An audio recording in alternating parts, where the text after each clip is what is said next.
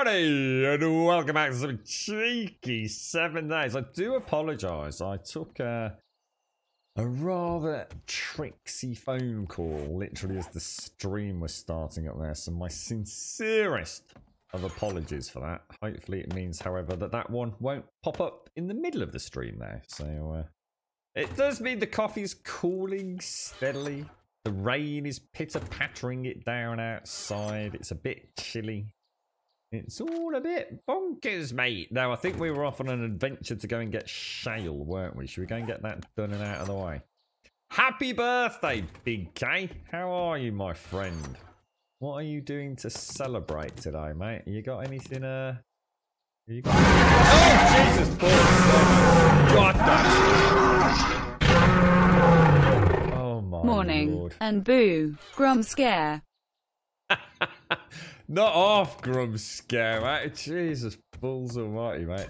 Right, we'll take all of this out. How you doing, Stu Ball? Oh, new bit boss. Look at that studious, handsome young man there. Wow, I don't think we've seen that one. Is that a new one?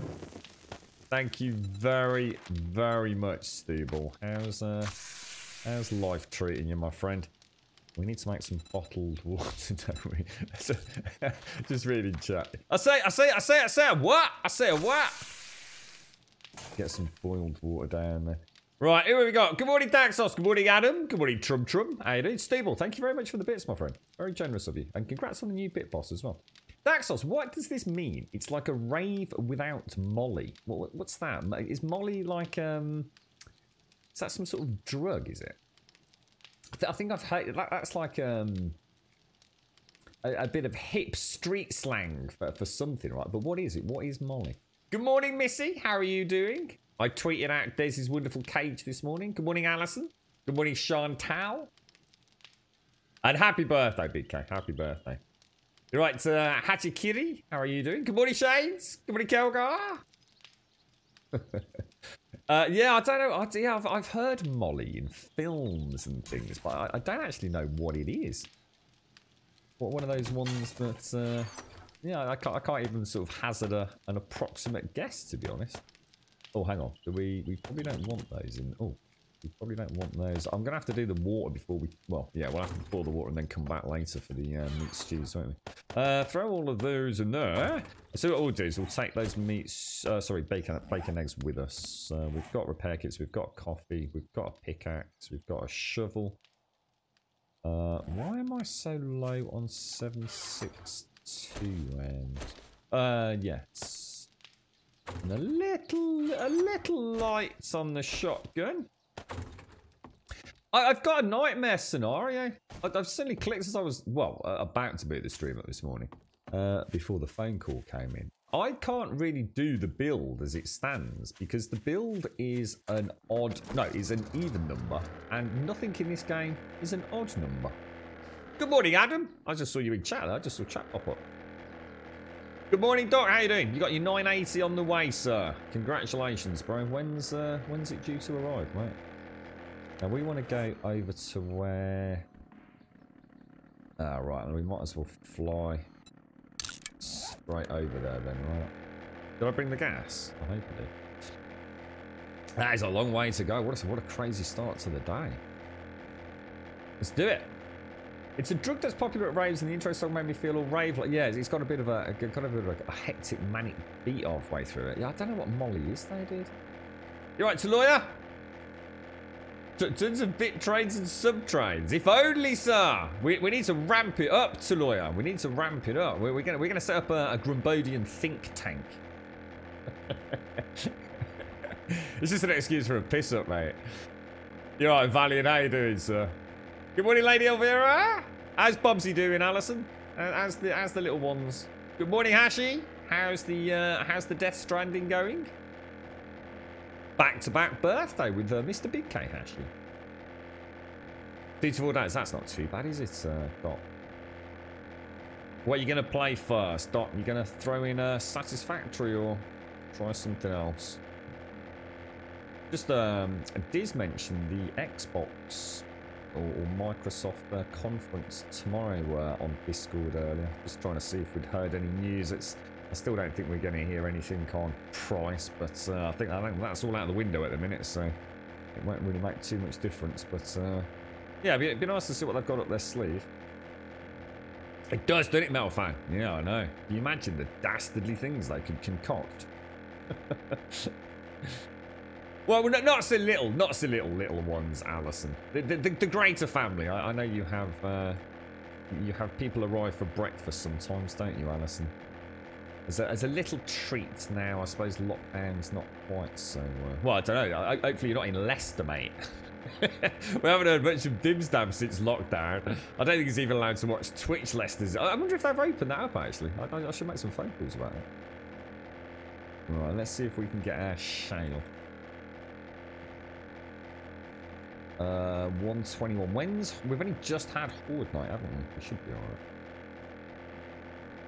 Yeah, your actual little ones are yeah, they're not so little, are they? 16, mate. Can you imagine? What are they going to have for their 16th birthday, Alison? I mean, are they quite different in their needs and requirements? Is one going to have a rugby ball and what a Nerf gun or something? or are they? Is it just going to be fancy mobile phones to speak all to their speakers to all their mates constantly? I don't know. What's a 16-year-old gals have these days? I wouldn't. God Almighty, I dread to think. I hear a bunch of noblings can be really creative thinking. Yes, the noblings of Grumbodia. This week has not gone well. I'm supposed to be rebooting my sort of, steady, methodical kind of scheduling. And nothing's gone right today. I did manage to get to Grumdad's yesterday, and I swear to God, blue skies, right? Beautiful blue skies. Still fairly early evening. And I thought, yeah, definitely get that barbie on, planned all the burgers and everything. And I swear to God, literally the second I put the charcoal briquettes in the barbecue, what's that? Water on my head. It started bloody raining. I mean, as it happened, not like heavily, so I can still do the barbie, but I just thought, I swear to God, mate. It's a curse! It's a curse! Woo! They're having a party, but it had to be cancelled, so just family, a day, and both. Oh, they're both into the computers, are they? What, as in PC? Or, And is it gaming, Alison? Or they into all these making videos for TikTok and all the young hip kids do these days? Never quite understood TikTok. I'm sure it's wonderfully funny. I mean, I have seen really fun things on it, but it's quite a big thing, isn't it, TikTok? Like as in huge. That kind of seemed to come out of nowhere for myself. It's like all of a sudden TikTok was just this thing everyone was talking about, like almost overnight. I'm sure it's been around for a long time, but it must have seen some huge surge in popularity over recent. Maybe it's because of lockdown. Everyone's just bored out of their brains or something. Right, let's start wailing away down here. Should have some coffee while we're here.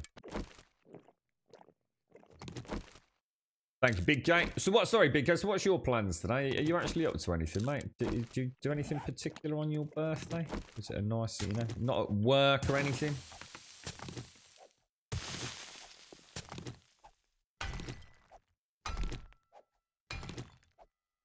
Right. So what are we getting per? Yeah, this is pretty good. It's the lead that seems to be. I wonder if lead is working as intended. Because look at it. Let me just. I just wanted to test this out. If I take a shale node, right?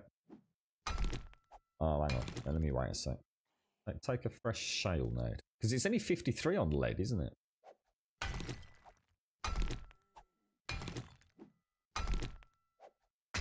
Oh, it's only 55 on shale. Oh, so it is the same then. I don't know. I kind of thought lead was a slightly reduced quantity per node. Who knows? You thinking of running Minecraft with the shader pack and the X512 Sphax shade? Yeah, texture pack. Sorry, yeah. The 512 by 512. Yeah, I was looking into Minecraft a couple of days ago. Well, one of my friends wants to set up a server, but it turned out that basically his lad and his friend who have been trying to connect for ages. It turns out one's on Bedrock Edition and one's on bloody Java Edition. It took me like 30 seconds to troubleshoot what the problem was. The thing is, apparently, I don't know if, I mean, it won't affect you, Doc, but I don't know if anybody here knows anything about this. Apparently, and having dug into it a little bit, there was a bit of a problem. We're supposed to be able to play cross-platform, aren't we? From what I understand, on Bedrock. But apparently, people on PlayStation still obviously have to make a Microsoft account and somehow link it. And apparently, a lot of people are struggling to play with their Xbox friends on PlayStation 4 on a Bedrock server. Now, I've not looked into it any further than really that snippet of information. I don't know what's going on. But yeah, we were looking into a Bedrock server, mate. Tell you what, the shaders on that Bedrock are amazing. But of course, you know, you're somewhat limited on... it just plays so well, though. But it's perfect for the kids. You know what I mean? You got young kids in the house during lockdown or something. Nice little Bedrock server. They can all jump on and play with their friends regardless. I think you can play Switch, Xbox, all of them, can't you? I'm not sure what restrictions there are, but... good, wholesome fun. Well, they'll chinwag away on WhatsApp or whatever they're using these days. Doing absolutely nothing today, Big K. Just to chill out, are you? Oh, let me have a jiggle in my seat. God, blimey. Oh, gosh, that hurts. Death Stranding is good fun so far. Getting sucked into the other side is not so much fun. See, that hasn't happened to me yet, actually. I've not actually been caught by the... what are they called? The... Is it the BTs? The Beyond... Are they called the Beyond things? BTs? I think it is, isn't it? What's the BB stand for? That's a something... Oh, well, I've forgotten all the bloody acronyms now. What does BB stand for? It's BT's Beyond Things, isn't it? The things from the beyond. BB's something baby. Oh, is it beach things, not beyond things? So BT's are beach things. Thank you. Yes, of course. Which I should be able to remember a lot more because I just visually beat all the beach whales. And is it a breach baby? Breach baby? No, not a breach baby. What's the BB? Something baby, right? How you doing, Paloma? How's things? You been out on the bike this week, mate? Bridge baby, because it's a bridge between, yes. It actually all makes sense. The beach things and the bridge baby, because it's a bridge between the two sort of worlds, isn't it? Yes, of course. Interesting stuff. Yeah, well, I mean, I've only played a little bit of Valiant, and all I know is it's very intriguing. Very intriguing indeed. Oh, I managed to get the DualShock 4 sent off, so that's all sorted. So that's all done. It sounds like it's a fairly simplistic process. And it's a shame I didn't get a chance to like nip round to someone's house. I was kind of struggling. I should have finished the stream a bit early, actually. I could have nipped around someone's house and just seen if it would connect to their PlayStation. Then I'd know if it was the PlayStation or the DualShock. But I'm well, all right, 99% convinced it's the actual. I've got a dodgy DualShock, and I think it's because it's a refurbed unit as well. If I was to be honest with you, so fingers crossed. Just a one-off. Just game being naughty, I think. Did a 35k ride with a girlfriend yesterday. Good fun. I bought her a mountain bike. Oh, I didn't realise, Paloma. Oh, nice one, dude. So you can all get out and about together, can you, these days? That's awesome, mate. That is awesome. I miss mine, man. I really do miss it. Right. Not quite feeling confident enough. I'd be alright if I was up on, you know, travelling at speed, I think. It's the slower... It's just when, you know, when you have to use your own weight to balance a bit. I'm just not sure my back is gonna handle that well, I think, so... A little bit more time before I risk it. I don't want to set myself back, no pun intended. You alright, P-Soup? How you doing, mate? Yes, this is also... Sorry, Steeble. Yeah, so this beautiful, beautiful just kaleidoscope of rainbow colours, mate. This is shale, which I need for the gas and for the oil, which is used to power all my generators, my... vehicles. I need it for my Molotovs, and I need it for the auger for all the bloody terraform. But yes, going back to my original problem, we have a major issue with this build, because if I'm gonna do anything even remotely kind of funky,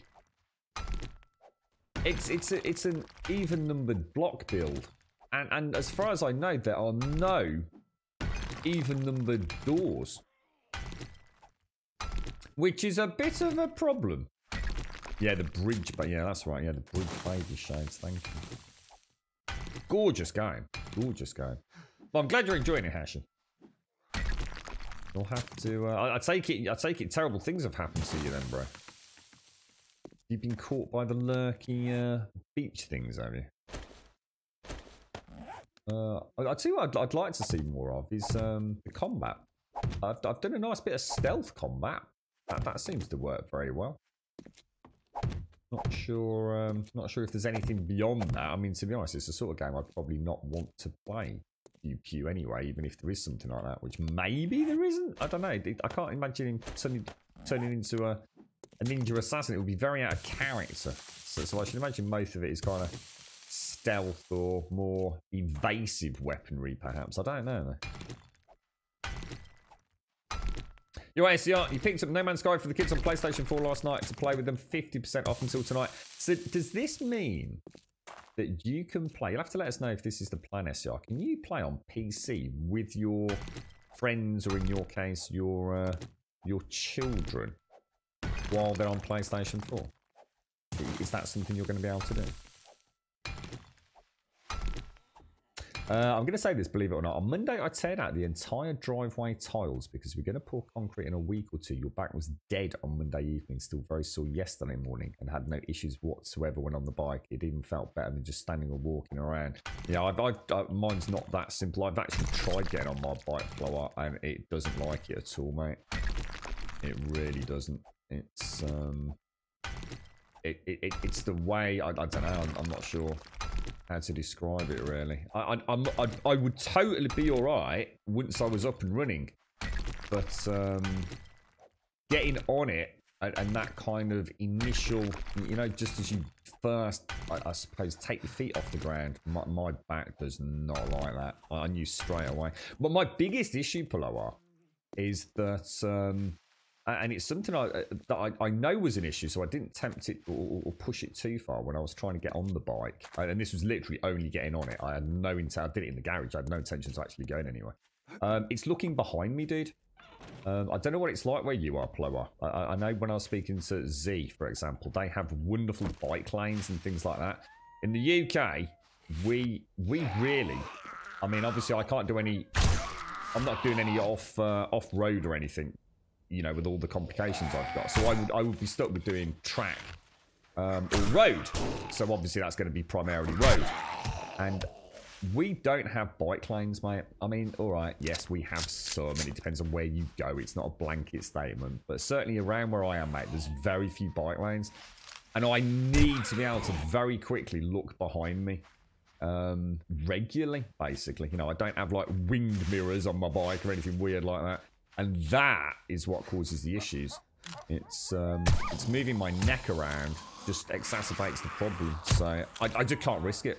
I just can't risk it. Even if I could, how can I put it, get on it and cycle it, I wouldn't be able to have that sort of awareness that I need in British traffic, dude. It's just not worth me risking it, mate. Same thing in VR.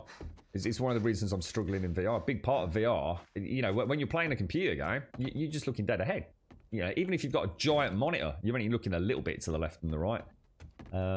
It's all kind of central and peripheral vision. But in VR, the whole point is to be able to look around.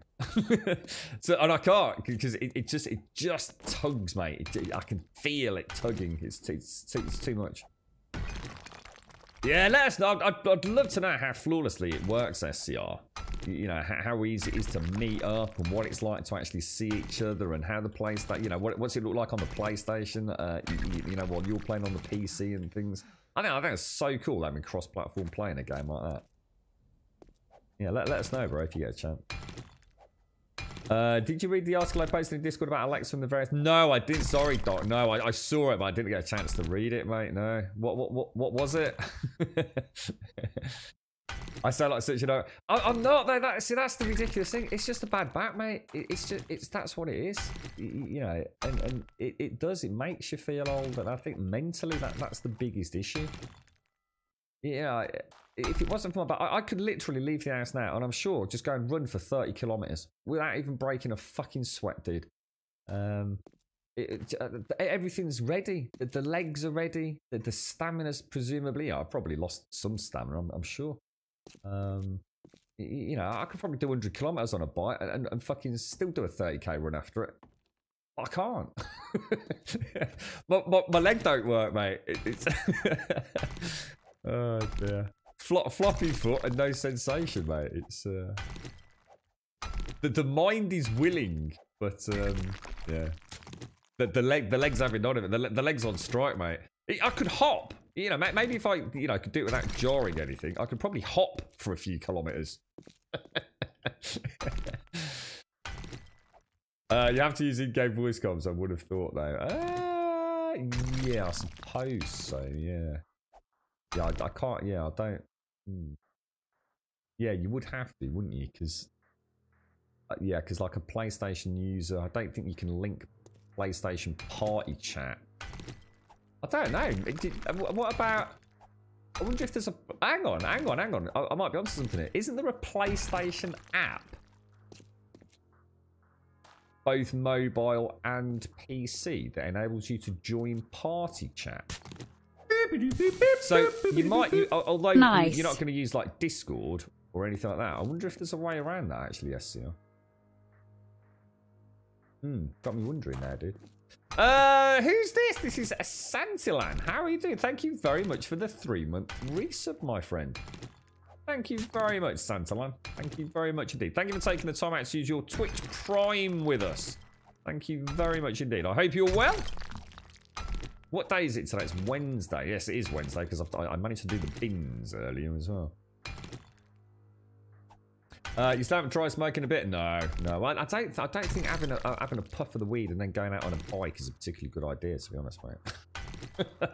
It might be alright for you. Built up a bit of resilience and all that, you know what I mean? But, God, mate, imagine that in British traffic. Christ almighty.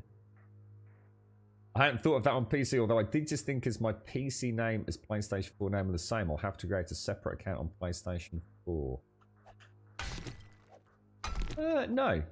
No, it won't matter. Your PlayStation 4 account won't bear any bearing on anything else. I mean, you could be SCR on PC and SCR on PlayStation, but there's definitely a PlayStation app.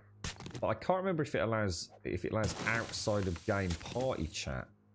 I can't remember whether it did and it was due to be added, because you got to remember when the PlayStation 4 came out, when I was using it heavily. They were still quite behind the times in things like the social elements, but they've come a long, long way since then. I don't know. Could be worth looking into though, SCR.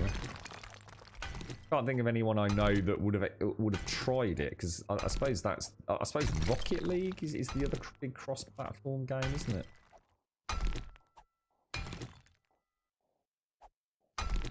Yeah, it's not muscles. This is what I'm saying, Plower, though. I mean, you're not wrong. I mean, I'm sure there's no reason not to give it a go. But it's like I said, mine isn't a muscle thing. It's pure nerve. And to be honest, you know, even with the super pills and things when I was in hospital, I just somehow don't think a little bit of weed's going to make any fucking difference, quite honestly. But you never know, do you? You never know. See, muscles being relaxed ain't going to make jack shit difference. It's not about muscle. Or at least most of it isn't. I must admit, when the old leg starts spasming, that's a bit of a problem. I did my girlfriend the lovely tofu yesterday. I did these big triple wedge sandwiches with my patent pending delicious tofu sauce. She gonna do her a little curry later as well. A nice little grum curry. I'm going to somehow get down to Tesco's later. Hopefully it won't be pissing it down with rain like it seems to be doing all day today here. It's not looking very nice out there. Let's should we get some more coffee down as soon as we've brought it all the way over. Well, happy birthday, Big K. Whatever you're up to out there. I know you're saying you're nice relaxing day. I hope it all goes well. Are you playing any VR games? I saw Gathalion was tweeting about Grounded. He's really looking forward to that. And it's weird because I thought the demo had closed for Grounded, but apparently someone on the Twitter feed was saying it was still available on Steam. I didn't realise. I thought it was a time-limited demo only. So if I'd known that, I might have popped it on yesterday or certainly this morning.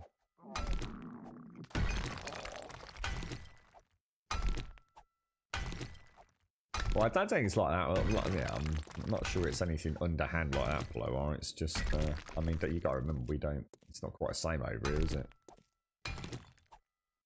You're right, Critout. How you doing? Good morning, Sadie. Good morning. What the hell, Sadie? You're like some little treasure goblin, you are, mate. I was laughing so hard yesterday, man.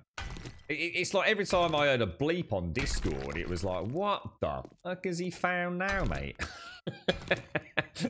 It was quite funny because I don't know what it was. You've got like one of those, it looked like one of those like little Russian doll pots on my phone. On the like the preview image, honestly, it looked like you'd found some gold coins, mate. So, how does that happen, Sadie? I mean, honestly, it's so completely like sort of alien and foreign to me to have all these like stashes of money around the house, mate. You're gonna have to go through it with a fine tooth comb, Sadie. Seriously, like sit back and go through every single cupboard, every single box. Even if you think you've looked behind the biscuits in recently, just double check, mate. Make sure you haven't got like some secret little Yorkshire tea tin or some old Iron Brew can disguised to look like a full can, but it's actually full of sandy treasure. Absolutely crazy, mate. But fair play to you, man. Fair play to you, mate. It's like you said, you probably have enough gold bullion to buy yourself your telescope soon, fella.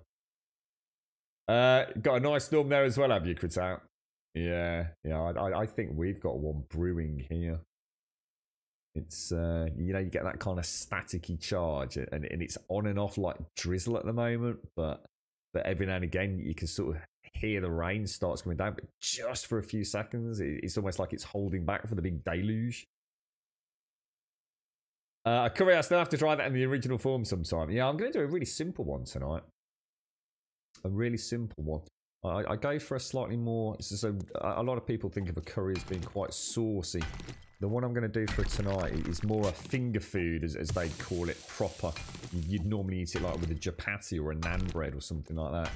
And it really is. I mean, literally all it really is obviously the spices, but it's really just some sliced tomatoes, some sliced onions, some peppers, and that's really it. But a hell of a lot else goes into it, for the flavors, I suppose. But what I do now, for the less saucy ones, what I do is I actually boil the potatoes, and I cook everything else up, and I add the potatoes quite late.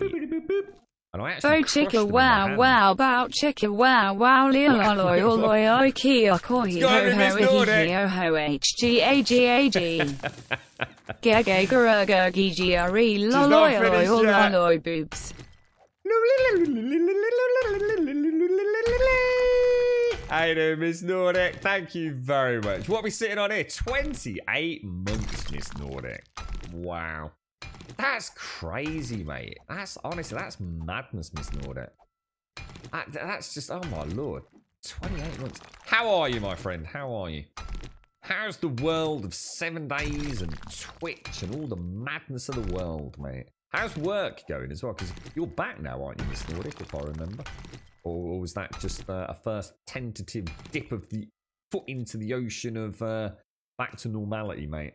I know you were going back in, weren't you? Thank you very much, Miss Nordic. Thank you very, very much. It's also about the cases where the weed is making a mess of people. Well, some people do not do well if they have mental issues. Yeah. To be honest, I've only ever known one of my friends who definitely lost it a little bit through smoking too much weed. And I know it's fairly... I know it's fairly sort of stereotypical a comment, but the paranoia was the really big thing for him. He wasn't smoking for any reason other than the fact he actually really enjoyed it. He was a fairly cool, calm, collected character, and he didn't like alcohol, and he did smoke a lot of weed. He's a gentleman at uni. And over the course of a couple of months, he became very insular. Very, you know, he wasn't coming out with us. You know, he'd be the sort of guy that would just happily puff away while everyone else was drinking.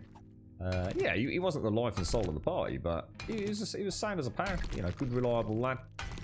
You know, good fun to hang around with. You know, always had a good chat with him. And yeah, he did. I remember sitting down and talking to him about that. And he actually said that he'd basically gone to, you know, the store I used to tell you about, which is where we used to go and get like the old bread that they used to throw it out at the end of the day or and every couple of days, what have you.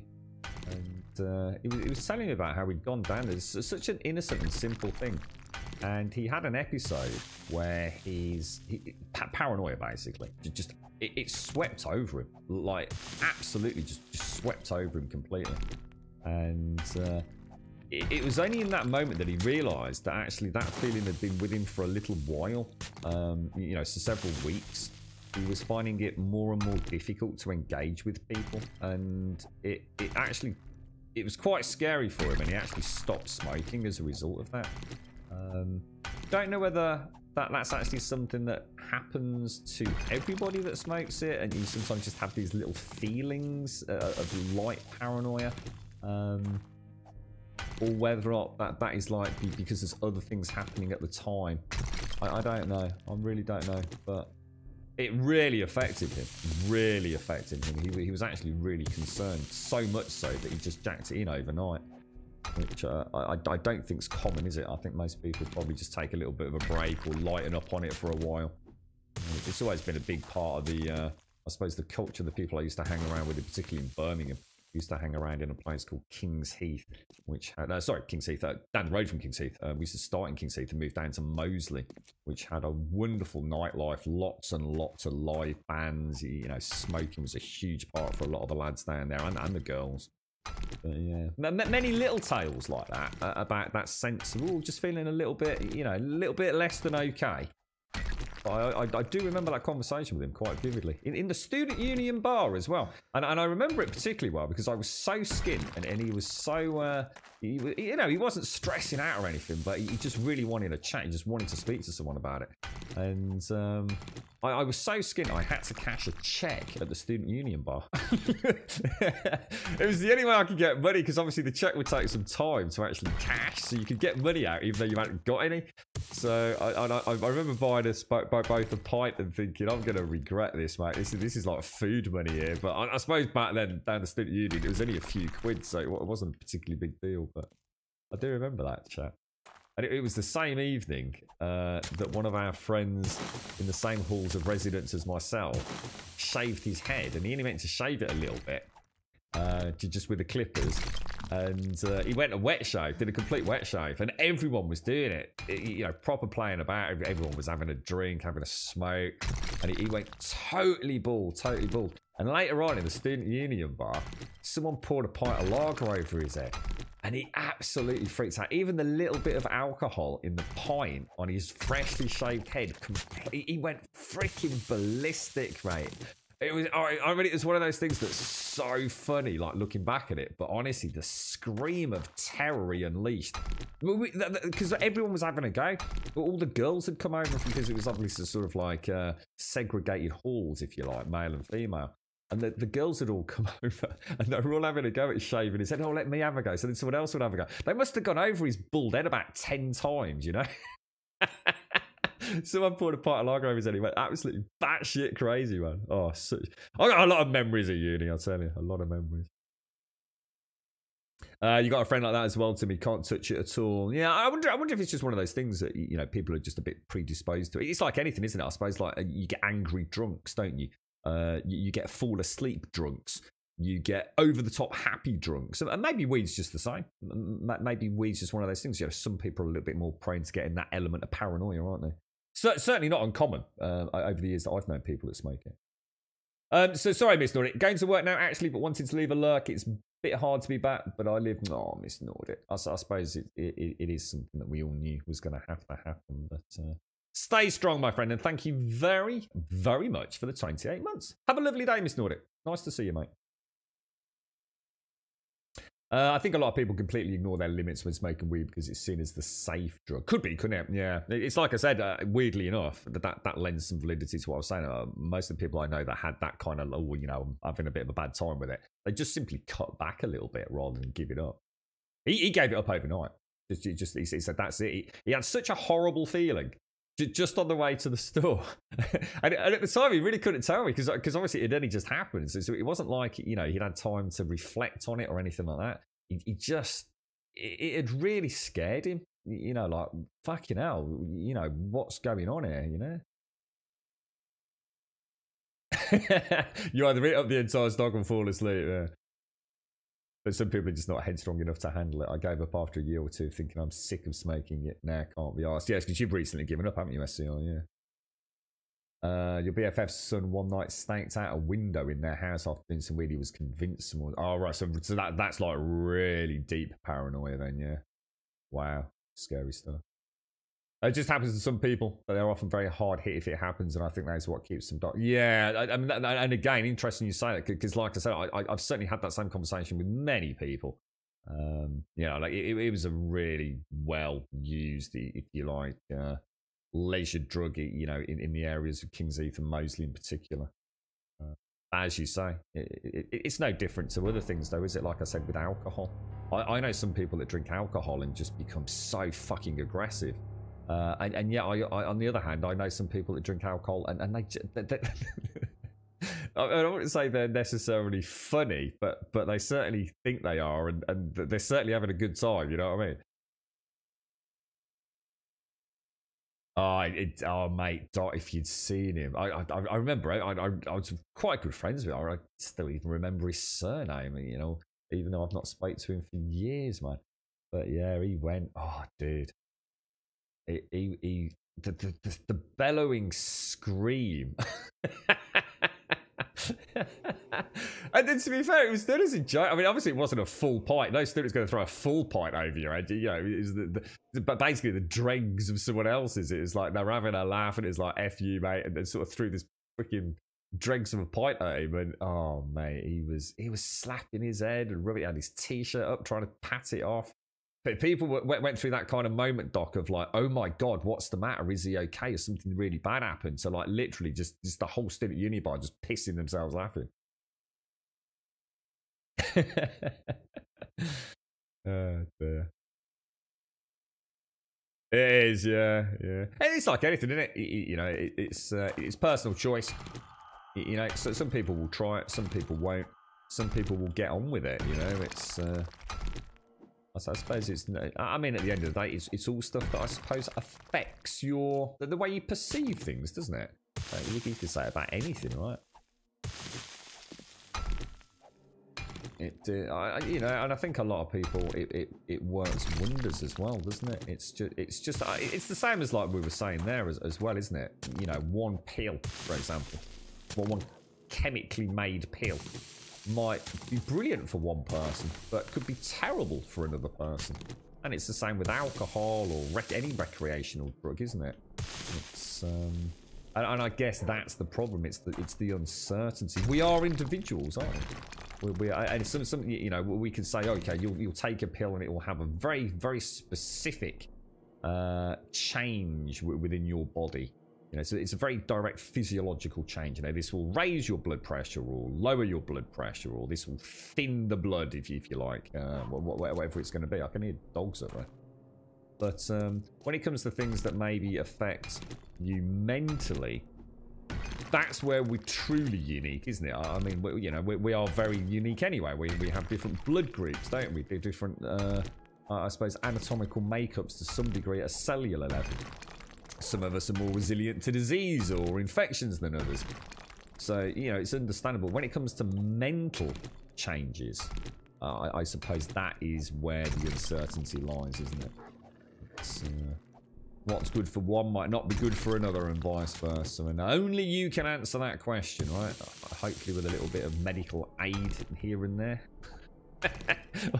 Although I'm gonna be honest, mate. The amount of times that I've seen or heard, should I say, I don't go to the doctors very often, but I heard of doctors hitting the old Google at times when you're in the surgery. It does make you wonder, doesn't it? Let me just Google your symptoms, sir. I could have done that at home, mate. I'm not entirely sure whether I've got, you know, some dreaded lurgy from the deepest Amazonian rainforests, or I might just have a cold, mate. But I Googled it, and I think I might be dying, bro.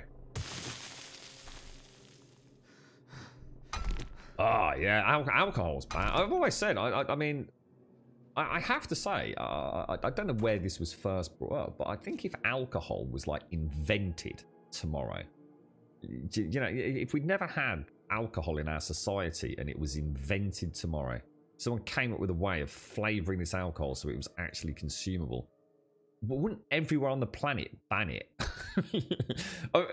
How does alcohol help society in any way, right? You know, you can talk about weed or recreational drugs and maybe it has good or negative effects, whatever, but there's not actually anything really good about alcohol. It is literally a toxin. Your body doesn't like it. Your body really doesn't like alcohol. It can't really do anything with it. You know, it can't really do anything other than immediately use it as an energy source. You know, your liver really could do without it. And most people are probably putting themselves at risk, and not only that, but other people at risk, aren't they? Alcohol's not good, no matter how you spin it. It might feel good, but I'm pretty sure it doesn't make the world a better place. Yeah. It does change, yeah. It does. So you can certainly see why it's outlawed in so many places, or there's so many laws. You know, you can't drink and drive, can you? You can't operate machinery if you've had a drink. You know, it's shunned on in society. If you go to work and you smell of alcohol, it'll be like, what the fuck, dude, you know? It's even like one of those things where it's not acceptable to have it in the morning, but it is more acceptable to have it in an evening. I mean, the whole thing with alcohol is pretty much like, look, it's, you know, it might taste nice and it might feel good in moderation, but you know, actually, all you're doing is kind of slowly killing yourself, I suppose. But... You're right, Santa. I'm very young, very healthy, apart from a leg. just one leg. It's not even both legs, Santa. It's just one of the legs, mate. It would never be replaced if they did not have it. What's that? They can control, but here in the UK, it's widely uncontrolled. Yeah, it's completely uncontrolled, isn't it? Yeah. The medicine I was given by the doctors ruined your eating pattern for years. I remember you spoke about this, yeah. But I've never had any of those really bad side effects from cannabis, like paranoia, and so sometimes a slight laziness. But then I thought, yeah, yeah. I mean, isn't that part? I mean, the laziness could be described as just a general sort of. There's a difference between kind of just being relaxed and not having to go dashing around and do things, and I suppose what would be induced lethargy. I suppose it's. But yeah, I should imagine that's fairly part and parcel of smoking cannabis, isn't it? Is that kind of being almost so relaxed that, yeah, you know, I don't need to go and dash off and do that right now. Until you run out of Rizla, and then you'll trek for 35 miles to the 24-hour petrol station just to buy yourself a pack of Rizla. And obviously some chocolate. You're right, Vam. How you doing, mate? You're right, GP Das. I was after to drink from the water as they boiled it, killing. What's that? Sorry, what's that, Daz? You're right, Grant. How you doing, bro? Alcohol helping ugly people get laid since 192 BC.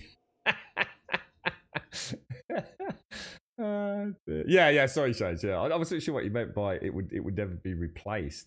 Yeah, but you mean, yeah, I see what you're saying. As for inventing something nowadays, imagine inventing the car nowadays. The person with the invention would be ridiculed for life. Why? What do you mean, Doc? I'm confused. So if we didn't have car as a transport, someone invented it. Why is that, mate? I'm confuddled. It is, though, in the UK. That's the problem, Lady Elvira. See, that's where a regional sort of, I suppose, changes and understandings and cultural and social differences play a huge part in that, you see. Alcohol is really, really easy for young kids to get, mate. Like, really fucking easy. Even back when I was young, it was fucking easy to get it, mate. The amount of people I see hanging around supermarkets asking people to go in and get it, mate. It's, but people literally make a freaking living out of it over it. There'll always be someone hanging around outside the local shop. I mean, not where I live at the minute, but that's because Raj, you know, actually cares about his license and everything. But you know, so some of the places I've lived around the UK, mate, there'd be like, for example, alcoholics who would hang around, especially on some of the estates I've lived on over the years, with a small local shop, and the kids would just like give him a tenner. You know, here's a tenner. Go and buy us A, B, and C, and buy yourself a can of Tennent Super. And it literally couldn't be easier. Very easy to get alcohol in the UK, scarily so. And you don't need to put yourself in danger. It's not done, you know, under cover of clandestine meetings, under the cover of, you know, moonlit nights.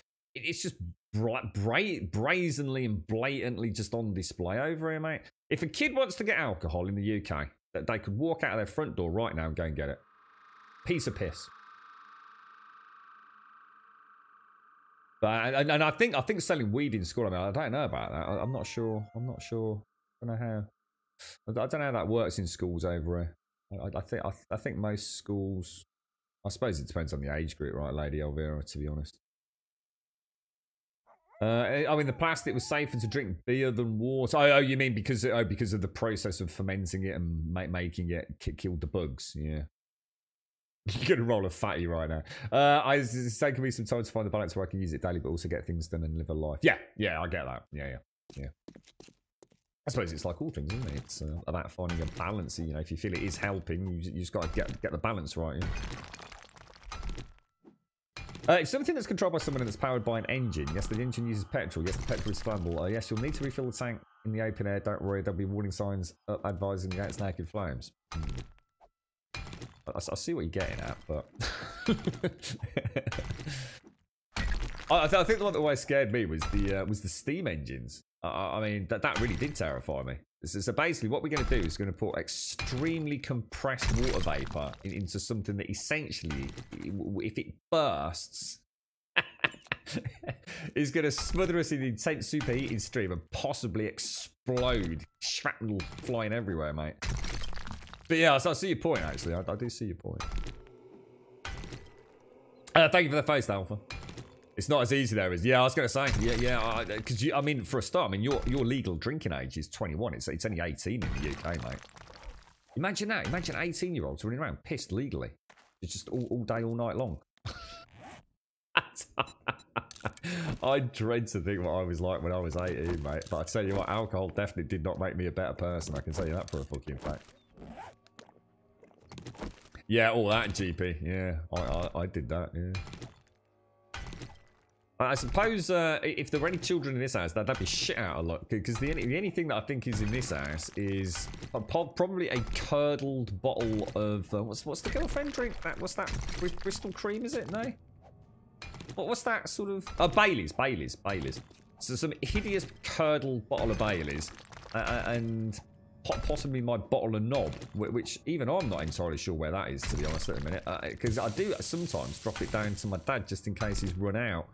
I can't always carry the cash to go and buy a proper bottle of scotch for him because he drinks some quite nice stuff. So sometimes I have to wait to get that for him. So sometimes he has a little sip of the knob, but. I think Beck's Blue and a couple of glasses of knob are coming up over the next couple of evenings. If I can get a chance to go on Discord. Yeah, I used to, my dad still has a hell of a drinks cabinet, Daz. He's got bottles that date back probably centuries, mate. I know for a fact he's got a bottle of Malibu that I have never, ever seen move. The Malibu bottle, I'm sure it's Malibu. It's a white bottle with a black cap. And the amount of times I've wiped dust off the top of the Malibu bottle.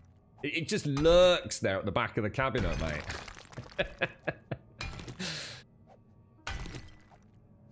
Start picking on Charlotte and not alcohol. You need more fuel to race around chat reasoning. Yes, exactly.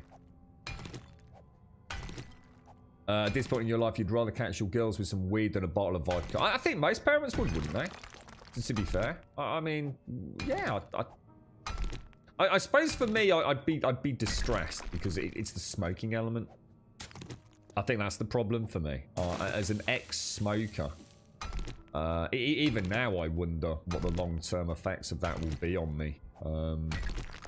You know, I can't remember what they say about how long you have to have been an ex-smoker before it's all gone, but you know, if you've ever smoked it, you'll always have that increased chance, won't you? I understand, but yeah, but you know, it's personal reasons as well. You know, you are who you know, you are who you are through your personal, I guess, experience. And of course, with my dad having died of cancer, and that was skin cancer, and we knew, we did all the things, you know, that means you're probably gonna get skin cancer, but it's only in hindsight, you know, and it's easy to put the pieces together. You know, he used to go for these ridiculous long walks on the beaches. You know, he used to go this gorgeous Mediterranean golden brown. You know, Mum loved him when he looked like that. And he wasn't a vain person. He just used to love walking along the beach. To him, it was like cast off the shackles of the police force. You know, he worked his ass off, got beaten up daily in the police force in the UK. And, you know, when we used to go on a holiday in the sun, you know, he stripped off. He'd be up at like 5 o'clock in the morning walking along the beach until everybody else got up. In the middle of the day when everyone else was out of the sun having like, you know, a ham cob or something in the hotel.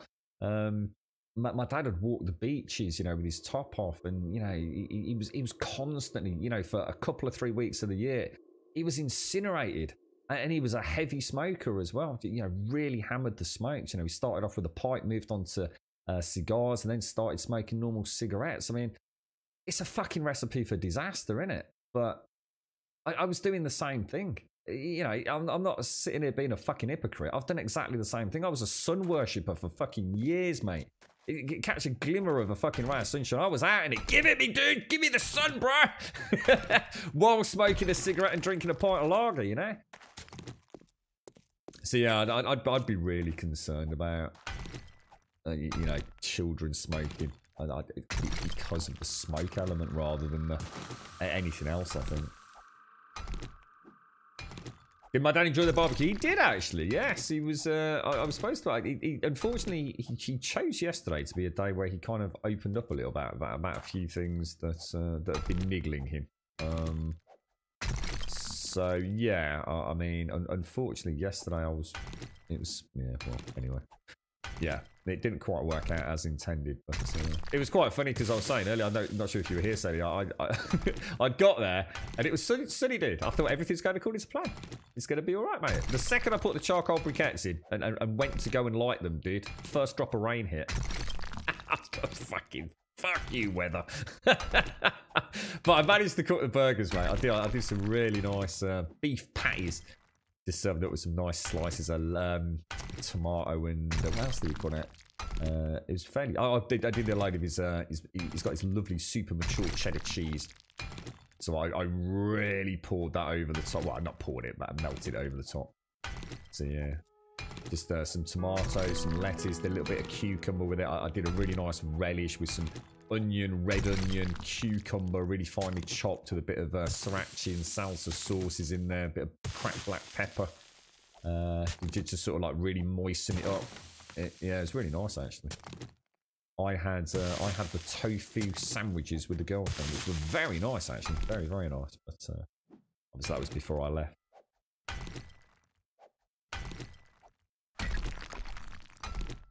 The smoking is the only thing I would love to be free of. I have family history with cancer, so I don't like doing it, but that's why it would be awesome if it became legal here. More options for how you use it. Yeah. I suppose the alternative is to smoke pure weed, right? I don't know whether that. I mean, does anyone know anything or any interesting articles I could look up on that? Because obviously one of the biggest issues you've got with tobacco smoke, as what we call tobacco in the UK, I don't know if manufacturing is different elsewhere, but it's all the carcinogens that are actually in, not necessarily the tobacco leaf itself, but what goes into the cigarette. There's a whole bunch of things in there, for example, to keep it burning, aren't there? You know, if any ex-smoker will know, if you just watch a cigarette every now and again, you'll see it flare up, almost as if there's a bit of gunpowder in there. There's all sorts, aren't there, that create the tar and the arsenic and God knows what else is in a cigarette these days. So I wonder if like smoking pure weed is actually any better You know, and I get, or is it a case of, well, yes, it is better, but getting it by a car or getting it by a bus, you know, technically getting it by a car might be better. I don't know, you know, is it really a difference? I don't know about that. I never looked into it. I'd never be able to afford smoking a whole joint of weed, so I don't think how much that would fucking cost.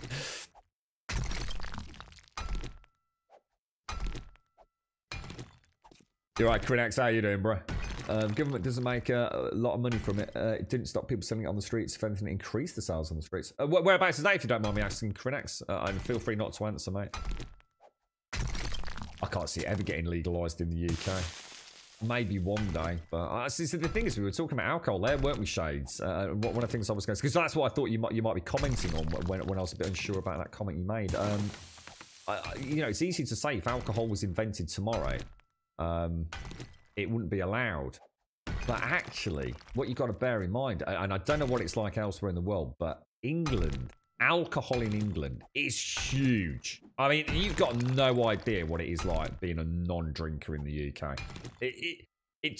You really see just how prevalent it is. It's insane, mate. You go around someone's house after 5 o'clock of an evening in the summer, and it's like, do you want a glass of wine? Do you want a pint of beer? You know, it's drunk like tap water in the fucking UK, 24/7, mate. But it's the tax. The government makes so much money on alcohol. If they banned alcohol tomorrow, the country would literally, you know, if they just got rid of all the alcohol in the country and said that's it, you can't make it or do anything, and let's just say for that first period where someone hadn't come up with a way to get their hands on it, you know, like prohibition sort of period, the country would collapse. There would be no money anywhere. we go to work, we earn money, and we pay tax on it. But then we pay more tax on the alcohol, which is... I'm not even shitting you. Probably, in some people's cases, probably 50% of their fucking wages probably go on alcohol. I'm not even fucking kidding, mate. You alright, Amos? How you doing, bro? How are you?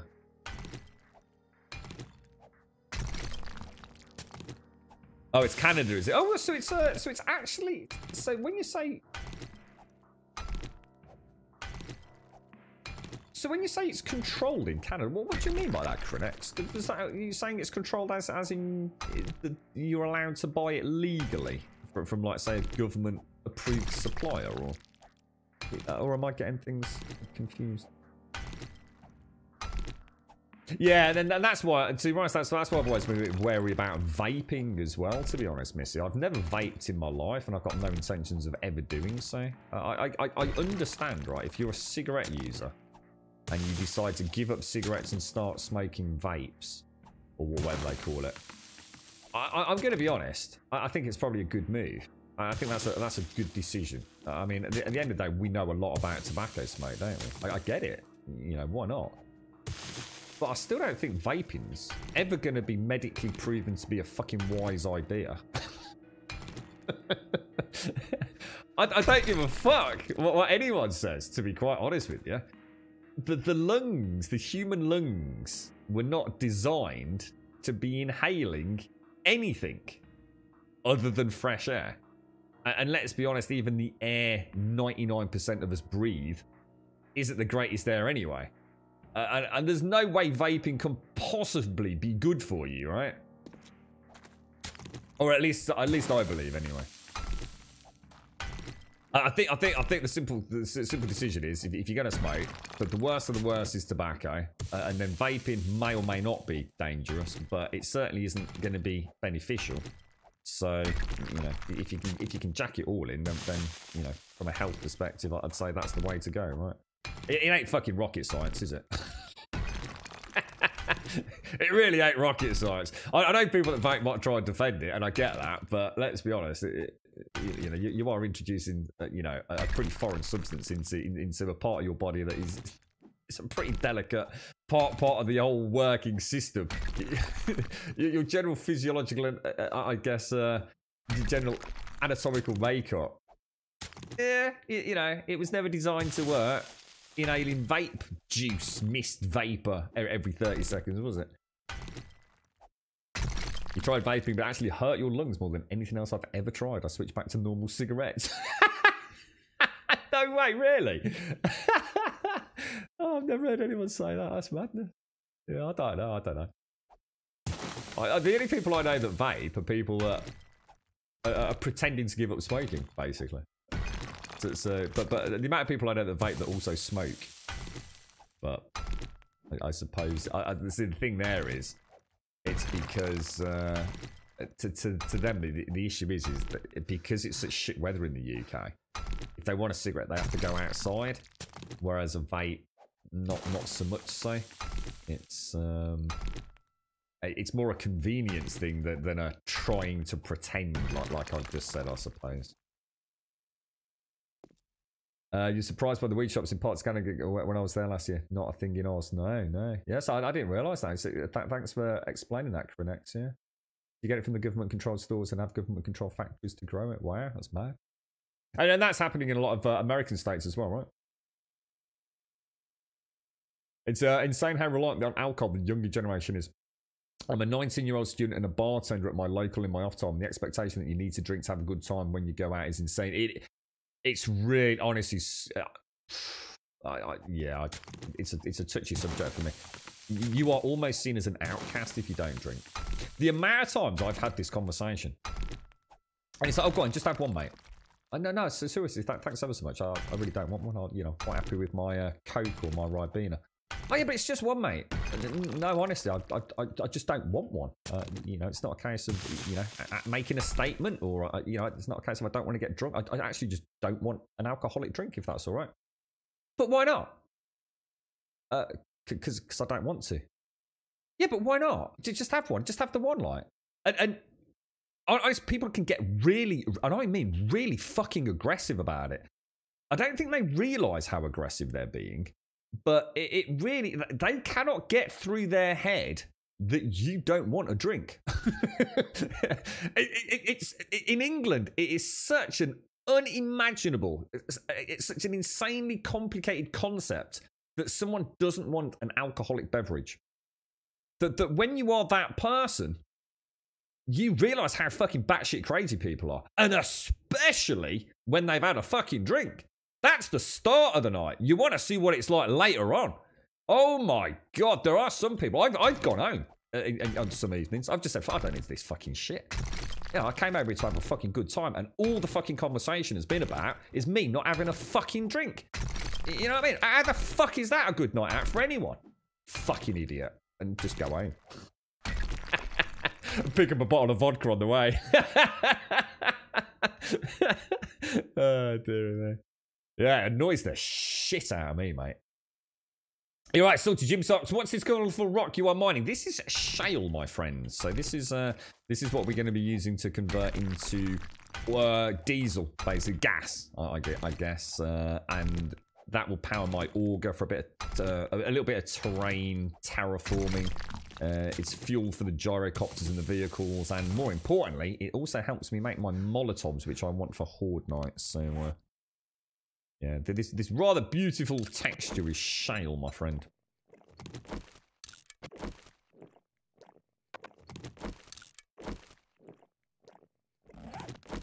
Yeah, I disagree with that, to be honest, Santa. I don't think it's that simple about the dust in the air. I mean, that just makes no sense at all, mate.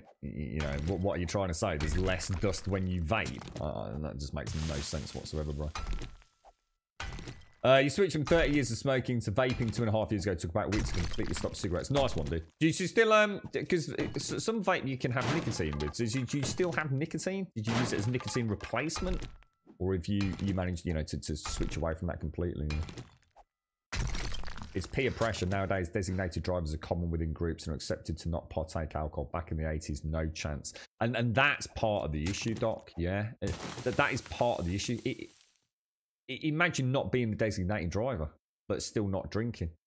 People just can't get around. And I'm not trying to say everyone's like this. And to be honest, there's only like 1 or 2 people that I know that get a bee in their bonnet about it, and not very often. Because if they were like that all the time, they wouldn't be my friend. But it is symptomatic of the issues you have to go through when other people are drinking. It's, you know, it's someone that is not nice to spy most of the time. It just suddenly has a bee in their bonnet about you not having a fucking drink. Go on, have one with me. Oh, what the fuck? I thought we were mates. Why are you not having a drink with me? Fucking hell, it's just the one, dude. Jesus, give it a rest, bruh.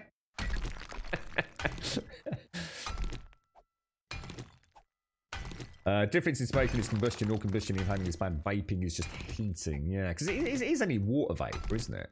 Is that all it is? And they just like add flavours to it, right? So it's like I said, if Santa had said, you know, the difference is you're not inhaling additional, you know, foreign, I guess, materials, which you would in tobacco smoke, that would have made sense. But he was talking about dust in the air, which makes no sense at all. You're right, Hash. You still not had a ciggy since lockdown 6 months ago. No craving. Do not miss it one bit. After 40 years, finally done. Fucking well done, Hashi. Seriously, well done, mate. Super, super, super chuffed for you, fella. Been there, and I'll tell you what, mate. It sounds like, you know, it sounds like you did very much what I did, didn't you? Didn't you just go cold turkey in the end? Just one day just went no and jacked it in. It was difficult for me, man. It was difficult. But we won't talk about it, because, you know, celebrate it rather than mull over it. It's, you know, you've achieved the unthinkable. A lot of people still struggle, don't they? It's not an easy thing. Not an easy thing. I think a lot of elements of your life have to fall into place. Or have that big ultimate scare. You know, that one that makes you realise, holy fucking shit, I am not immortal. And I'm doing things that are definitely going to mean I ain't going to be around to see my loved ones any longer. Which I think is always the big factor for a lot of people, isn't it? It's, I didn't want to give up. I did not want to give up. I mean, mine wasn't because of you know, a worried I needed to give up because sporting-wise, I was starting not to be able to compete as well as I needed to. You know, I needed to up my game. And the only way I could up my game was to give up fucking smoking. Simple. What is smog? So smog's essentially all the... Yeah, but what you're implying... I mean, smog is generally just air pollution in and around cities, isn't it? But what you're saying is...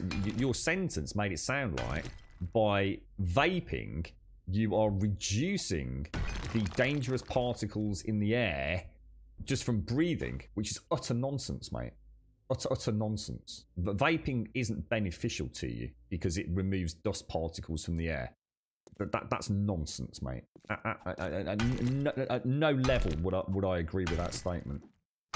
We're not all going to start vaping in order to reduce the pollutants and dust in the air to make us have healthier breathing, are we? That is nonsensical, dude. You blew up 4 rings for the swimming pool without any aggro. It feels like I blown up a balloon the first time, actually, innit, mate, eh? Holy shit! That would have been down on my hands and knees before, mate. Gasping for air, reaching for the fucking old hole board, mate, for a quick ciggy mid-balloon back in the day, mate.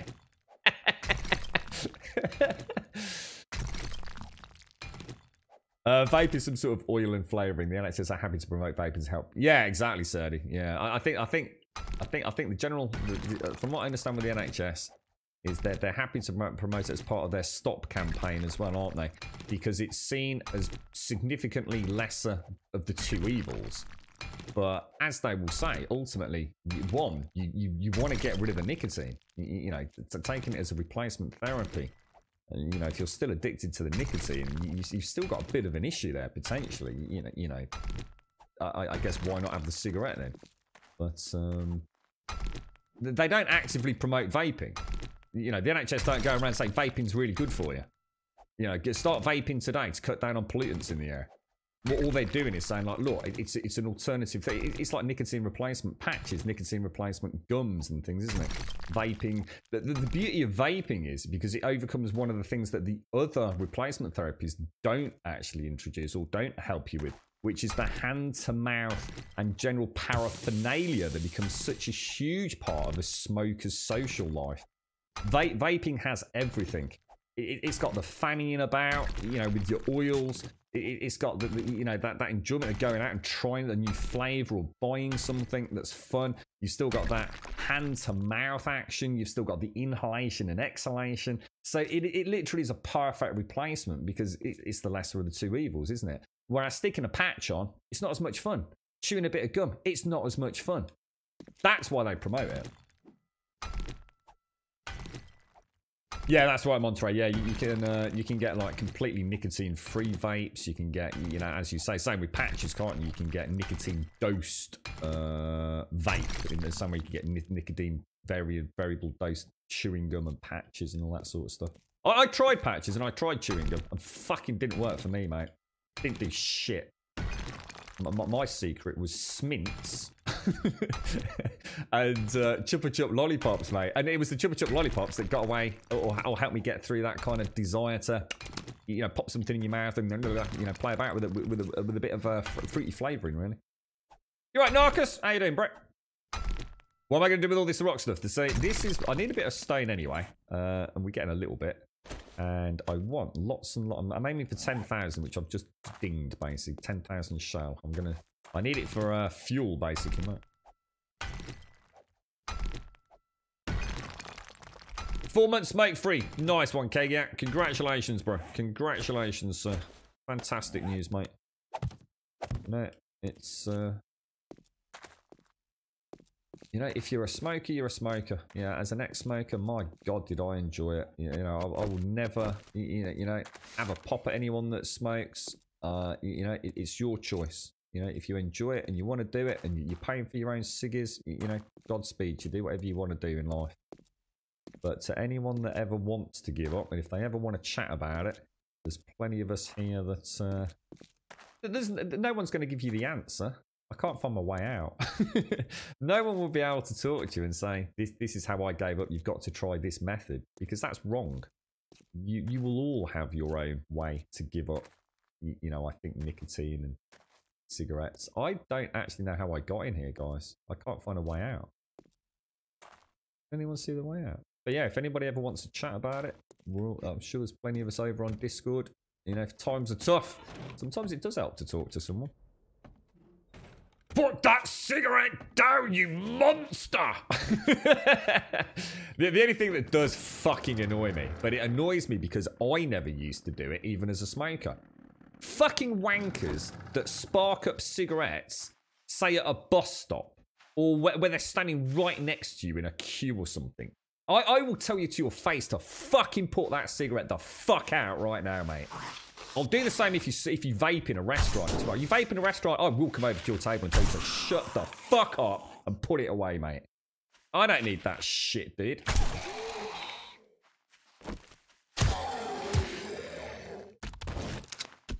I'm quite outspoken like that. It's about having some fucking respect for other people, mate. That's what it's about. Have some fucking empathy for other people. I've caused some right fucking scenes over it. I think it's disgusting. And I never used to do it. I didn't smoke at a fucking bus stop or smoke in a queue or smoke anywhere where there were other people. That's my choice. If I want to smoke, I'll move away from you. I don't give a fuck about your fucking rights and all that shit. It's fucking rude. Don't fucking do it. There you go. That's my stance on it. I don't mind other people smoking, Kaga. I've got no issues with other people smoking. Just don't do it in my face, dude. That's all I'm saying. I don't want you smoking right in my bloody face, mate. Do it in your own space on your own time, dude. Yeah, I don't have such... The one thing about I don't like is people spitting on the ground. I wouldn't like go over and say something to somebody for doing that. I mean, you know, that's whatever. But I do. It's a big thing in the UK. I don't know whether it was like a certain thing in like Birmingham at one point.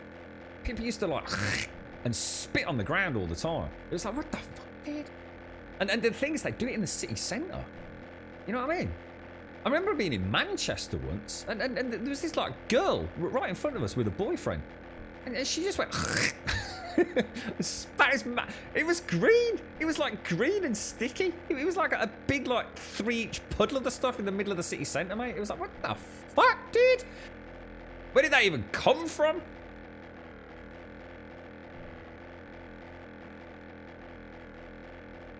Well, again, I don't, you know, if you're walking through the city centre and stuff like that, said, you know, I'm not going to say anything, but if I'm standing next to you at a bus stop or at a train station on a platform and you spark up, I will fucking tell you, mate. Walk down the end of the platform or walk to the back of the bus stop, mate. You know? Disgusting. You're right, Trump. I can have a cigarette on the way down here, look. You're right, Alva, yeah? Hey, bro. How you doing, mate? All good? There we go. Lovely fucking jubbly. Right, let me grab... What have we got here? We've got some on us anyway, haven't we? Let's get back out. You don't smoke, do you, sir? You're not a smoker anyway, are you, mate? Did you used to smoke? I should imagine smoking in Scotland. I mean, I don't know. I mean, I suppose the UK all over, I should imagine smoking was very commonplace. I see less and less people smoke these days. It's very rare I see somebody smoke in the scenario I've just given, you know, right next to somebody in a public area. It's I think I see a lot more young kids vaping these days.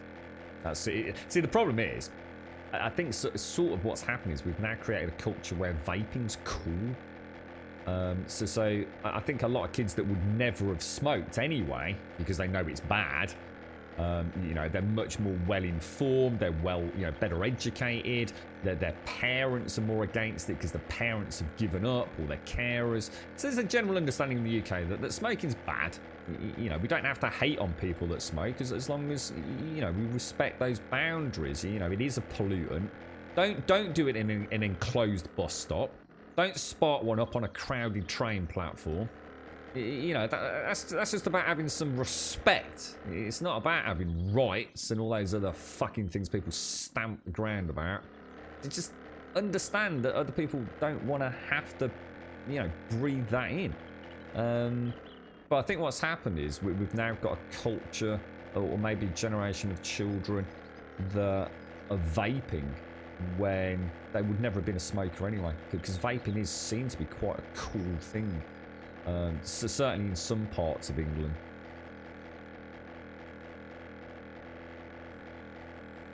Yeah, I could well imagine it saying, I don't give a fuck, mate. I'll stand up for my own personal health, and for people around me as well. There are people that wouldn't stand up for their rights on that. I fucking well will, mate.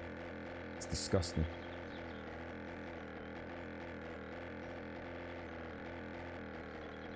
When we were young lads, we made it a game to spit at something and try to let it hang. Yes, I've seen that sort of stuff. Yes, I know exactly what I mean. How long can you get it to dangle down, mate? Yeah.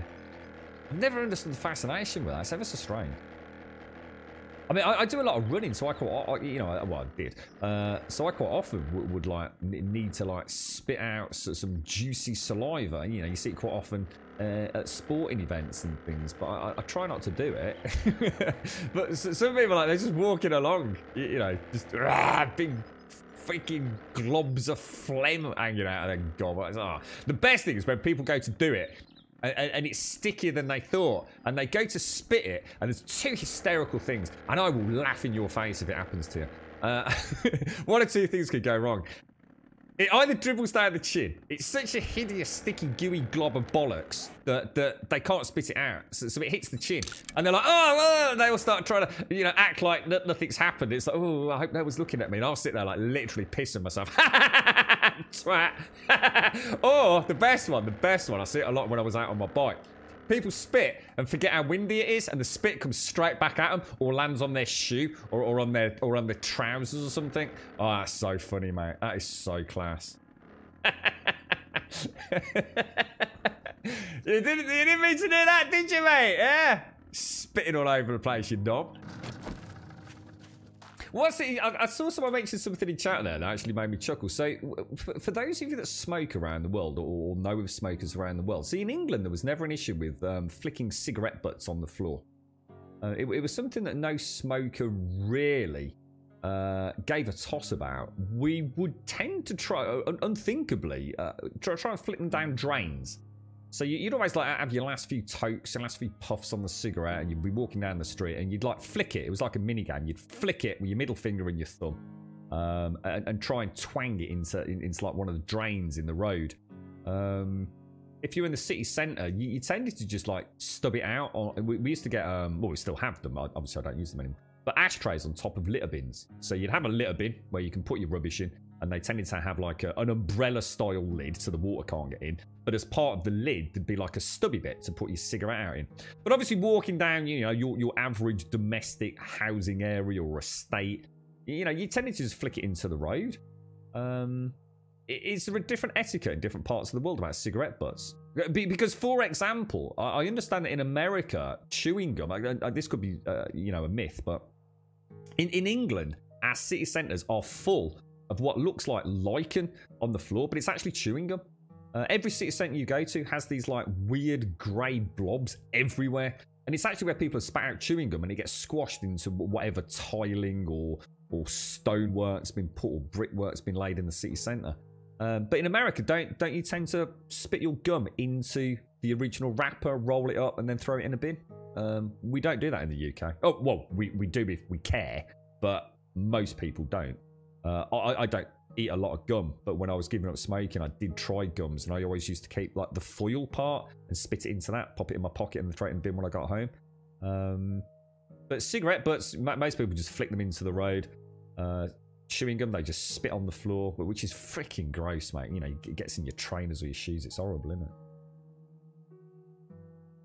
You're right, SEO.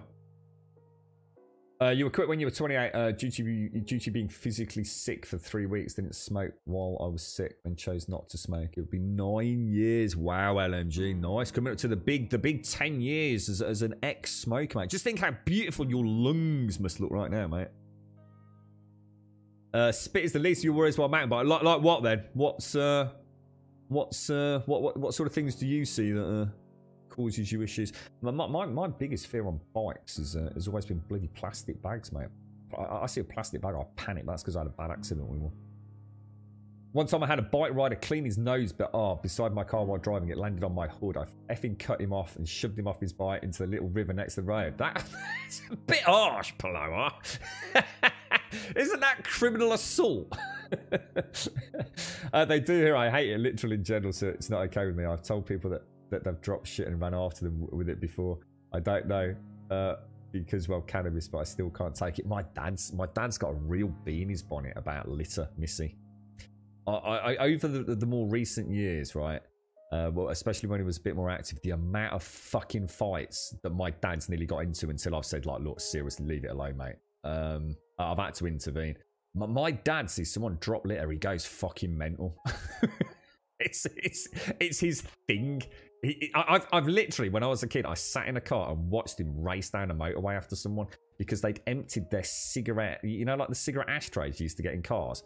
I don't know if they still even have them in cars these days, but so someone was driving down the fucking whatever motorway, it was probably the M25, and he saw someone's hand come out of the car, and I saw it as well. I was in the passenger seat, and this bloke took his sort of detachable car ashtray and just emptied it out to the motorway. My dad went fucking crazy, mate. Chased him all the way down the motorway, honking his horn and all sorts. The bloke must have been terrified. He didn't catch up with him because we had to turn off in the end. Crazy. When I was a cop, I used to play a fun littering game with smokers. I'd pull them over for flicking a bit. Oh, it's actually, you're not actually allowed to do it. They'd actually pay a fine of almost $600. Oh, wow. So they had to pay $600 or pick up 50 cigarette butts. No one ever opted to pay. Oh, so that's an interesting way of doing it. That's really cool, Daxos. USA, don't spit your gum. What is that why there's such a cultural difference? So if you spit your gum or you'll flick your cigarette butt, there's actually a really hefty fine. See, maybe there is in the UK, but it's never been enforced.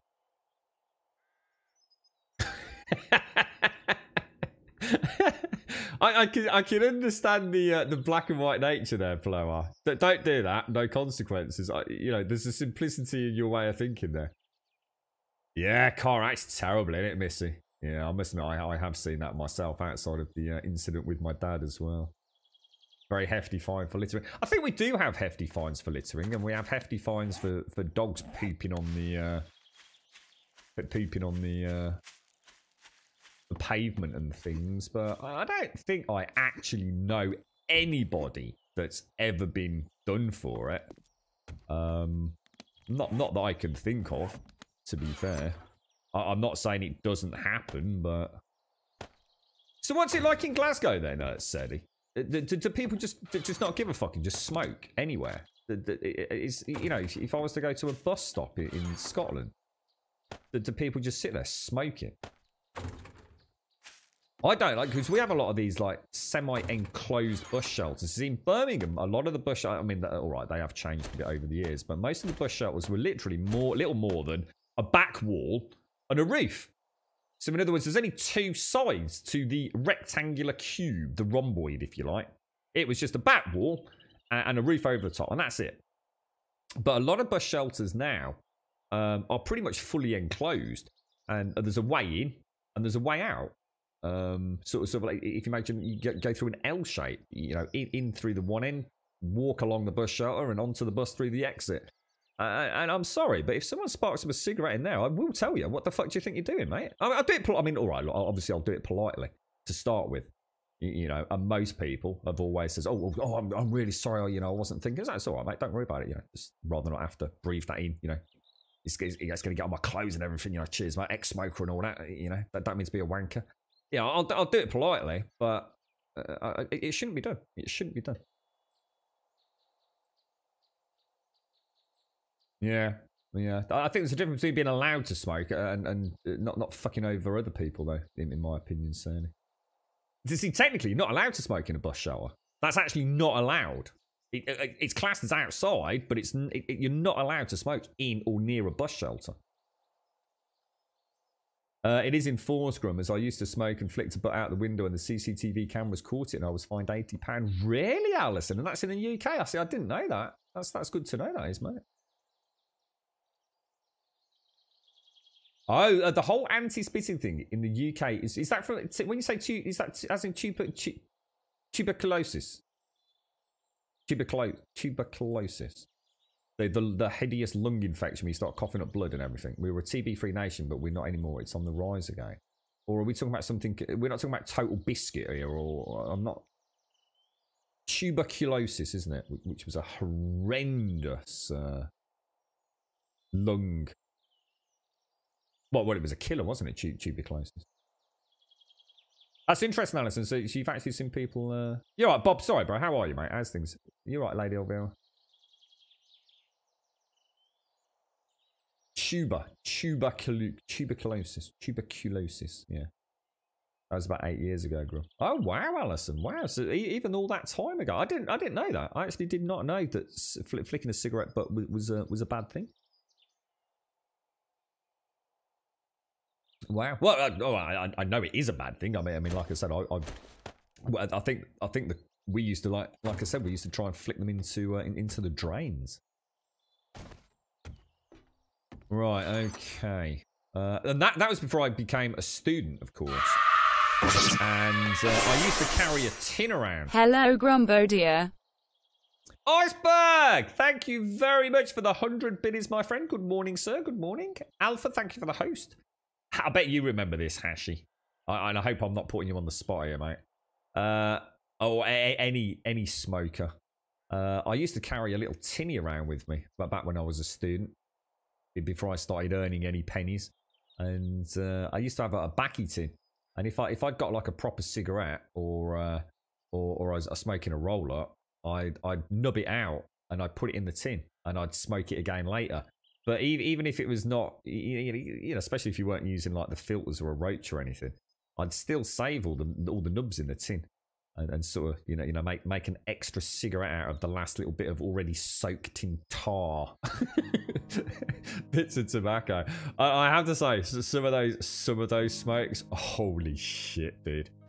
I mean, you almost had to swallow the tar down while you were inhaling. It was something else, mate.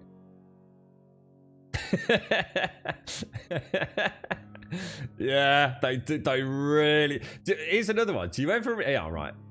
Oh, this is funny. A brand new packet, say a packet of 10 B&H, packet of 10 Embassy number 1, right? Take that first cigarette out, you smoke half of it, right? And then you nub it out and you put it back in the pack of 10. Yeah? Half a nub for later on. And you close the pack up. Hour or so later, you open that smell. The smell from a nubbed out cigarette, it's got to be one of the strongest aromas. Sitting here right now, I can smell it. The memory is that strong. I can smell that cigarette right now. It is the dankest reek ever, Kagiak. You're right, dude. Thanks for that, man. That's actually made me... Oh, it's actually pronounced, so it's not tuberculosis, it's tuberculosis. Tuberculosis. Tuber, whatever it is, fucking nasty shit. Coughing up blood, dying. Fucking no way to cure it. Game over. You're fucked. Yeah, people, you see it in movies a lot, don't you?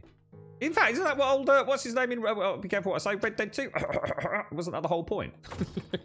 It was, wasn't it, I think? Terrible. If you blow through the cig after you pull it out, it clears the smoke. Oh, there's a trick no one taught me, mate. It's a bit fucking late now. I've not smoked for years.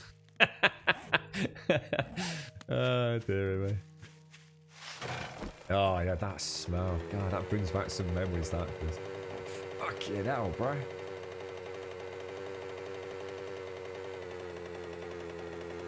Yeah, they do, yeah. I wonder if they've changed over the years. I mean, it's been so long since I had a cigarette. I honestly do wonder... Because I started quite young, but also gave up, you know, fairly young, to be honest. So it's not like I had, like, 40 years fucking smoking or anything. Barely a blip on most people's radar, I should think. But when I did smoke, I did smoke quite heavily.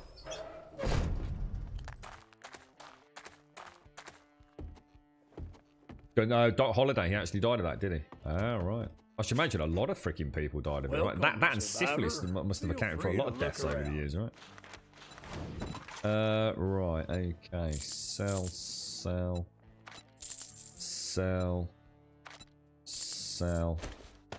Oh, Missy Shades, I didn't bring you any... Oh, dudes. I see what I'll do is I'll boil it down to... Or extract the oil out of it, and the gas, I'll bring it back to you. So, sorry, I forgot to drop some off at your face. Yeah, that was the problem with roll-ups. That's why I was so against having roll-ups regular. I always try and mix my roll-ups with proper cigarettes. It wasn't the staining, because I was always very cautious with that. So I always used to make sure I cleaned my fingers as well as I could. You know, part of brushing my teeth routine. But it was just the smell from a roll-up on your fingers. So even if you didn't get... I mean, some people just... Oh, God, nicotine stained nails and bright yellow fingertips, almost orange and brown, weren't they? But yeah, it was just the smell. It's like every time I'd eat something, I could smell like stale tobaccos on my finger. And I must admit, that's the one thing I didn't like. Because I love the smell of the smoke, but not the stale smell of the. I guess the tarry residue, really. But yes. Right, let's get this stuff boiled down then. What's that, Iceberg? Said if you played Fallout 4. You know what's really interesting about Fallout 76? Guess which bastard company's still fucking charging me? How many months have I paid now? I only spotted it, thank you to Des and Ploar, who sorted out those PayPal things for me. Yeah, Bethesda's been charging me. Despite the fact that I literally cancelled it the same day that I freaking bought it. They've been charging me since I've been playing Fallout 76. I am pissed. Proper pissed about it, mate. Assholes. Blizzard did the same thing as well. Cancelled the bloody WoW subscription. The bastards still fucking charge me. Criminals. Bloody criminals, mate. Now, do we need to make it all into shale? Do I need some shale for oil? Or do we make oil from the petrol? Right, I need to be careful here then. So let's not do that then. So if I can make 10,000, let's just make 5,000. And oil, I need... Anyone wants Fallout 4 Season Pass free? Get in touch with us, but I would take it off your hands, mate. But I've got no plans on playing Fallout 4 anytime soon, Iceberg. So thank you very much for that. That's very kind of you, mate. If anyone's interested in a Fallout 4 Season Pass, Iceberg's in chat right now. Thank you very much, Iceberg. And thank you for the bits as well, mate. Very generous of you. Very kind of you, mate. So how did you buy it accidentally? Did you forgot you'd already bought it? You're right, Wes, how you doing? Oh, you need it raw for paint. Oh, right. Oh, hang on then. Let me go and... Oh, I've still got some. Yeah, let me make my oil and I'll bring some over. Tins. You wouldn't have any tin cans kicking around over there, would you? I'm starting to run low. Maybe I need to go and smelt all that iron down. I think we can make tin cans, can't we now? Can we make tin cans? I think we can. Yeah, so what are we going to do about this build if we can't make it? Anyone got any suggestions on that? Because there's no way to put in. Oh my god, that's 40 points, that is. I've got 4,665 left over, Shane, so I'll bring it over to you. It does mean all the DLCs.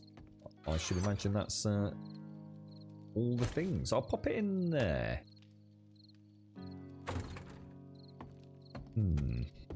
Hawaiian, thank you very much for the host, my friend. Thank you very, very much indeed. Oh, gonna sneeze. Oh! I hope I muted out just in time there. Oh my lord. Oh, that came out of nowhere. Bloody hell. I was a bit quick on the on mute there. Bloody hell. Hoo-yah. It is. It's actually prefab that I've sort of slightly modified gym socks. All fully functioning with all mod cons, my friend. In fact, I better do the farm now you've said that actually.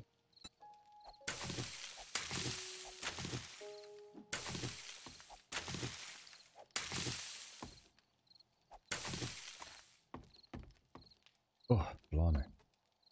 Did you have a bit of Manoopsy, did you, Ice? I was quite interested to see Dizzy's write-up. I'm really grateful for him doing that, actually. Yeah, Dizzy's write-up on Destiny 2. It's kind of interesting, because I think as both of us being new players to the game, we both feel exactly the same way about it. And it's kind of nice to see somebody else's thoughts behind it. I think in summary, fantastic game. Minute-to-minute gameplay. And technically one of the most beautifully optimized games I think I've ever played in that sort of genre. But it's just lost its way for a new player. We just don't really understand enough to really get the best out of it. There's just so much there. It's almost a victim of its own success in many ways. I want to keep playing it. I really want to keep playing it, but it feels like I don't understand it. And I'm not saying I don't understand the loot or I don't understand how to play the game. I just feel like I'm kind of been thrown into this world, but I don't really know my place in it. You know, it's not about having a particularly cohesive and narratively sort of driven story. I just don't really understand the organisation of the world and the content. I feel like I'm kind of just shooting things almost for the sake of shooting them to get loot. And ultimately it makes no difference. That's exactly what we're doing. But it just feels like there's something so much deeper that I want to be a part of. But the game hasn't been able to do a particularly good job of telling me what that is. So I have very high... Oh no. I don't have a wiring tool. I have very high hopes that the big update later this year will hopefully address all of that, and it will be a wonderful experience for new players.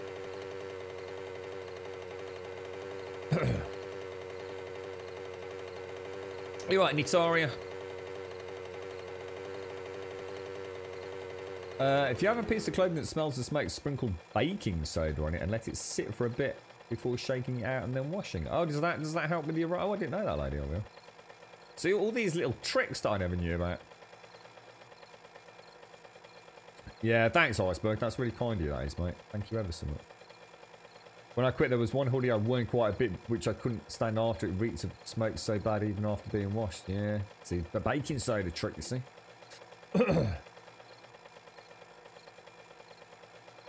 Right, let's, oh, careful. What are we doing here? Wonder what I did with the...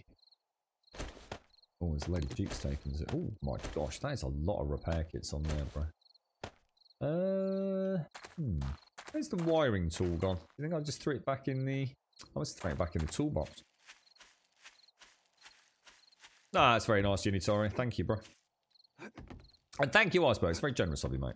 I'm sorry to hear that you made an oopsie, mate. I can't remember which game it was. It was the moment of, I guess, the dawning of a realization that Steam had got its dirty little claws into me. And it was during one of the Steam sales. It was quite some years, several years ago. And, I went to buy a game. I can't to this day remember which game it was. And I went to buy a game, and it was Steam sort of was saying, you already own it, mate. And I thought, well, fuck me. I don't remember buying that. And yeah, it was at that point I realised, god damn it, all these games I keep buying, just because it sounds like a good deal. But I never play them. I never play them. I should imagine probably, I mean, I dread to think, it'd be very interesting to know, actually. Just how many games on my Steam library I've ever even installed, let alone actually played. I don't really need that Ratchet then, do I? Because if I, in fact, let me just condense this down a little bit. I'm starting to feel like, because this really should just be the Duke's bike, right? It's just for trader, for trading. So basically we've got a problem. This seems to work to some degree, and I'm sure we can make quite an interesting little build out of it. The problem is, there is no way to make this a odd block build. Because even if I was to make this 3 wide,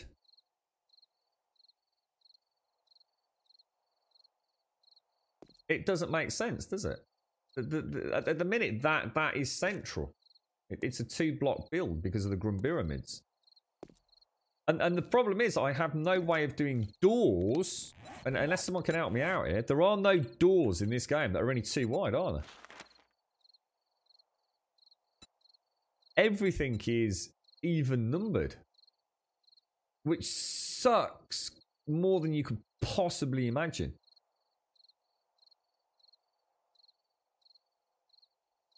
You're right, Ethan. I was completely lost when I first started playing Destiny 2. My son started breaking down the lore about who I am, what's going on, what happened in Diablo 1, and it all started to make sense, but the game certainly doesn't give that to you. Exactly, Elysian. And bear in mind, I have played Destiny 1, and bear in mind, I actually did spend a lot of time looking into the lore. And Destiny 2, I really just, I just, like I said, it's not going to affect the enjoyment of the minute-to-minute gameplay, but I want to know more. I want to know what's going on. You know, that's a lot to a game for me, and the game just seems to have kind of gone, don't worry about it. Just go and shoot things. And I was like, oh, no. Yeah, I don't know what to do. It's the first time I've ever been completely stuck. This game is a bit shit for a builder, to be honest. You are essentially being pigeonholed into... If you want to go symmetrical, which let's be honest, most of us probably do want, you know, to some degree a symmetrical base. The only way I can think of doing it is to have, see what we'll do. We'll have double drawbridges everywhere. We'll just have to do that somehow, won't we? So a drawbridge is 5, isn't it? So 1, 2, 3, 4, 5. So I can put a drawbridge in there, and I can put a that's the only way to do it. We'll just have to go. We'll just have to make it look symmetrical by going double the. Yeah, all right. We'll do that. We'll do that. Problem solved. Problem solved. I knew we'd figure it out. All right. So let's carry on then. Problem resolved. And presumably. Ah, right, actually, oh, what the hell? Oh my god, that sounded like Horde Night music then. So let's stick you on there. Oh, I thought that'd gone in the other way around then. Go make sure they're all functioning. I'll go get some steel and repair those. Yeah, I can... Oh. That's obviously not wide in.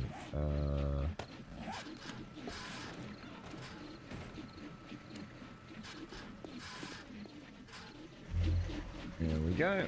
So let's go and get a little bit of steel. Well, hopefully I'll be able to like build this into a bit more of a base. So we can actually maybe then consider putting down like a little repair box on it. Cossack, how are you doing, sir? How are you, bro? Nice to see you, mate. Still struggling to get a slot with it, Serdy. Yeah, I mean, yesterday didn't quite work out, but at one point I was thinking I might see if you're up for a little bit yesterday, but I didn't get back until ever so late in the end, mate. I mean, like I said, I think Diz is really fun for me when you meet somebody who, you know, Diz is a very articulate guy as well. You know, you can really sort of put what he's thinking down in words, and it was really nice reading that summary. I'm sort of sat there this morning, sort of like going, I'll tell you what, I literally couldn't have put it better myself. It's not about saying the game's good or the game's bad. It's just saying like, it's just a little something. You know, it's just a little something that the game's not giving you. And I thought it's exactly how I feel. How's things then, Cossack? You're right, bro. Yeah, could do Monterey. Yeah, it's the plan is to kind of have like vehicle access. You see, my next big issue is whether or not I can actually. Obviously, a one wide wall's no use. I really need at least 3. So what I might do is build the wall up, see if we can risk going 3 out for the next horde, and see if they still pass. But that's going to, I think that brings us out to 23 blocks, and I think we start getting to dangerous territory then. And of course, the one thing it means I won't be able to do is actually install like towers on the corners. So. Or should I say I can build a tower, but we're going to have it almost as a suspended tower. And I'll show you what I mean when we get that far. You've not switched the P on since, really? So not since Friday, Serdy. Well, so you've got to get yourself that PlayStation, ain't you, mate? For days like that when you want to take your mind off things. You've just been struggling, have you, Serdy? Hey, at least you've been combing the flat for all your hidden goblin treasure, mate. Oh, that was funny yesterday, dude. The thing is, it was like such a mishmash of different currencies and coins and notes and. So I'll definitely come round and clean your ass for you, mate. Finders keepers, all right. I reckon I'll come out with a couple of grand. I've been told the drawbridge is 5 wide. Shades, kidding me. I'm sure the drawbridge is 5, isn't it? 5 by Well, I tell you what, I'll build one. We'll find out, mate. I'm sure this thing isn't it like 5 wide, 7 long? The thing is, it has to be an odd number, Shades, because I used it. Do you remember the Alpha 18 500 plus day server that I had with the sirens in the gyrocopter landing bay? And that was an odd number build, wasn't it? So it's got to be 5 wide.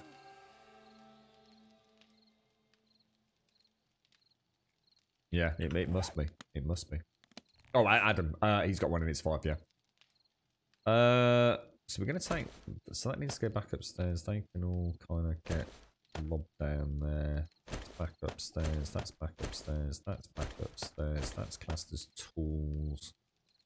I didn't check how much fuel we needed on here, did I? A lot more than I put there.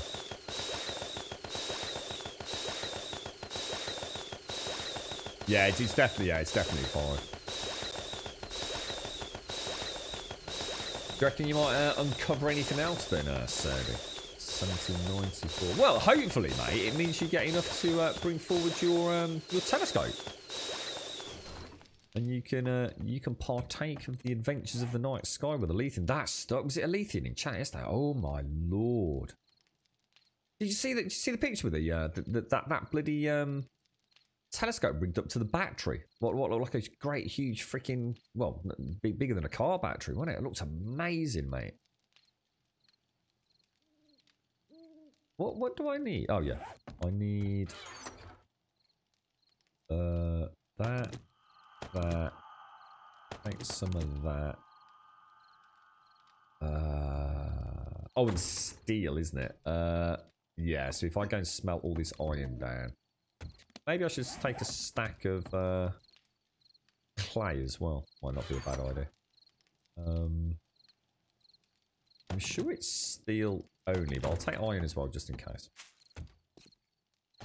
Let me just grab a little bit of that.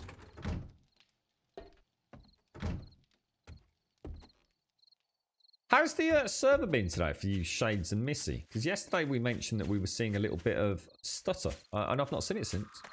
It was literally just the first few minutes, wasn't it, for me? And I've been to a couple of cities now, not had any issues at all. Oh, those... oh, there's Alethion's in chat. Yeah, dear, honestly, Alethien, I'll tell you what, that makes me want to get into it. If I ever win the lottery, mate, I'll come and pay you a visit if you're up for it, mate. I'll buy you a nice bit of kit and you can show me how the fuck to use it. They're actually deep cycle marine batteries. I saw it and I thought, he's got a bloody car battery down there. And then I looked at it and I thought, that ain't no car battery like I've ever seen, mate. I thought that looks like something out of a fucking submarine or something. The designs of power things that are not going to see daylight or fuel for a very long time, mate. Damn it. So it actually is a marine. When you say deep cycle marine, is that actually what it means? It is actually something that's used in like aquatic vessels or something, or is that just you decided? Oh no, Cossack. You decided to take a dump at BIOS level, refused to boot. Error, no socketed CPU. So I thought maybe the 5.1 overclock was a bit too hot after a year, so CMOS reset. Nope. Played with 100 megahertz. Megahertz. Is that megahertz? Increments once I get into BIOS and had to go into higher to stay stable in Windows. I think PC realised I've been researching new setups. What? Oh, wow. That's interesting, Cossack. So what? Hang on. What chipset are you running in that? What are you overclocking to 5.1? I can't. Haven't you got Isn't that an AMD chipset you're using, Cossack? I can't remember what you're currently working with. I'm getting confused.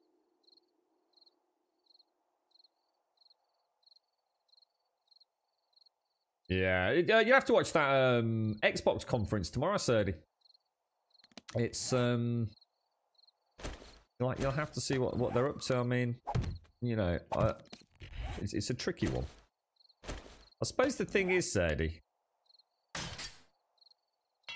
but for you, it might be better to consider the Xbox in some ways, because you're not looking at it from the same angle as I would be.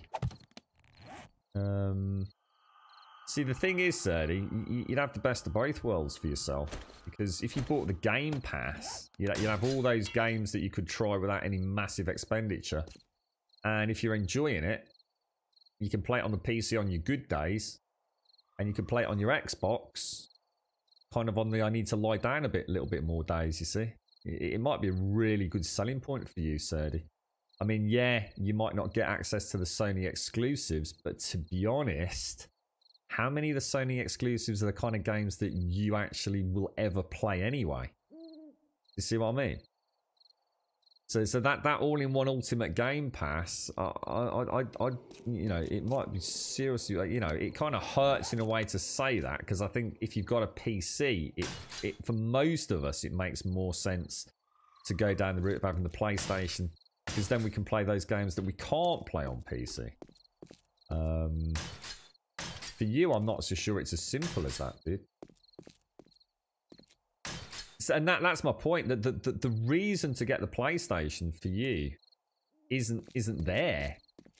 So I think getting the Xbox One Series X for you with the Ultimate Game Pass, you just can't go wrong with it, can you?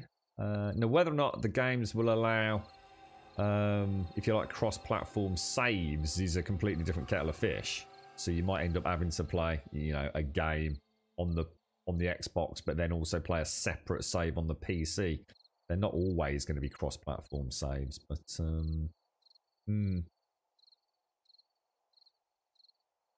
Oh, it is a 700K, so it's the same as mine. Yeah.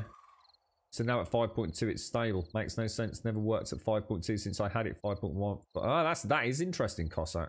That is interesting.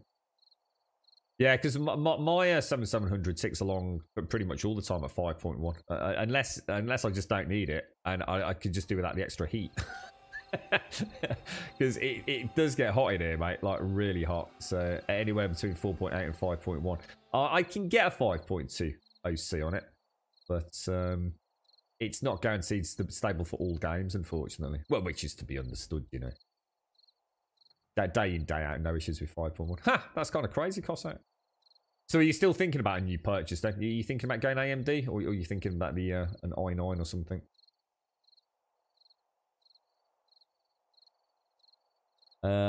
When I come home after work, sometimes my back kills me from the 8-hour sitting there. I'll just lay down and chill, play something till you're black. Yeah. I think it might be an idea for Seti. The other time I'll flip-flop a bit and probably just buy one. Well, we'll find out more tomorrow anyway, was my point overall. The Xbox conference is tomorrow. Well, the next update. If they apparently they're not even revealing price, so it might be a bit of a non-starter. But, oh, hang on. Let me just go and grab some concrete. We need to get that. So we need to get the auger, some fuel.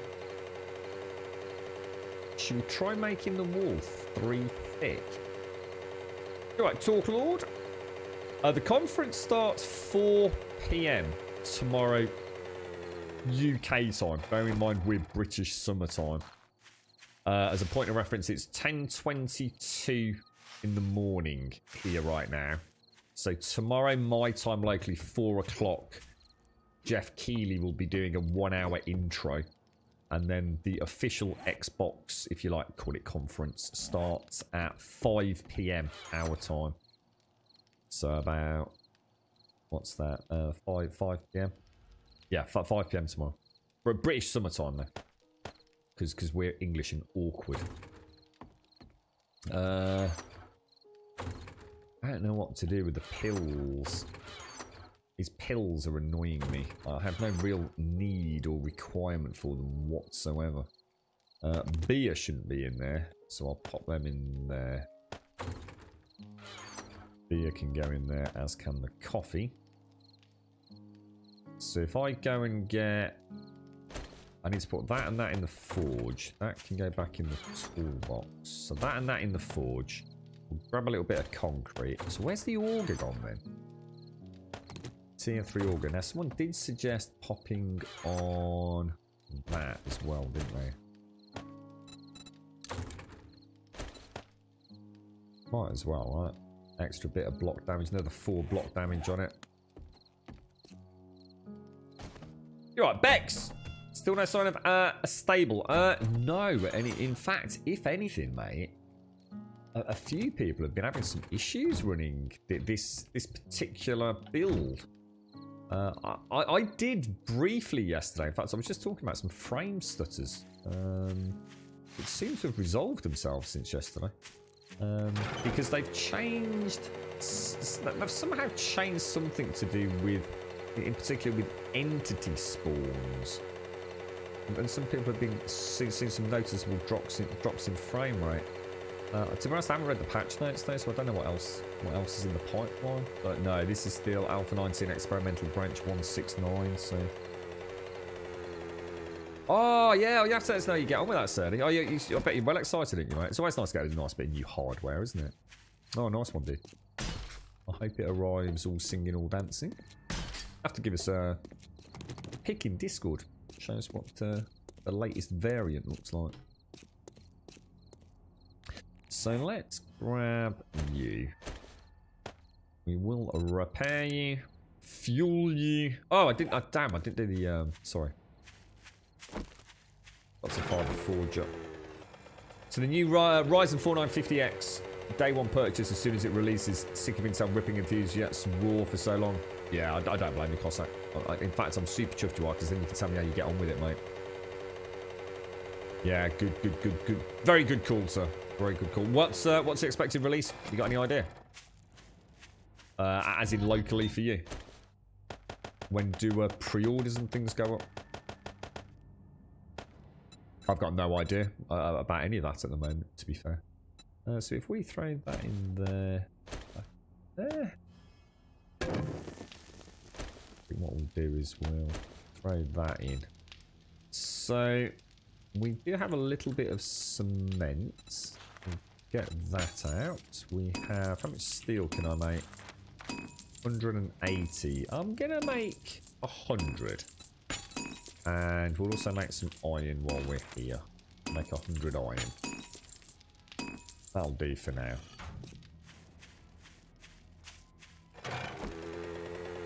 So it'll be about 1 PM in the afternoon, East Coast, is it? Okay, cool. The drawbridge is 5x7, I thought it was. The rolling garage is 5x3 and the garage door is 3x2. But it's... yeah. They're all kind of mixed up though, aren't they? The garage door is actually 3 wide, 2 high. The drawbridge is 5 wide, 7 high. The rolling garage is 5 wide, 3 high. So no, they are correct then. Yeah. Cheers, Monterey. On PlayStation 4, Destiny 2 and No Man's Sky, and on PC, 7 days Destiny 2 and other games now and then. Downloading Fallout 4 right now, so I can play that a bit after work. You're going to mod it, Iceberg, or... Yeah, that's all I've seen, really, Fools. Yeah, we've seen... They've got the new janitor. He tends to occur in the old construction worker spawn spots. You've got... So that's the HD janitor. You've got the HD... HD zombie biker. You've got this new entity spawning introduction, which seems to be very much a work in progress from what Gaz was saying. They apparently have nerfed the shotgun. I don't know what they've done to reduce its efficiency as in this. They partially fixed the red laser dot on this, but they haven't actually fixed it. You can turn it on and you'll get the red dot, but in a few minutes I'll come back to it. In fact, straight away, look. And the red dot's gone. So whereas you can see the red dot there, so that's still broken. Red dot, not there. If I mod it, take it on, put it back on again, switch back. There's the red dot, look. Swinging around between those 4. Switch out, switch back. Red dot's gone. So they've definitely got some issues at the moment. Right, I'm going to turn the game sound down a little bit for you all. Let me know if I need to reduce it more.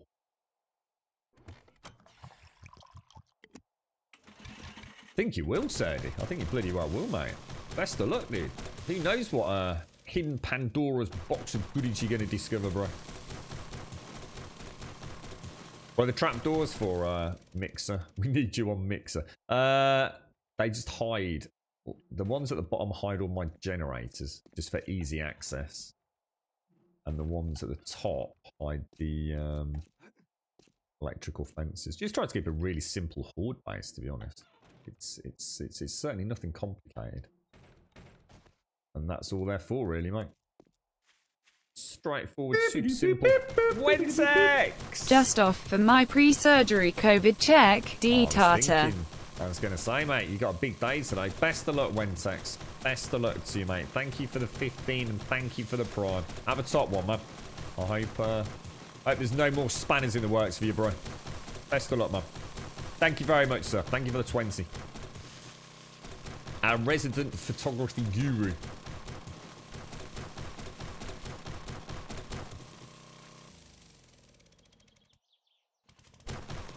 Yeah, I'm not sure what else was in the patch notes. Fools, if you know anything, shout out, mate. I tend not to read the patch notes, to be fair. It's always nice going in a little bit blind. Something new and exciting, or an unexpected zombie type, like we found yesterday.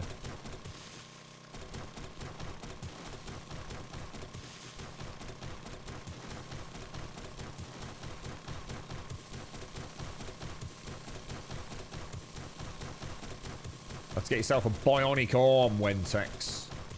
Cyberpunk style, mate.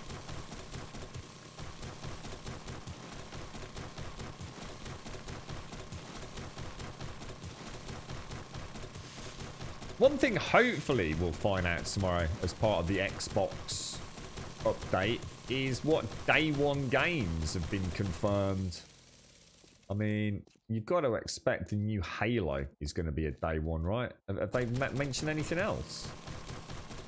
mean, obviously there'll be third party. I mean, we'll have Cyberpunk, we'll have Assassin's Creed Valhalla. They'll all be available, but they're kind of cross-generation games, aren't they? So what we really want to know is, what is a PlayStation 5 exclusive day one release, and what is an Xbox One Series X day one exclusive release? Yeah, GTA 5 multiplayer or GTA 5 online update is going to be day one, isn't Tag? You're right, Chucky. I don't think he's having it today, Chuck. I think isn't today just his Chucky's not going to give the lurgy to the surgeons. You're not having the actual op today, are you, Wentex? If you're still there, mate.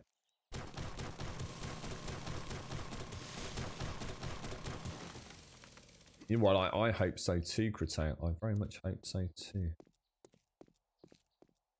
Very, very much so. I think what I will do, I will actually lay these down.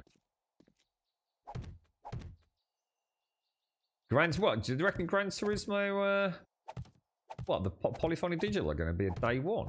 But Gran Turismo, what, really? Jesus Christ, that could be a deal breaker.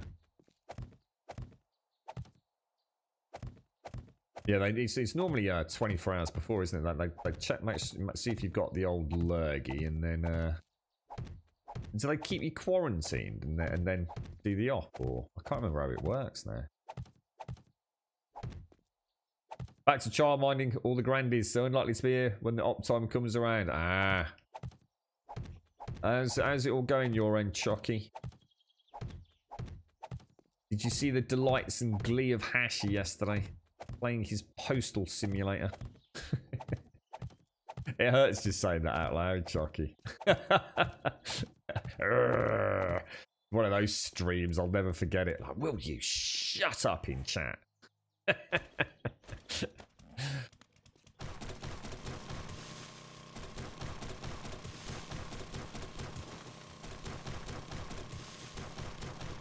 So that'll be quite unusual for the Gran Turismo team, wouldn't it, to be a day one? But I mean, that would be amazing if that is the case.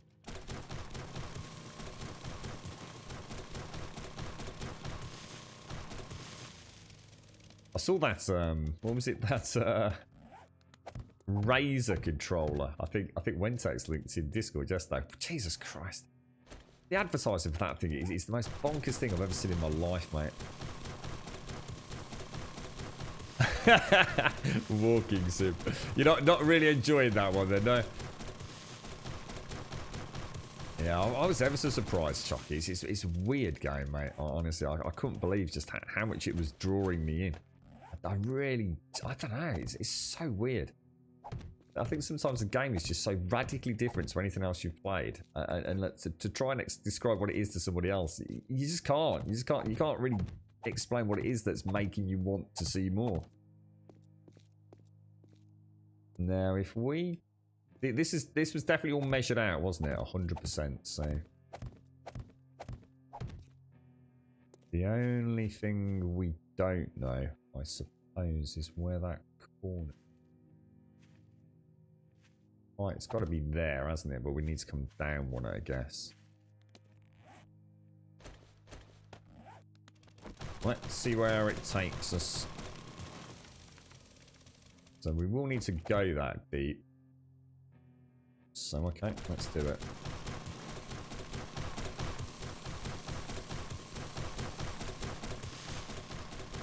Oh, hang on. This has all been announced. Hang on. Are you talking about stuff that's being claimed for day one? Or are you just talking about the games in the pipeline, Iceberg? Because we know Sony have already told us all the games in the pipeline, but they you know, even things like the new Horizon Zero Dawn, but they haven't actually told us the day one release games, if that makes sense.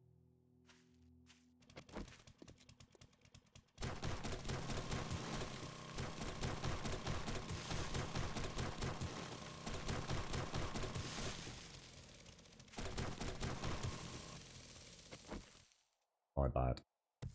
Definitely my bad. So that would actually work, wouldn't it? So if we carry on... Alright, we're going there. You just got your results of the blood work yesterday morning on mail and all. Oh, nice one, Shades. Pleased for you, mate.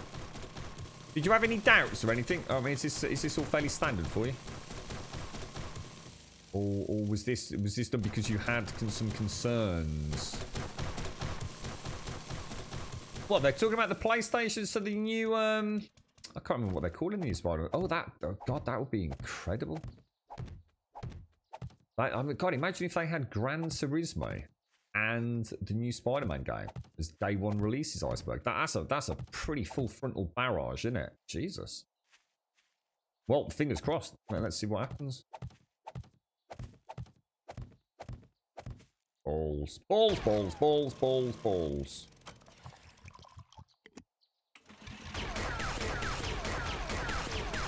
Yeah, the cat game. Absolutely, Daxel. What was that called? I know we've now dubbed it the cat game, but what's its alternative title?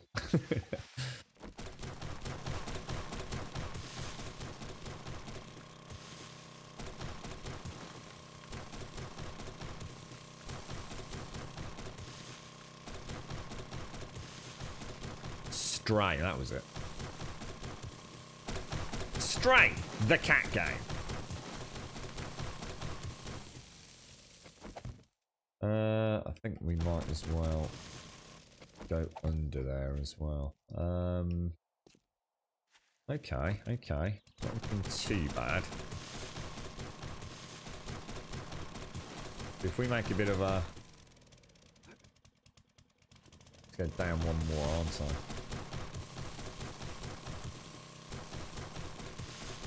I? Who? Wow, that's... I don't think that's the name of the game, mate, but... Pretty sure it isn't. It was because they changed the pills, so they needed to check if I did not wash out the salts and stuff with the extra pill. But all levels are perfectly good. And is the medication working as well, Shades? So, oh, that's good to hear.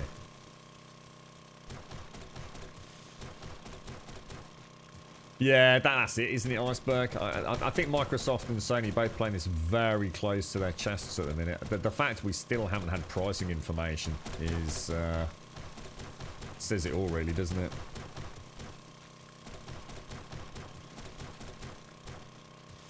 Well, have you had to do that yourself, Sadie, to see if you're diabetic? Or I thought that was... did they not just test that?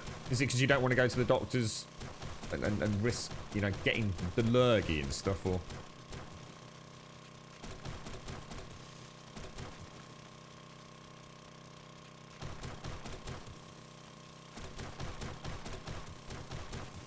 Actually, underneath that's only a one block gap. How am I in a one block gap underneath there? That's actually really bizarre. Now I can't get out. That would end very badly for me when that collapses, but I could really take advantage of that, couldn't I?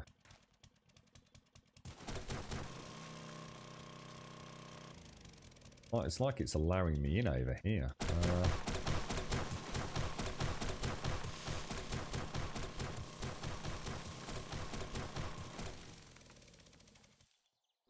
That's rather intriguing. Oh, I'm pleased to hear it, Shades. Brilliant news then, mate.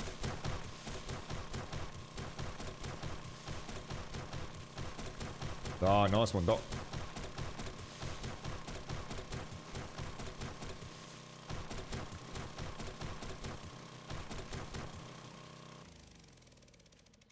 Wow, didn't even land on my head. That was strange.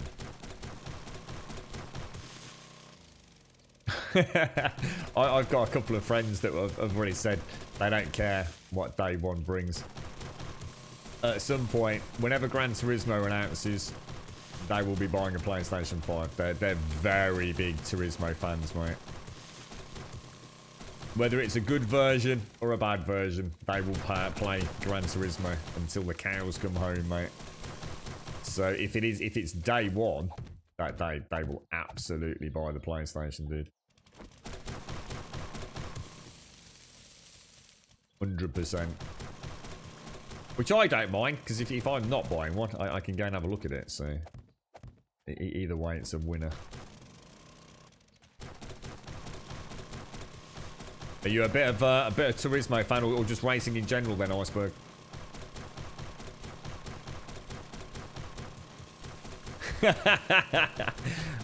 I take it from that guy, you're a very diehard Turismo fan.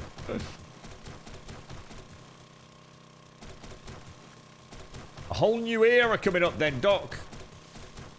And then the pennies in the jar for the new CPU next year then, mate.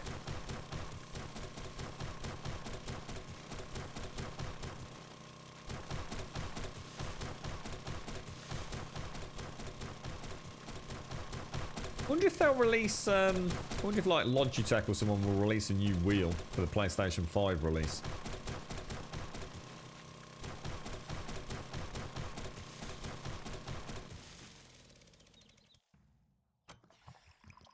Support brackets? What, do you mean because of the weight of them, or?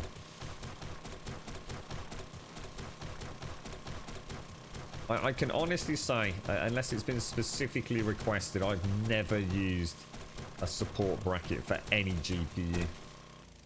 Literally, all I've ever used in my own rigs is a cable tie, mate, just to take a little bit of weight off the back end of some of the larger ones. My 980 Ti was a very heavy card.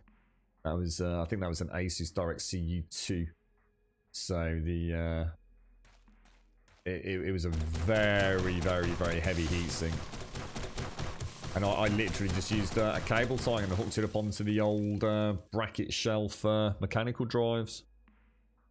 If that's what you mean.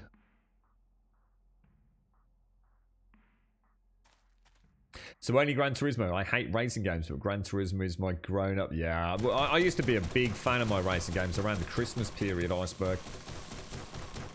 And still is to some degree. I've got a couple of friends, no matter what, it's kind of like an unwritten rule. We'll always try and get around to each other's houses, take it in turns normally over the years, and play racing games, mate. And normally it's Gran Turismo. It's the one that we all love. You know, it's light, sim. You know, it's simmy, it's arcadey. It depends if you want to race clean. You know, getting the right group of friends, it can be a lot of fun.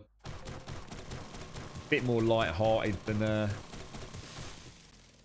playing, say, you know, something like iRacing or something. And it's easily set up, you see, as well. Doesn't upset the Christmas celebrations. You know, can do it in someone's living room without sort of like being tucked away in someone's bedroom around the PC or gaming room. So it still keeps the festivities, and sometimes girlfriends and children will have a go and all that kind of stuff. So this is what's been a big part of my Christmas, a little bit of cheeky sim racing in one way or another, mate.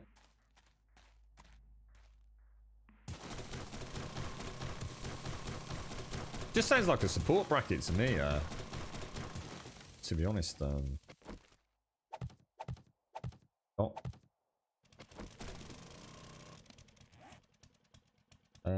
Let's pop that in. Have you been back to Dying Light after your rage quit, mate?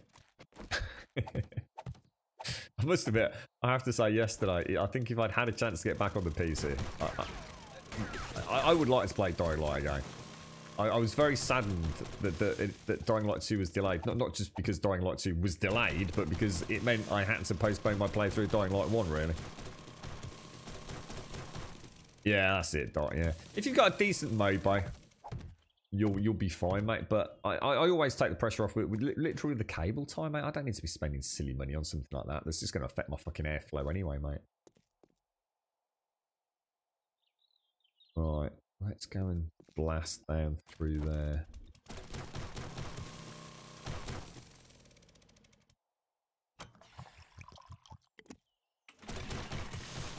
Yeah, your own tunes, custom soundtracks and things. I love that. You know what it is for us more than anything, Iceberg? You know the one thing that we all say about Turismo? It's the career mode, mate.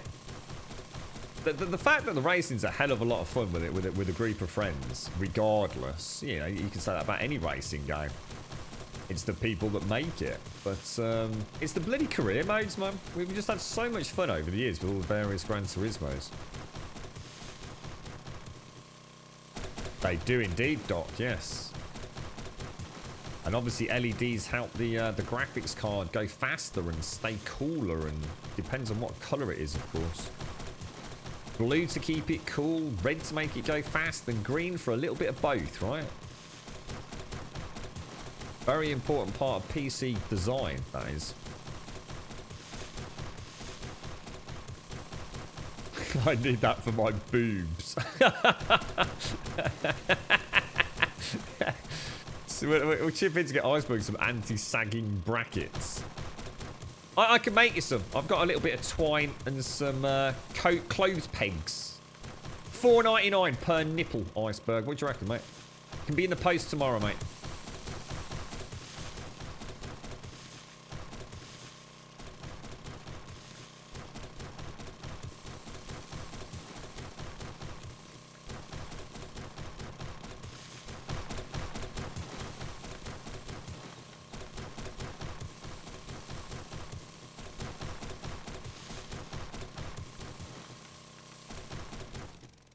Oh, I find it so hard to concentrate with the auger. I hate this bloody thing so much. You know what, Azzy?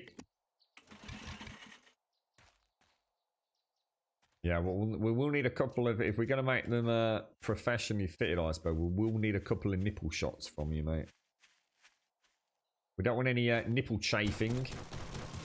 Nothing worse than nipple chafing. Nipple chafing leads to dry nipples, and no one needs that. It's terrible. How you doing, Azzy? How's things, bro?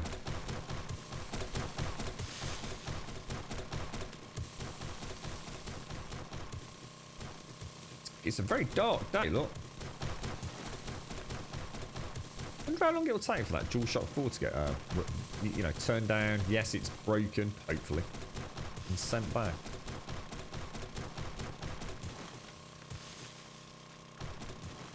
How you doing, Pixie? Good morning, good morning, good morning. Have you got any tiny, tiny little ones around today, Pixie?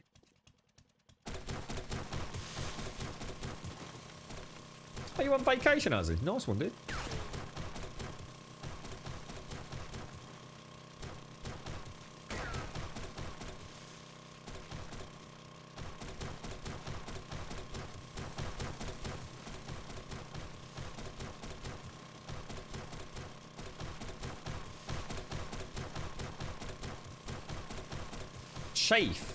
Chafing, the chafing of the nipples, leading to nipple brittleness.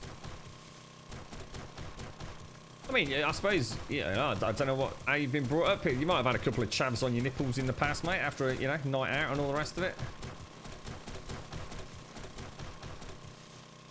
The new Yucca plant. Oh, is there a new, what, is that a new model in build 169? Well, I don't think I've got it. I'll have to have a look when I come over. I've got a Yucca seed. I could always plant one. Oh, are they finally updating crops then, Shades? It'd be nice if we got some new cotton chrysanthemum.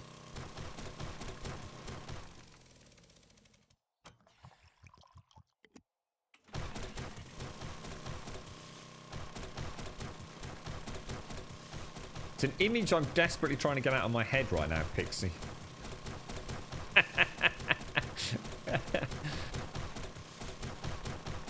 The Adventures of Pixie, the Wheelie Bin Queen. Part 1. The Escapades of the Double Chav. Could be a bestseller, mate.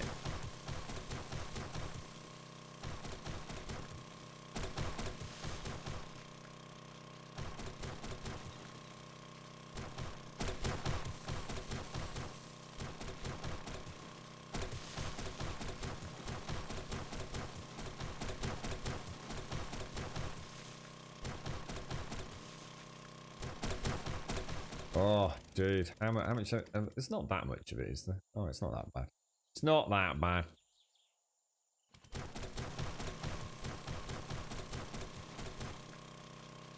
And you notice the difference on the... Oh, yeah. So then, yeah, I guess you meant only the Yucca. But yeah, it might be a precursor to them adding some, who knows, better looking and more optimized crops, perhaps.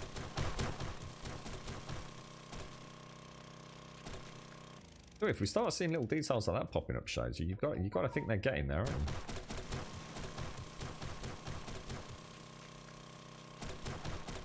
you? I'm getting there slowly but surely.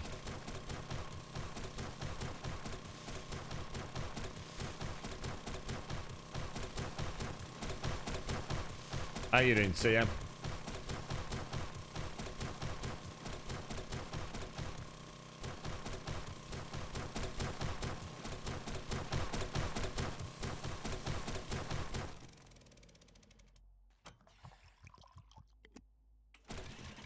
Damn, this thing's drinking that gas, isn't it? Is this all the gas I've got? Or did I leave some... Oh no, we've got a load smelting down, haven't we? No more keyboards, Doc. No! You've got enough, dude. Resist, sir. You need a new CPU to go with your new 980. My keyboard survived the Great Coffee debacle. It seems to have survived. The only things I will say is my right alt, my FN key, whatever that key is, and my right control. I definitely need to give them a bit of a better clean. There's a slight, I don't know. They need a slightly higher pressure than the other keys to actually get full activation. They don't feel sticky or unresponsive. I can just sort of... The thing is, I never use those keys, really, to be honest. So.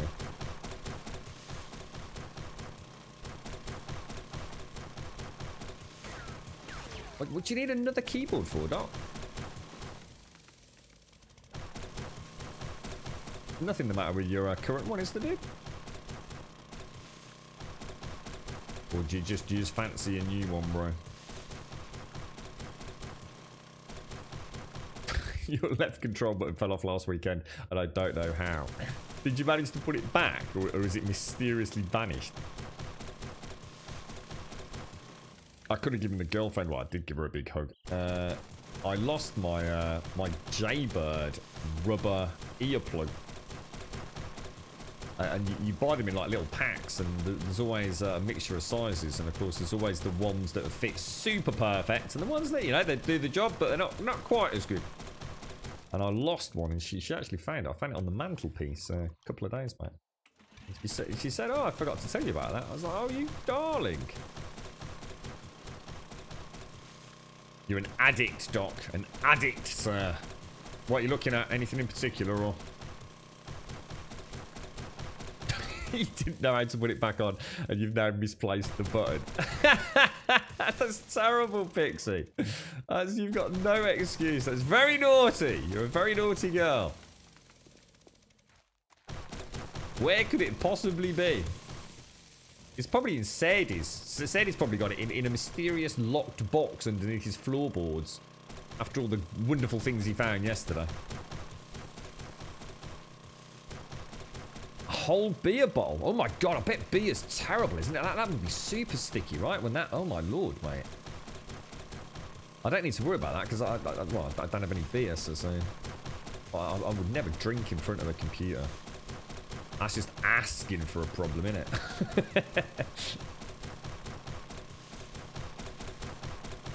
So, have you not seen it in Discord? Oh, I was laughing so hard yesterday, Pixie. He's been having a bit of a clean-up. And he keeps finding like little leprechaun pots of gold, like literally gold bullion, and random banknotes. I have a feeling he's a bank robber. I think he literally found more money in random like biscuit tins and behind his sofa yesterday than I'd earn in an entire month working my ass off. In all sorts of denominations and currencies. I think he's an international bank robber. I did get a chance to do it, actually. I did think about it. Full disclosure, I did look at it and think, I must do that. And time was against me, unfortunately, Shades. So, no, I've not had a chance. Why are you not letting me repair that? Alas, it has not happened.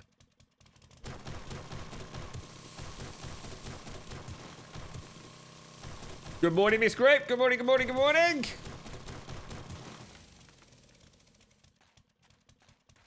Right. So, That's not looking too bad, actually, because that side's nowhere near as bad, is it? Just finish this off. Only about 350 quid. 300. Yeah, I just found 350 quid lying around. Sell that to Doc. Think of the things you can do with that, Doc. God, blimey, mate. Imagine the keyboard you get for £350, mate. Found behind the back of the sofa, bro. my first... Only? Since I have to... the girlfriend will sometimes go to Aldi at the weekends. It takes me half an hour to rummage up a £1 coin for her. For the shopping trolley. You need to be more careful with your money, Mr. Serdi. I did, yes. Des, actually, I was waiting to see if he'd be in chat. Des got in touch with me as well, Shades. I've got loads of them. There must have been, I won't mention names because obviously it's unfair, you know, it's my own fault. Probably about 20 donations, mate, that have gone unclaimed over recent months. I just didn't realise I needed to do it. So yeah, Des got in touch because he got an email from whoever it was saying that it had been rejected. So he very kindly got in touch. So yeah, Ploar and Des, mate.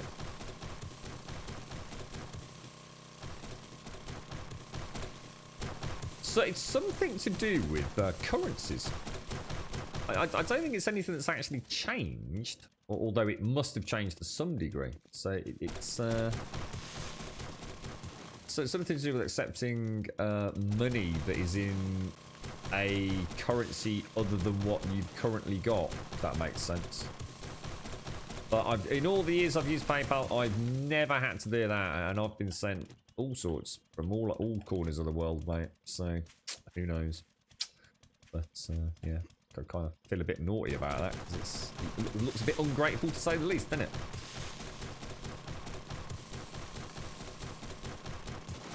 Whoa!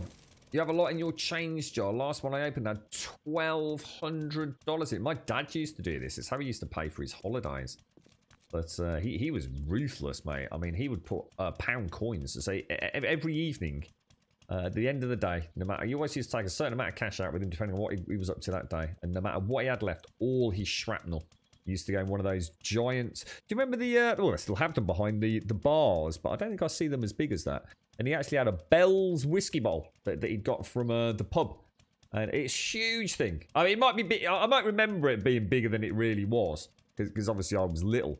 But when it was full, every time it got to the very top, and he never counted before it got to the top. And he used to pay for a holiday every year. I tried to think how much was in it. And I remember we used to sit in the kitchen. And my job was to organise all the different denominations of coins into piles. And then he'd put them all into the little bank bag so we could take them to the bank. Used that once a year, mate. Really good fun as well. Used to look forward to that.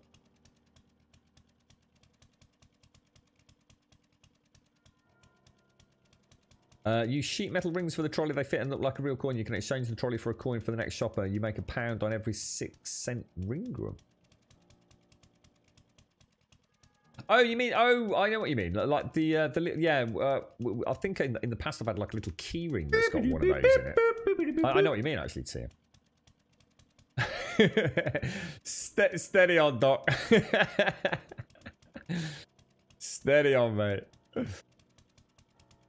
Yeah, Bell's whiskey. Yeah, big Bell's whiskey bottle. Huge. It was massive. I remember I couldn't lift it. There was no way I could lift it when it was full. My dad used to pretend that I helped him carry it. But obviously I was taking very little of the weight. It was huge. It used to take ages to shake the money out as well. Absolutely ages to get it out. Murphy, thank you very much for the 22 months, my friend. Thank you very, very much indeed, bro.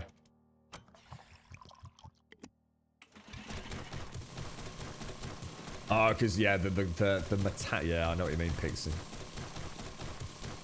Yeah, but like I said, it wasn't just like, you know, it wasn't just for 5p's and 2p's and things like that. It was pound coins, 50p's, everything went into it.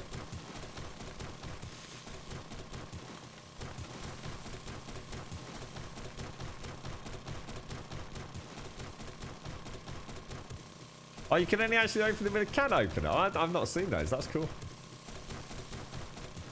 So no tempting a quick shake to go down the pub on a Friday night then. That's quite a cool idea, actually.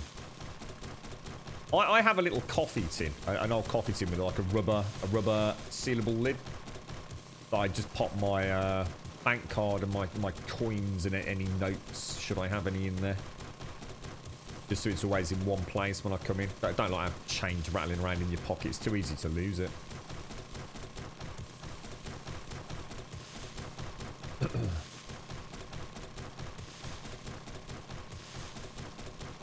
Thanks very much, Murphy. Thank you for the Prime. And thank you for the 22 months, bro. Thank you very much, man. I hope you're well, Murphy. I hope the world is treating you well, sir. Do you play any more Destiny 2, Miss Grip? Cheers, Murphy.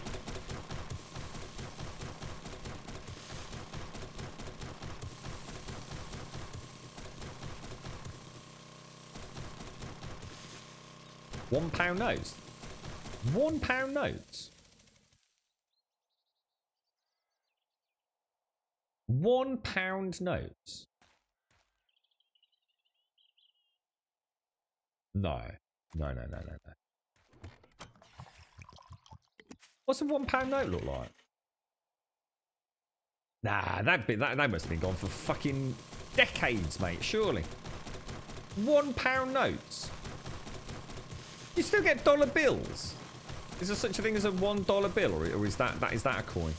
What the hell would a £1 note look like?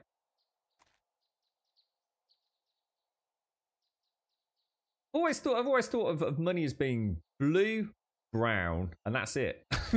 I suppose purple, blue, brown, and purple. Anything above that. What colour's a £50 note? I don't know. Isn't a £50 note like a red colour? Like a really, because the blue's 5, isn't it? Brown is kind of the 10. You got the purple schmurple 20, and I think a £50 note is red, but I ain't seen a £50 note in fucking years. I don't know. I ain't got a clue about a pound note, mate. I don't remember pound notes, no, dude. I just can't visualise a pound note. What would it look like? I remember the old £5 note, and I remember the old £20 notes. But then again, yeah, I remember the old 5, 10, and 20. 50. I know my dad used to have a roll of 50s in a safe, and they were really big. But that's going back a long time. I don't remember what a pound note would look like, mate. And it was green. They stopped the pound note in 1988. Fucking hell. Let's have a look. Is that Bob just done this? Oh, what the fuck is that? Oh my god, that's hideous. Is that not even on center? That looks like a proper dodge Photoshop to me, mate. Green. So it's actually green, blue, brown, purple, red. Anyone got a link to a £50 note? A modern day £50 note? I don't think I've seen a new modern £50 note. Is there anything above a £50 note? Is £50 note it, or can you get a £100 note? I've certainly never seen a £100 note or anything above a 50, even if there is. 50 has real golden glitter. No. What? Glitter? Canadian money is literally rainbow. I do like the new English notes, but they have a certain, I don't know. I was going to say waxy, but they're not waxy. That's the wrong word. But I actually really like the new banknotes. Yeah, they're a nice size. They're extremely durable. I mean, I remember the old £5 note, and I do remember putting some of those through the wash accidentally, and being very dubious as to whether or not they were going to survive. But these new notes, they almost have like a, I don't know, a plasticky feel to them, don't they? Like I said, it's waxy, but not. So you can get £100. So you get a £100 note in Scotland. Well, let's have a look, Dot. I'm quite interested by this, actually. Is this the new £50 note, Dot? Yeah, that's the one I kind of remember, to be honest. That looks sort of like, yeah, yeah. You don't see many of them buggers, do you? So is that the highest denomination in England? You can't get more than a 50, no? Makes you wonder, because there used to be a half p as well, didn't there? I'm sure there was a half p, and they got rid of that at some point. Pound note, I suppose pound note does make sense. That's the same way a dollar bill. So hang on then, has the pound... Yeah, here's a question then. Has the pound coin always been gold and silver? Because I'm sure I had a conversation about this a few years back. Wasn't there an earlier version of a pound coin that was just like gold? Is that... am I right on that? So at the minute, the English pound, it's got like a... It's more European styled. Because like the French franc used to have like that bimetallic gold and silver. Half P's were common as well, really. God, that must have been... I mean, a penny's tiny even now, isn't it? So I can only assume a penny's even small. A half penny's presumably smaller. And the pound coin was actually... It was gold. Ah, right, okay. The more recent... Yeah, the pound and the £2 gold and silver now, isn't it? Oh, it was changed due to the high amount of forged coins. Right, okay. Got it. I've always liked the pound coin. It's a nice coin. My dad used to have a little collection of coins from all around the world. Nothing fancy, not like rare things, but because he'd been to so many countries, he always used to bring coins back. And I did have a big box full of them, and he also kept some for himself. So sorry. So go back to Americans. So can you get? Is there such a thing as an American dollar still, or is the American dollar now a coin? Anybody from America clarify that one? 6 pence and 3. Oh, this sounds like talking to my dad. He used to drive me. Actually, sometimes he goes off on a right one about money, and he starts talking about what is it? Oh, what the fuck? Oh god, a monkey. He started talking about, oh, back in the days when, you know, you used to do this, you used to get paid a monkey, or what the fuck is a monkey? What even is a monkey? It's a certain amount of money. It's not a note. It's like a certain amount. I don't know how much it is though. And he had all these weird names for like notes and coins and if you like amounts of money. So a monkey was like I don't know, £100 or whatever it was, and then there'd be something else that'd be another name, and it's like speaking in bloody riddles, mate. So you still have the dollar bill, do you? That's kind of cool. Will that be phased out though? I mean, is there talks that the dollar bill will no longer be a thing? It's such an iconic thing though, isn't it? The dollar bill. Oh, a monkey's... Oh, hang on. A monkey's 500. The gorilla was 500. So hang on. What's a monkey and what's a gorilla? I don't know. I could never remember it.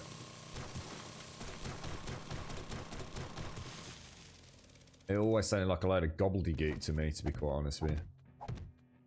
So a monkey was £500. Okay. I just made up gorilla. All right. It wouldn't surprise me if there is a fucking gorilla, mate. I tell you. Sometimes he goes off on a right. Oh, what about the old days? Yeah, exactly, McGlashan. The dollar bill. The great dollar bill. So you've got $1. You got a 2. So there's a $2 bill. Wow. So we only have the 5, the 10, the 20, and the 50 from the sound of it, unless you're in Scotland and you're a Scottish lord like Lairdy, in which case you... Lairdy, Serdy. The Laird Serdy, who has 100, just £100 notes just littering around his toaster, by the sounds of it. That was it. So you've got a pony, a pony's monkeys. What else was there? So a pony's 25 quid, is it? Pony. A pony, a monkey. I've talked about it, but nothing's changed. Yeah, that's rather apt to name K-Money.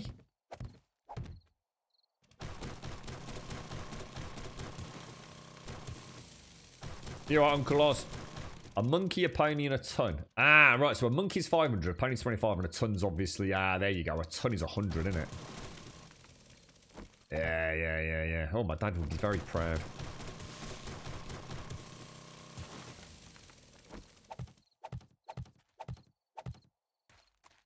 Madness, innit?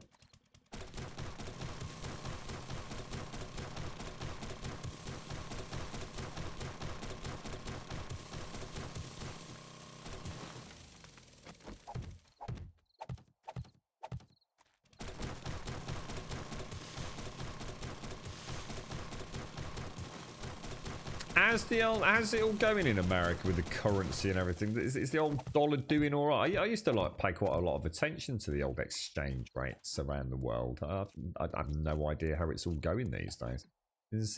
How's the old dollar against the euro and the Great British Pound and things these days? Is it holding strong? Is it? That's quite a big compound, though, isn't it? Oh, missed. Thank you for the host, Mr. Mario. Thank you very much, sir. You're such a knob, Nick, sir. I just made up gorilla, mate. It's £1,000 from now on, all right? A gorilla. So a monkey's 500, a gorilla's 1,000, all right? New Grumbodian nomenclature.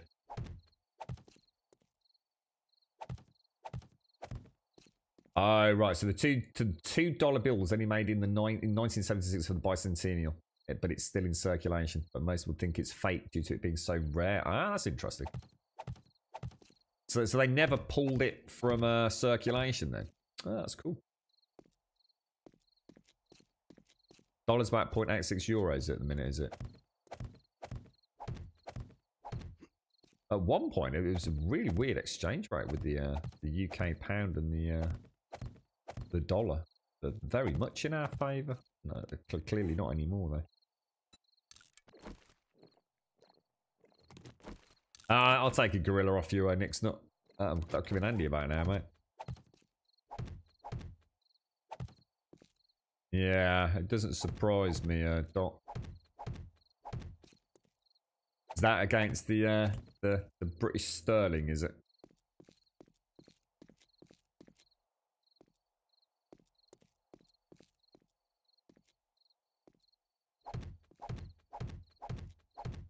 That puts us at an equal height all the way around there, doesn't it? Actually quite a big wall. Oh. Really? Really?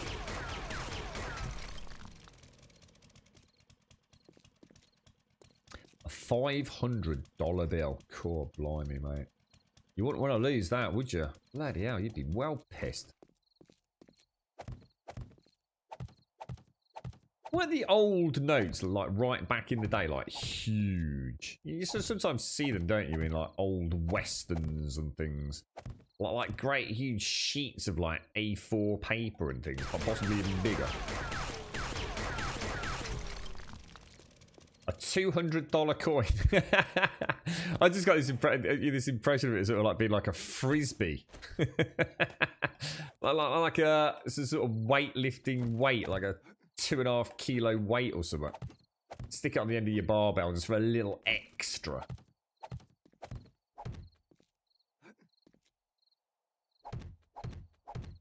Maybe that's why all the kids wear baggy pants these days, half around their arse. They're all walking around with all these big heavy coins compared to the half peas the elderly were used to, you know what I mean?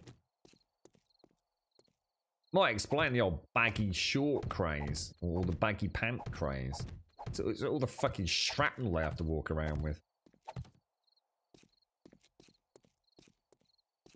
Toss a coin to your witcher. Oh, value of plenty. Oh, value of plenty. Oh. Sack of shit. 7" by 3". I think I've seen all the new English notes now, and like I said, I think they look really nice. They're not bad. They're not bad. Explicator, thank you very much for the 15, my friend. Thank you for the 15. Thank you, thank you, thank you, thank you, thank you.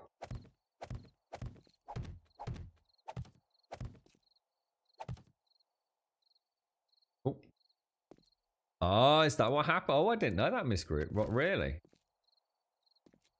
We had very old school money, didn't we? As you say, though, with extra... I'm sure I remember notes being like really wildly different in size. I mean, the 10 and the 20 pound note are very... sorry, the 10 and... Yeah, the 10 and the 20. They're all very, very similar now, aren't they? I seem to remember like 10 pound notes and 5 pound notes and 20 pound notes all being wildly differing in size. Thanks ever so much, Explicator. Thank you for the 15 months, my friend. Thank you, thank you, thank you. So that is the whole wall. Wow, that's actually quite cool. That's the whole wall at sort of just below pyramid height, isn't it? The question is, can I take it out 3 blocks? Or is 3 blocks going to kill us? Or do we just not take it out 3 blocks? I mean, I could bring it in. I could definitely bring it in a couple. And still not affect the pathing to that, I would have thought. But I'm not sure. Just not sure. Down to 79p to $1. Fucking hell. That's not fucking good, is it? That's terrible, mate. Right, let's get that. Wow, it is fluctuating by the sounds of it. Where's... Oh, there it is.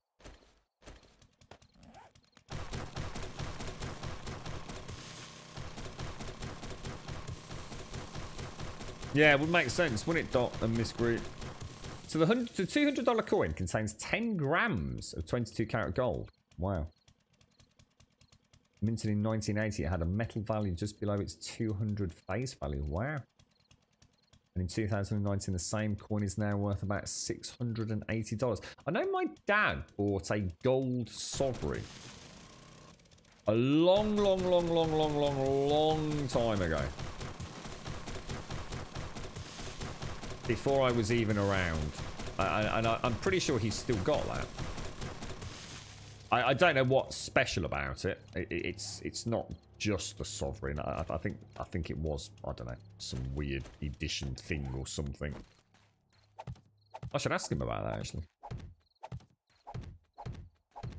I know he must still have it.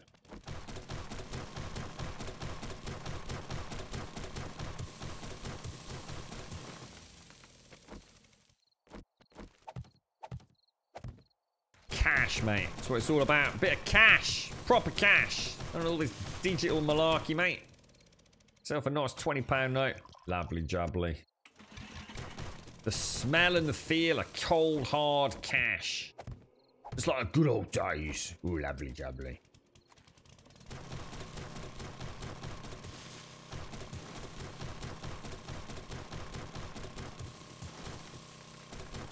So one Aussie dollar is 56 pence. Fucking hell. Jesus.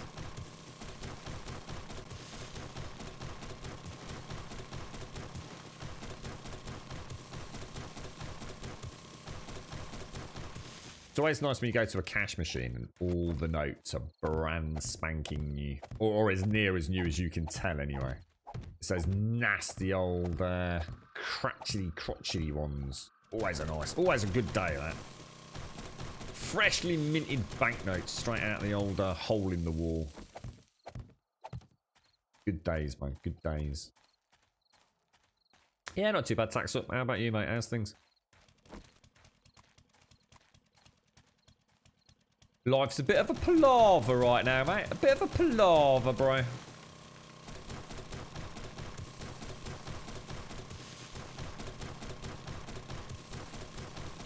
So what was that actually made for then, the Galatian? So presumably this was a specially minted coin to celebrate. They're normally to, you know, to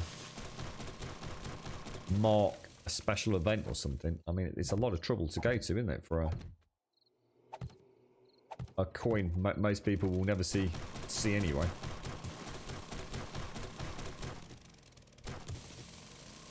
Why is that? Why, Mario? Do you start getting anxious?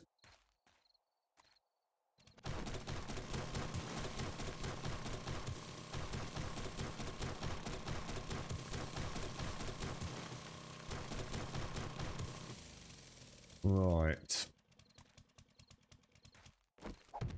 We might as well... I'm not sure what to do next. I don't want to be doing this all day. But we do want to see what the situation is on the next Horde night, don't we?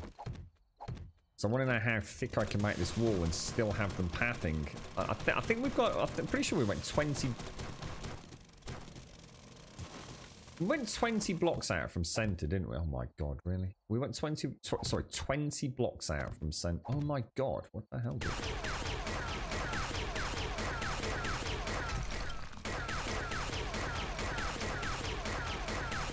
And I think it was suggested in chat yesterday that 25 was the maximum pathing distance. So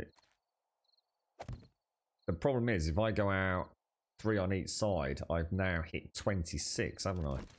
Which I don't think it's going to cut it. So even if I go 1 block out...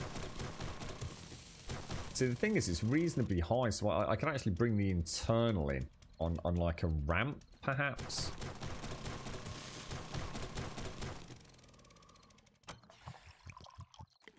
What are you up to today, Taxa?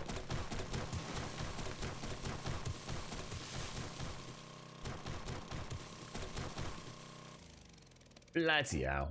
Auger. Nightmare. Nightmare, sir.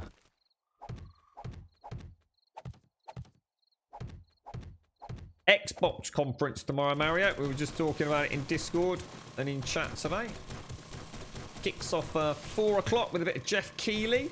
5 o'clock for the actual Microsoft info. I don't know if we've had any leaks or any updates on what we're expecting to see. I don't think it's going to be that exciting because I think the only thing we really care about is day one release and price, and they've already said that. I think price isn't going to be part of the announcement tomorrow, so I'm not going to expect the Earth, but at the same time, I'm quite excited for it still. That's a lot of earth to dig out on that side, isn't it? Jesus Christ.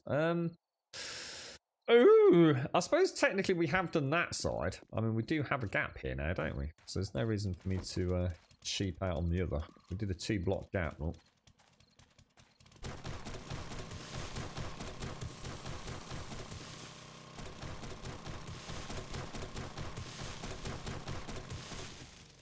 it's probably your mental break point for global and economic disaster, Mario. So as soon as you see it drop below 80, that's it. You start panicking, mate. It's the end of civilization as we know it. Halo Infinite saying it might have grapple hooks. Is that a big thing if it does?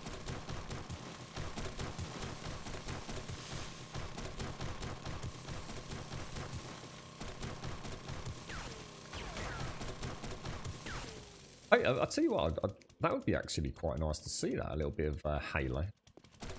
Well, we've had a little bit of a sneaky peek, haven't we? With the CGI reveal trailer. Oh my god, that's an awful noise. Jesus. That sounded terrible. What was that all about? Oh, I'm out of bloody fuel. Oh my lord, mate. Oh my lordy lordy. Right, let's get back. Let's go and grab some, we've got some brewing up in the old chem station, haven't we? We'll probably bring a bit of, a little dollop of paint as well.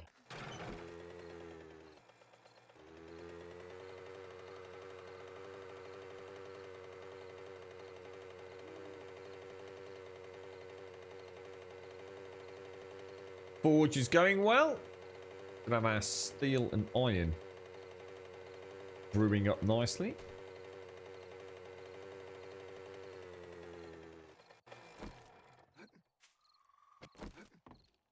There seems to be a lot of zombies around. I mean, I know we always do a good job of clearing them each morning, but it has been very quiet the last few days, hasn't it? Considering the amount of... I would have thought using the auger would make the heat map go freaking crazy. It clearly doesn't. I don't... I'll tell you, if I take those and take that and start making... Oh, perfect. Look at all that. Oh, you little Bobby Dazzler. I'm going to stop making that. Start making some more That's a lot of blocks. Let's make 750. And then let's make the rest as cobblestone. Another 10,000. That should work quite nicely, shouldn't it? So fuel in the chem station. Ooh, very nice. Is that everything smelted?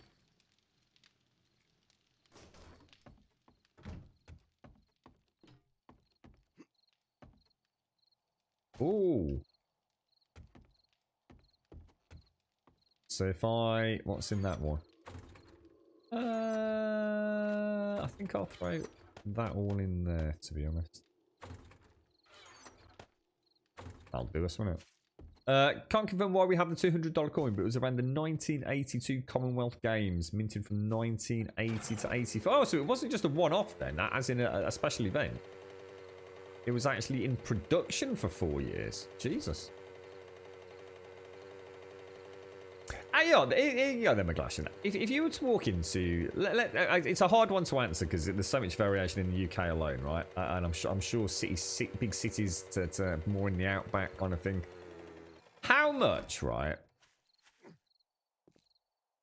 How much would a loaf of bread cost in Australia? How much is a loaf of bread in the UK?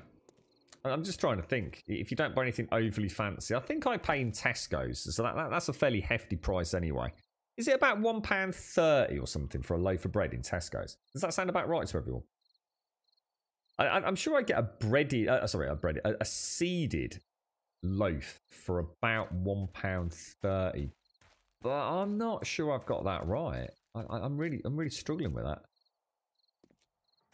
Because I was going to ask how much a pint of lager was, McGlashan. But this, I mean, I could go to one pub, it costs you over £4.50. I could go to another pub, it costs you about £2. Yeah, what £1.30 so it's £1.30 for the slightly fancier loaf of bread, right? So yeah, okay, so I'm not a million miles off. Wow, there's that much difference. $2 for a cheap version, $4 for a standard. Wow.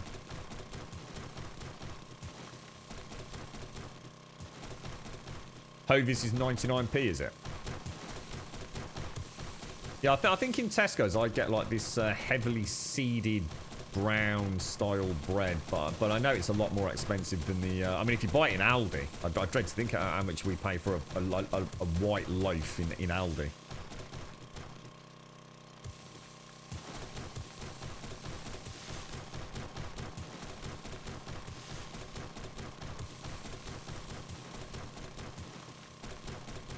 Is that your go-to, is it, Pixel? How you doing, mate? Nice bit of good old Hovis. Gonna say Morrison's about 55p. Sounds like it's quite expensive there, McGlashan. It does sound like you cost of living's not chirpity cheap, is it? The cheapest bread from the supermarkets there are about $1.30.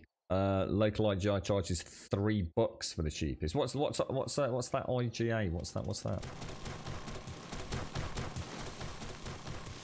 Pretty much the same here, to be honest, Pixel. Pretty much the same. And we don't eat a lot of toast, to be fair. I used to, because I used to like my pate. Not so much now. Normally just when we have like a nice grilled sandwich. Oh, IGA is like a really expensive store, like our Tesco's, basically, by the sounds of it. Is that how much we get it in Aldi? I was going to say, the girlfriend didn't know that one. I've not been able to go down there for a while, because she goes in because of the NHS badge, you see.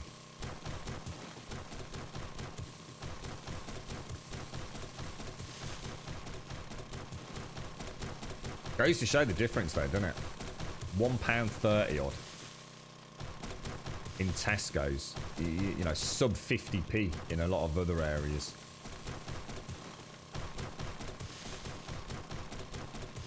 Well, Tesco's is really weird because some stuff is really cheap in there, like crazy cheap, or like easily some of the cheapest you'll find it for. But on average, it's so expensive for all the other things. I was in there, right? But this puts it into perspective, right? Raj sells like a couple of cans of Coke, so you can get 2 cans of Coke for £1. It depends on which one's on offer. So sometimes it might be like Pepsi Max, 2 for £1.20, or Diet Coke, 2 for £1. 89p per can. Tesco's. 89p for a can of Coke. Madness, isn't it? But at the same time, they also do sometimes sell some stuff that is ridiculously cheap. So I do cherry pick a little bit.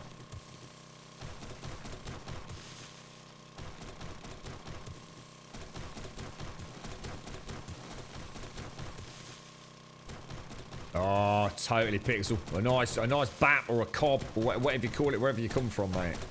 I like crusty cobs, mate. Crusty cobs. Oh, I love a crusty cob.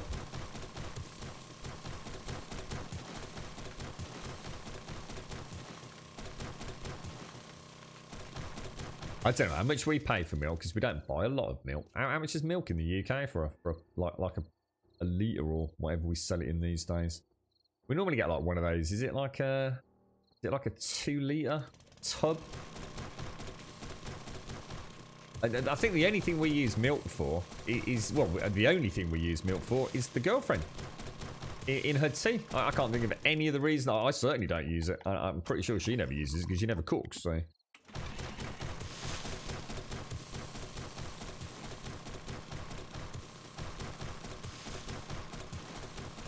You used to be able to get Mars and a Coke for 50p and 25p each. What? So hang on. What? So a Mars was 50 and a Coke was 25, or? I have no idea how much a chocolate bar would be these days. I haven't bought anything for donkey's yonks.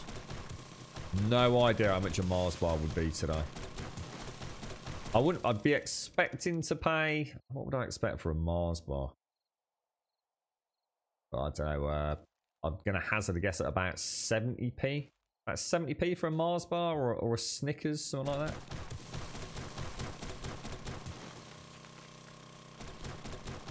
I just don't buy it. I can tell you how much vegan milk is. That's like £1.80 for a litre. But I don't, like I said, we only use milk these days because I haven't used it for over 6 months, even for cooking.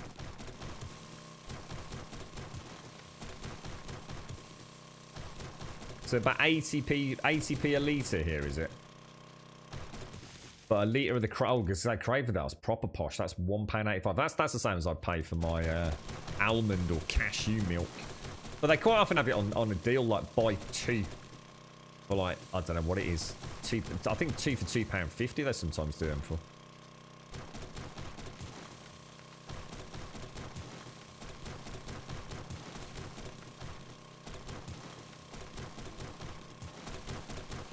Yeah, but I have to say, fruit in the UK is dirt cheap. Apart from things like raspberries and strawberries, I still can't believe how much Tesco's charge for raspberries and strawberries. It's fucking criminal, mate.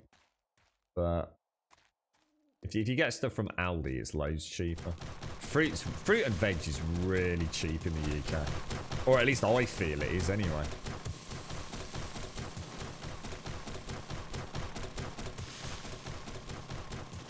Yeah, that's it, isn't it, Miss Grit? That's why I'm just sort of thinking the girlfriend would probably know more than I do these days, because for the last couple of months she's been doing it completely on her own, really, because she can get in, jump the queue, you see, get in and out, and she tends to go really early on a Saturday or Sunday morning just to get away from the hustle and bustle, obviously for her own safety, but also she can just go straight in.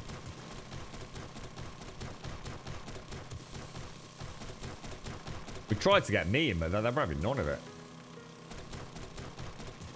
It's like, no, if you haven't got a badge, you can't come in.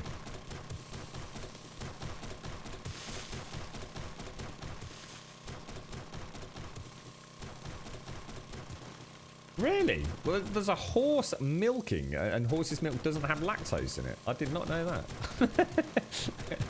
That's quite a strange one, G0. Yeah, same here, Pixel. Aldi for life, mate. I thought, to be honest, I feel exactly the same way, Pixel. And you know what, mate? It's nothing to do with where you were brought up or your background or your personal circumstances. I did a lot of reading into this, mate. There was a lot of underhand tactics used by the big supermarkets to essentially cast Aldi and Lidl in a bad light for the British public. What you said there is exactly what Sainsbury's and Tesco's and the big powerhouses tried to do. And it was to make you feel like you were of a lower social standing if you shopped at Lidl or Aldi. And it's very nice to know that people do that, whether they've got money or not, because there is a point where you're just throwing money away. I do understand it's a bit manic on the tills and not everybody's going to like that, but that doesn't justify the horrendous price hike that, you know, some of the goods in Tesco's charge. It's such a powerhouse of an industry, isn't it? But yeah, Aldi's fantastic, and their fresh fruit and veg is brilliant. I mean, you know, I'm sure there's different Aldis and people have different experiences, but the one we go to, fantastic quality, always super fresh. I guess it's the turnover in a place like that. You know, the only thing I don't like about Aldi is they always have, and maybe it's just the one we go to, but they always have, like, probably I'd say, I don't know, maybe 20% of the store, possibly even 25% of the store is just shit. It's stuff I've got no interest in. I'm trying to think what sort of shit I'm talking about. Weird footwear, clotheslines. I've seen some really bizarre, like, outdoor furniture. A bit of rope. all the things that I don't go to a supermarket for. And I always think, like, shit, could you just not have had an aisle full of more selection of some food? And that's the only thing that I don't like about Aldi. Parking's brilliant. Service is super fast. The queues are really small because the throughput's so quick. The products tend to be very fresh. They've got a good range. Meat seems to be really good in there. Obviously not such a big issue for us. You know, if you like your alcohol, holy shit, Aldi's the place to go, mate. I mean, as a non-drinker, I've sometimes been through the alcohol section in Aldi and thought, fucking hell. That's like a knockoff bottle of Jim Beam for about £4.50, mate. You pay 20 quid in Tesco's. Yeah. Yeah, that's it. You got it. Yeah. Yeah, that's it. So some obscure branded power drill. Next to the Pampers nappies. You got it, mate. Yeah. I know a fellow Aldi shopper when I see one. I've heard the wine's really nice, actually. Yeah, I have heard that, Pixel. Yeah, I've never had it, so. But yes. Bought 2 punnets of strawberries this year. Both turned out to be mainly rotten. Oh, what? Gutted, mate. That's awful. Where was that from, Miss Grim? You got Aldi there as well. Everyone shops there because they're about a third cheaper than Coles or Woolworths. Yeah, they are. They're crazy cheap. In Germany, Aldi is known for a small selection, obviously, but very high quality. Yeah, I'd say the same thing. Although I have to say the selection in Aldi is very, very good. I've never had any real issues. And that's me sort of, you know, buying primarily what I'd call vegan-styled food. It's not ideal, but I can get a lot of fresh fruit and veg in there. And then they do a lot of the tinned beans and things like that. So, yeah, absolutely. The only place I know for the commoners is Wetherspoons. You can't knock Wetherspoons, though. You can get a pint and a burger for a £5, right? I'll be a commoner for the rest of my life for a pint and a burger. I mean, obviously not these days, but... The supermarkets here don't sell alcohol. What, really, Mara? I didn't know that. Oh, my God, our supermarkets are terrible. The Tesco's that we used to have... was it a Tesco's? No, it was a Morrison's. Sorry. It was a Morrison's. We used to have a Morrison's not that far from here. And they literally, I think they had like, I can't remember exactly, I didn't count them, but say they've got 12 aisles. 2 of the 12 aisles were just alcohol. It was insane, mate, honestly. It's the most alcohol I've ever seen in a single supermarket. 2 whole aisles of alcohol. And the crates of lager were still on the pallets. The turnover of the lager was so quick, they didn't even take it off the pallets. And that's kind of a big no-no in a Morrison's. You know, Morrison's, you know, like Aldi, they don't care. They literally bring things out on the pallets and leave the pallet there until the next one's brought in. Yeah, you know, that's where they cut the corners. You know, in a place like Morrison's, it's all carefully and neatly stacked on the shelves. Not in that Morrison's. It stayed on the pallet until the next one got wheeled in. Unbelievable.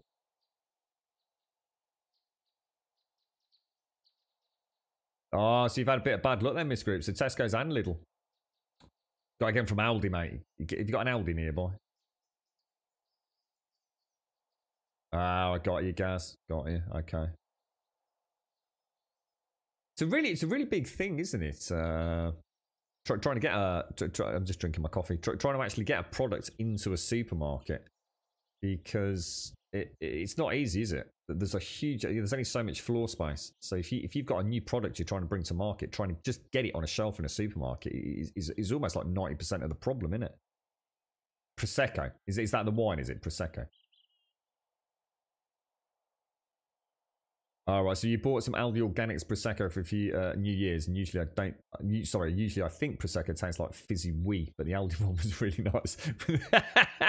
Right, big carbonate in your piss, have you, Pixel? A connoisseur of the piss, mate. Gets up on a Sunday morning after a night out on the lash, bottles it up, pops it in the soda stream, fizzes it up. Beautiful. How much do you charge? A bottle. Pixel's fizzy pea pop. I got a whole industry here. You can get it down Sainsbury's, mark it up at £4 a bottle, Pixel. You make a fortune, mate. Love it. Oh, I need to drink the coffee. The coffee's nearly done. It's lockdown. Desperate times. That soda stream that's been sitting in the bottom of the kitchen cupboard for the last 5 years that no one gave a fuck about. Pixel found a use for it, mate. Did I get more coffee? I've got a small amount that I sort of nicked off my dad, basically. I put it in some cling film. And rather unfortunately, I did pierce the cling film, so there's some coffee grains in the bottom of my Adidas bag. So I have got some, and I've also got some reserves to scoop out of all the shoe fluff and sock fluff. Oh my god, I saw this really bizarre thing on YouTube yesterday. You know, like you're just on YouTube, and like somehow you end up, in my case yesterday, foot peels. What the fuck? That stuff is disgusting. Has anyone ever seen it? Foot peels. You basically, I don't know what you do, but you basically buy, I don't know where from, what looks like, you know there's like little plastic bags you put over your feet when you go swimming. Well, that's probably a bad example, because probably not a lot of you go to race swims, but if you go to like a swimming pool, you put like, I'll tell you what, who uses them, probably a better example. Virgin Media could come round to your door, workman, a plumber, and instead of taking their shoes off, they put like these little elasticated bags over their feet, right? So they don't muck up your carpet.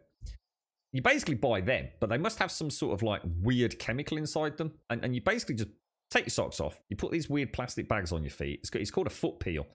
And you leave them on, I don't know how long for, 10 minutes, 20 minutes, whatever it is. And then you take it off and you sort of wash your feet. And your feet don't look too bad, apparently. They look all right. Until the day later.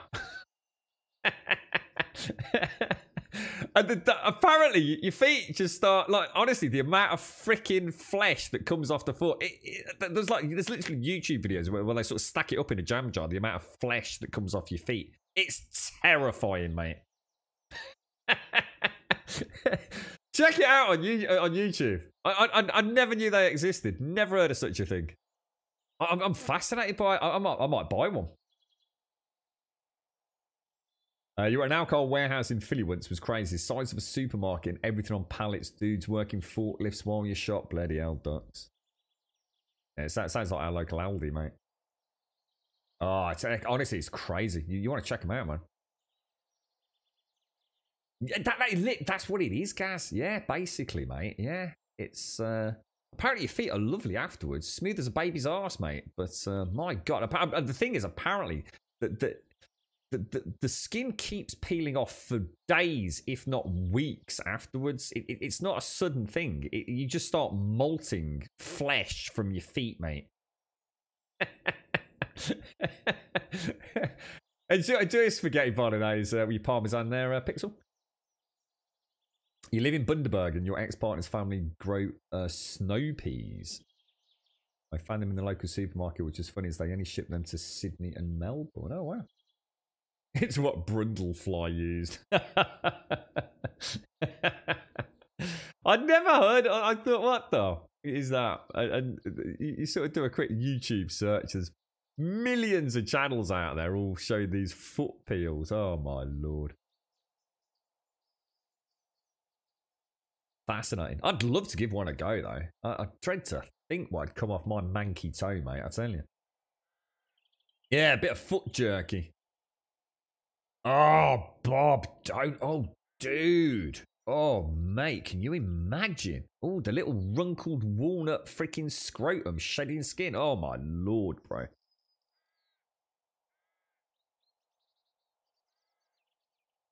Why, sir? Why? So, yeah, if anyone's up for experimenting in lockdown, get yourself a nice foot peel. Brilliant. Get the whole family involved, right?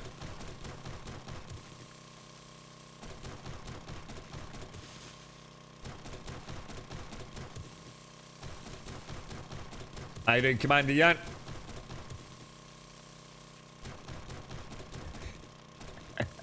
What we'll do is we'll buy some foot peel, Pixel, and we'll just rebrand them as nutsack peels. What could possibly go wrong? No, I know what you're saying, McGlashan, yeah.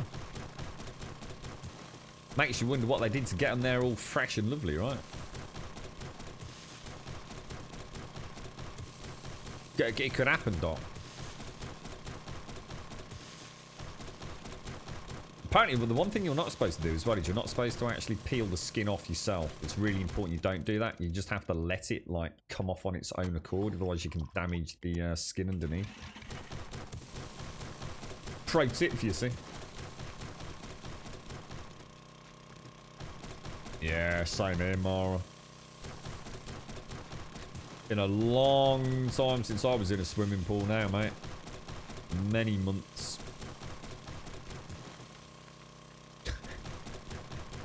Can you imagine the YouTube horrors, Pixel?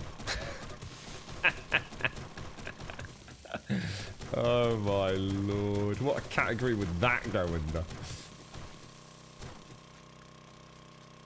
It needs more repairs. Bloody hell, bro. Terrible. It's a terrible, terrible world out there.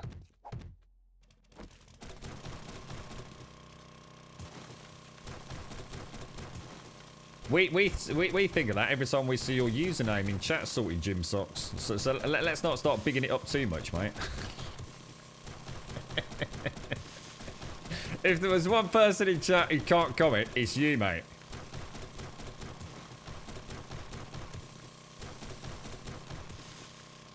Oh, there's an idea, Bob. Ooh, I like the sound of that. I think we should stop talking about it now, Pixel. I think the rest of the chat are starting to think there might actually be a serious enterprise here, mate. Your entrepreneurial talents. I reckon they're already chucking out patents right now, Pixel.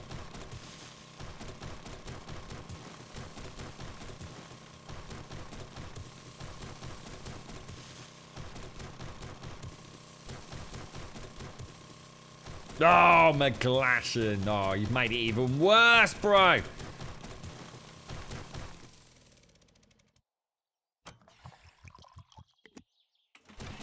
Anyone else smell cheesy feet right now? It's amazing how the mind works, isn't it?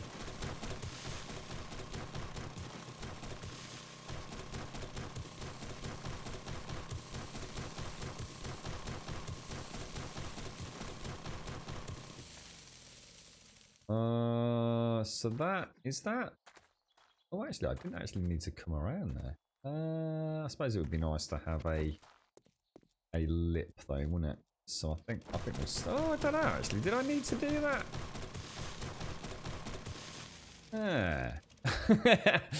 I'm starting to regret that actually.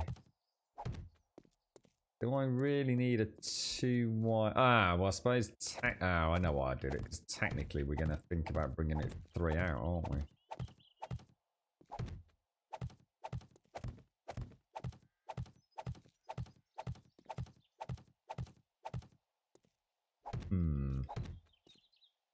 I suppose we could go 1 on the outside, 1 on the inside, and that gives me 3.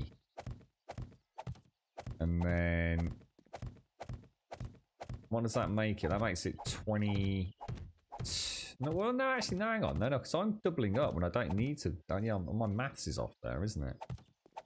If I bring it 3 out, it's still only 23 blocks. It makes it 46, but it's still only 23 blocks on primary zombie oh, no. Oh, thank God. Ooh, thought I made a BB then. Next Horde Night. Last one was 119. So 126. Jubilee.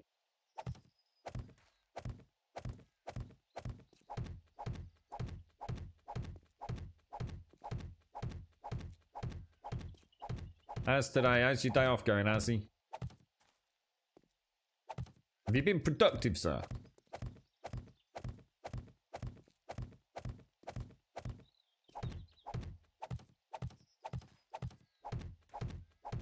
Really, really satisfied. I'm literally just walking backwards and holding the button down. I'm not having to time that or anything.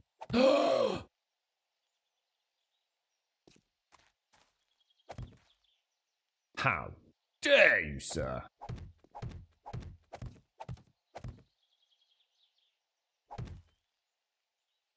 Right, so if we go to...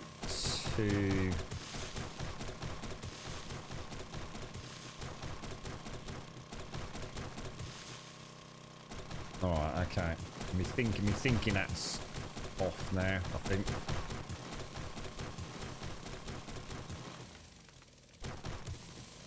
There we go, that's right, isn't it? And that, like, this should be the last of the terraforming there. Oh, nice. No more bloody auger. We can finally put it in a box and just pretend it never happened.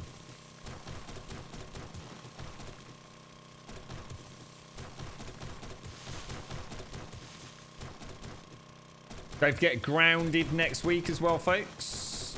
I'm not sure what we're going to do about that, but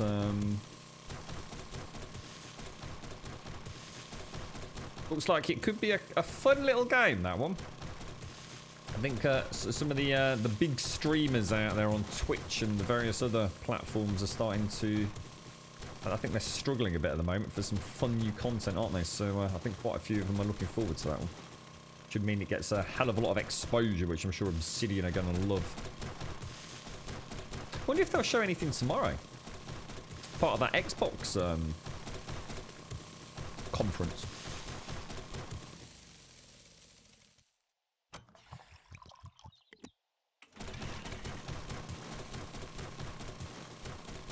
I think it's about time for a fresh brew as well, Bob.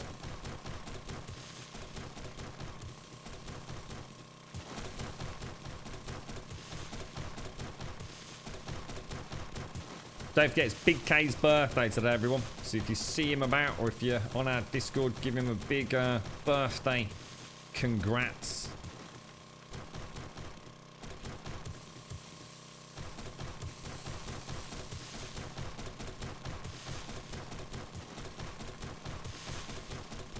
I think I've come to despise the auger. Everything about it, from its asset to the noise it makes, its recoil, everything about this thing makes it annoying. I was asleep yesterday, Bob. Are you managing to get back into a routine, or you're still struggling? You need a good juicy game to occupy your time, Bob, so you can fall asleep at the keyboard.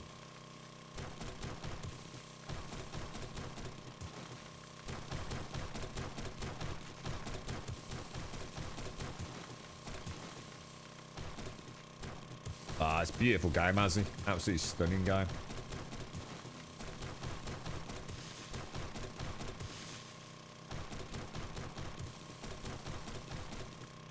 It's quite interesting. My playthrough of Ghost of Tsushima started off very much like most of my playthroughs of games, where I'm kind of in awe and I'm really enjoying looking around. And I really enjoyed The Last of Us combat as well. I did really enjoy it. I found it quite challenging.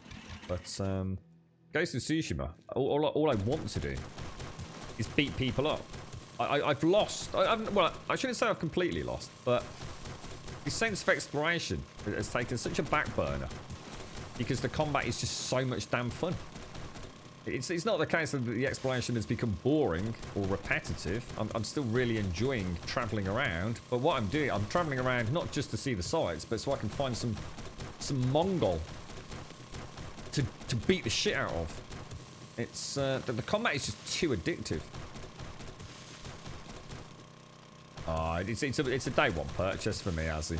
Something like that. It's even if you don't like the story and all that jazz for whatever reasons, it's such a technical freaking showcase, mate.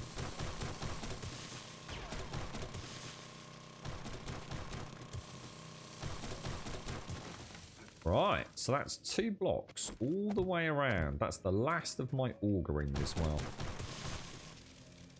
Thank God.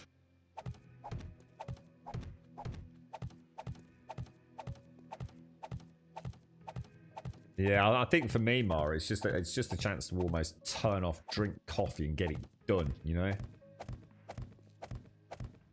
Yeah, same here. No ducks. Yeah, we've mentioned it several times. They really, really, hopefully, by the time beta rolls out, we need completely separate sound channels, don't we? We need music. We need auger and chainsaw are an absolute must-have. It's a no-brainer.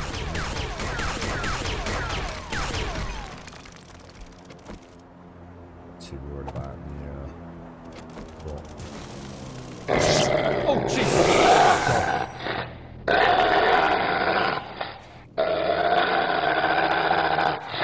Bloody baby hell, shark did do baby shark jaw did do baby shark do musical notes do mommy shark did do mommy shark did do Daddy shark do. Thank you for the bits from Friday. I've jumped out of my seat, mate. Thank you very much for the bits, Mr. Trump. Very generous. It's a whole lot of biddies, sir. New bit boss as well. Look at that mighty, devilishly tongued, dastardly crocodile creature. Thank you very much, sir. You had you had me half an inch out of my chair there, bro.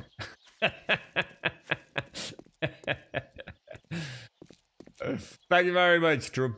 Thank you very much, bro. Very generous, my friend. Thank you kindly, sir. And Jeezy on the new bit boss as well, bro.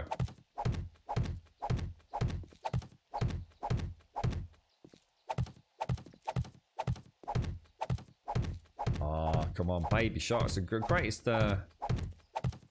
greatest piece of music in modern times, that is, mate. It's the only thing better than that song is obviously the Potato Song. Apart from that, I think all musicians might as well just give up now. I don't think it can be beaten, really.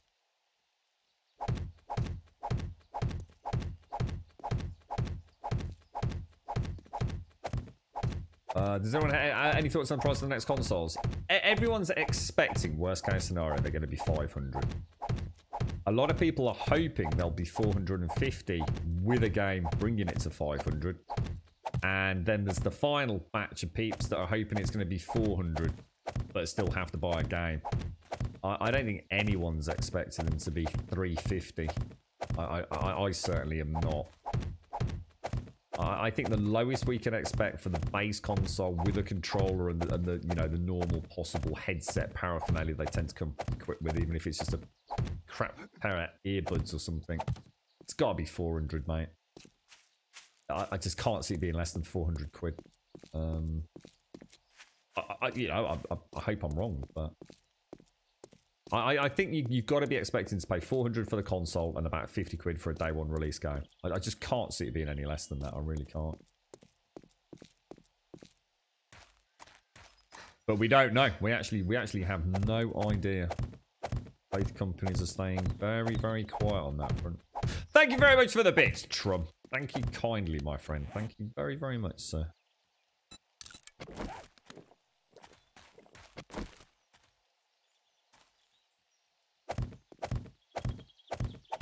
Yeah, the only thing I'm not sure is how far to expand these walls out. No ducks. I'm not convinced it's... I suppose technically we could build... This is perfectly centered. There's nothing to stop me rebuilding that on that side either, is it? So you can have it for like multiple players. That's an idea.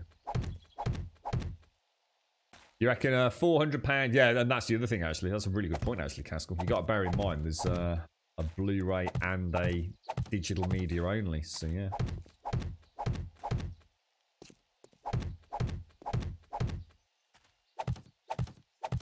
So you reckon there'll be that much price difference, about £100 difference? So that's a lot. That's a huge price difference. I mean, that's going to fall. That makes sense to me, Caskell, because it's almost saying to people like, look, you know, you can get it for 400. Don't buy the disc version, and they would love you to do that. They want you buying the games digitally. So I'd say that's a pretty solid guess, actually, mate.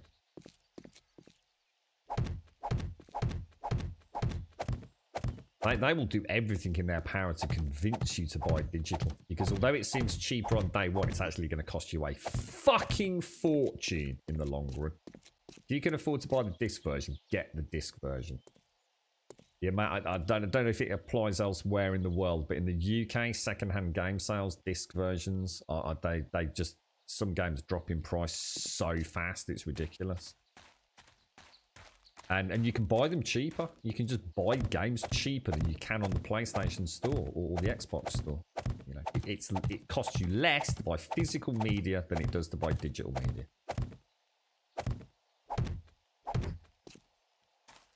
You right, old crazy stuff. What's that? How does a Project Fall hit? It's going all right, actually, mate. It's we're not entirely sure if these walls are going to hold up, but this will be a much better test than last time, because now there's no alternate routes in, regardless of where they spawn. So we'll have a good handle on whether or not that sort of side of it is working shit. Recipes, flagstone blocks. Let me go and grab... Reckon we've got any flagstone blocks back at base? Did I make some on the workbench? I think I did, didn't I? You got almost 7 hours last night. It was wonderful to get that much sleep straight through. What without any interruptions? Oh wow, Bob, that's brilliant for you, mate. Congrats, dude. Do you feel a bit more alive today, mate? I've just been sent an email from Kosh Media. Perhaps something to do with Farming Simulator.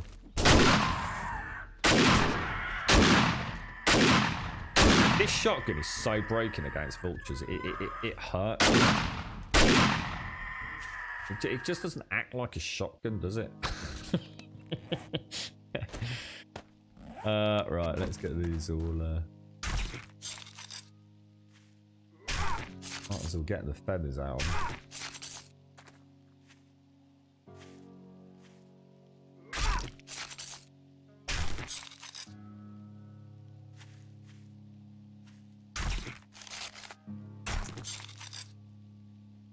Was that all of them?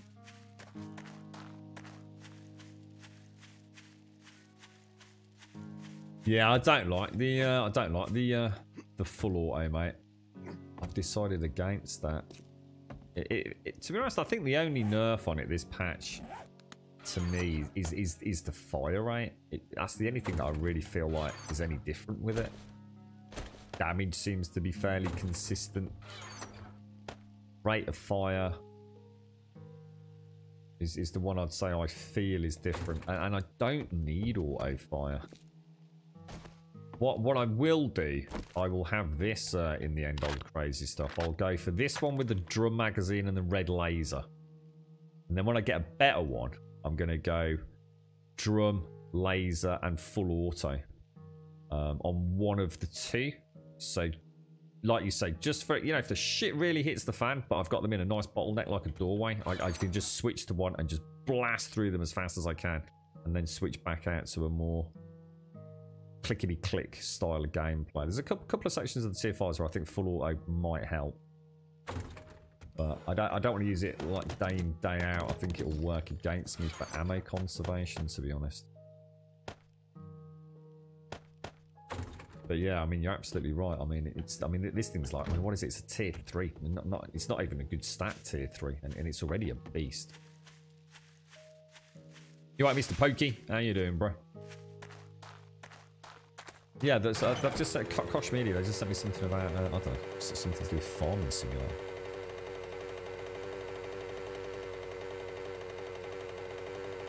Oh, you're talking about The Last of Us, Ellie and the guitar, yeah, that's cool, that is. So 90% of our weed comes from Wales, and with the border shut, the little they have is expensive. Oh, what, really? What, is that where all the UK weed comes from? I didn't know that. Is it all being grown in the rolling hills of Wales, is it?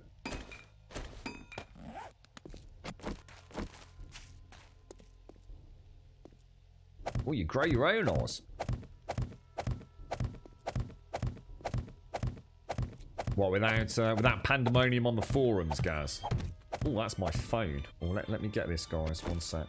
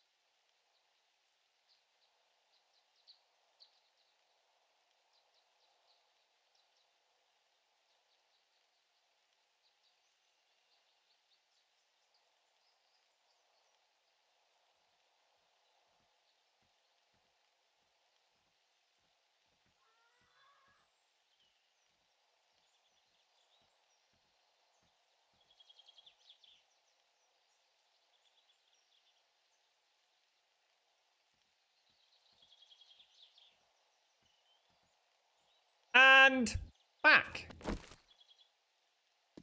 Right, where are we?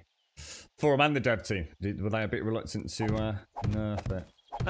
Has the fire rate changed, Gaz? It's like I said, it's the only thing that I feel's changed in any meaningful manner.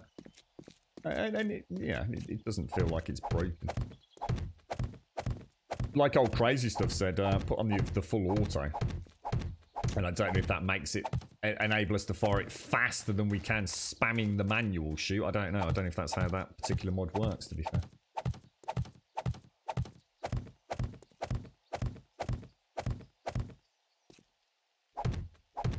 Can anyone answer that? If we actually put the auto mod on, does it actually shoot faster than if... Or is it just the case of the auto mod enables you to hold the trigger down? But you're still firing at the same rate. I've never 3 months whoop. So. Loving the 19 content.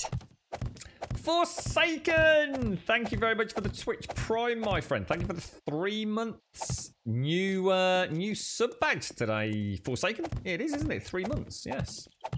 Thank you very much, bro. Trump, thank you for the bits, bro. How you doing, Forsaken? How's things, sir? Are you surviving the ever-declining madness of the world, sir? Oh, you actually used to grow your own mist group, really? What happens is, so you get caught growing weed in the UK. Let's just say, I mean, I don't know how many plants you'd need to sustain a little bit of a cheeky smoke here and there, but is it a prison sentence if you're caught growing cannabis? Or is it like, well, you really shouldn't be doing that. I mean, obviously, if you were growing like an acre full of it, you're probably going to have a bit of a problem. But I mean, if you were growing something that was clearly, yeah, I don't know. I don't know. Like I said, I don't really know volumes and quantities. But if you had like a couple of cannabis plants in your back garden, right? Would you end up with a jail term, or is there any reason why you can't just grow a couple of cannabis plants, or does it have to like be done in a greenhouse and things like that? I know very little about that side of marijuana, I guess, cannabis, whatever you want to call it. What's the difference between marijuana and cannabis? Is cannabis the actual plant? Is that like the Latin name for it, or? That's what I was thinking. Intent or court actually distributing. Intent to supply or active distribution, whatever. Will definitely be potentially a jail sentence. Again, depending on quantities and first versus multiple offence, I guess would all be taken into account.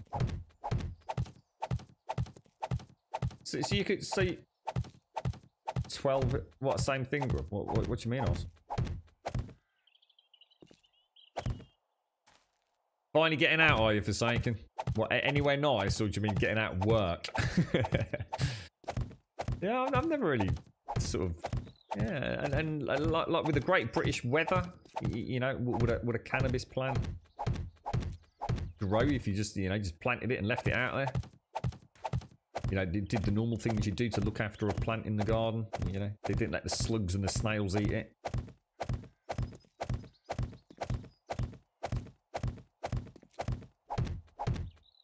Cannabis and marijuana are exactly the same. Well, so it's just two different names for exactly the same. So is that the name of the plant as opposed to the name? Because obviously you've got things like the active substance, which is THC, haven't you? And C, is it THC, CBD? Oh, you got all this weird stuff, haven't you? So I always thought of cannabis as being like the Latin species name, and marijuana was maybe would be used to refer the smokable elements of the plant, but I don't know. They've got to be two different things, Oz. They can't be you can't say, it'd be a bit like saying that there's a difference between what we'd call a tomato plant and the tomatoes growing on it. So marijuana, cannabis, like they must mean different things. Oh, cannabis is the real, so, oh hang on, so one's the plant and the other is the chemical. So cannabis is a cannabis, so therefore cannabis is, as we were saying, like the Latin for that species of plant. And marijuana is hemp and marijuana, a specific part. Ah, here we go. So hemp. So what's hemp? Because hemp is the thing that I associate with being made into all sorts of things like clothes, sacks, twine and rope and things like that. It's actually quite a wonderfully versatile material, isn't it, hemp? So what's hemp? Is that like the main... Is that like, does that come from like the main stem of the plant, perhaps? And then the marijuana maybe is like the leafy part or something. I should watch a YouTube video about this. I'd be quite interested by it.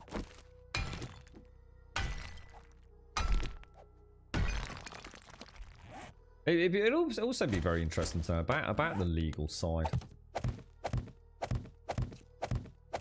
So if you're growing it, your neighbours dogged you into the police, and the police came around and says, we've heard you've got cannabis growing in the garden, and we've got a warrant to come and check it, and you've got 2 plants out there, I don't know, how big do they grow? I don't know, about 3, 4, 5 foot high?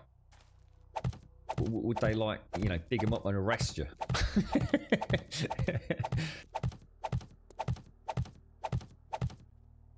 No, you definitely don't get high from a hemp. Oh no, absolutely no, because that hasn't got the active THC component in it, has it? Oh, so hemp's used to describe all the other parts, so the seeds, the stems, the roots. So that's the general non, if you like, chemically active part, is it? And like you say, Oz, that doesn't hold the THC element, does it? Is it THC? Is that right?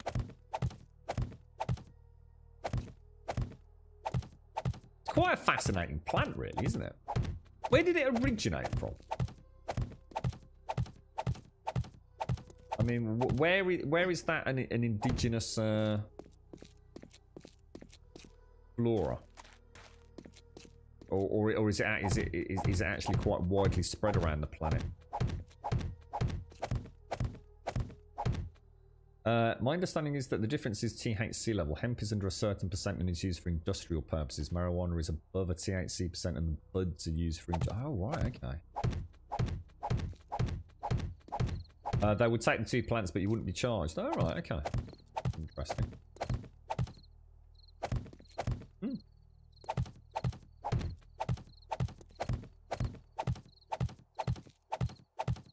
So what would be deemed? All right, okay. So 0.5. Okay, right, interesting. Yeah. I think I got linked to a video on something like that. Hemp through the ages or something like that, Missy. But it was a long time ago. Quite fascinating, very versatile. Yeah, that's it. Yeah, clothing, ropes is heavily used in sort of the farming industry as well, wasn't it? Everything from making the bags that the grains would be stored in to the farmers' clothing. As you say, ropes for cattle and livestock, and I no doubt an element in things like thatch roofing, perhaps, and stuff. I mean, incredibly versatile plant, right? Oh yeah, and oils, yeah, hemp oil, yeah, forgot about that, Hashi, yeah. Houses, my clothing fibers, hemp, concrete blocks for building. Wow, Jesus. I suppose the problem is in the UK, if you were going to grow cannabis for whatever reason, so let's just say you wanted it because you were interested in the hemp industry, and you'd like to have a go at making some things out of hemp, rather than smoking it, or doing anything like that. I wonder how hard it would be to actually get seeds that would actually grow. You know what I mean? Is it something you literally go on eBay and buy them? Or do you have to scurry around on the dark net? Or is it just a case of bringing a mate, I don't know, in Belgium and saying, oh, mate, send me some active seeds over? You know? I wonder how hard it is to actually just do it anyway. It's quite interesting, isn't it?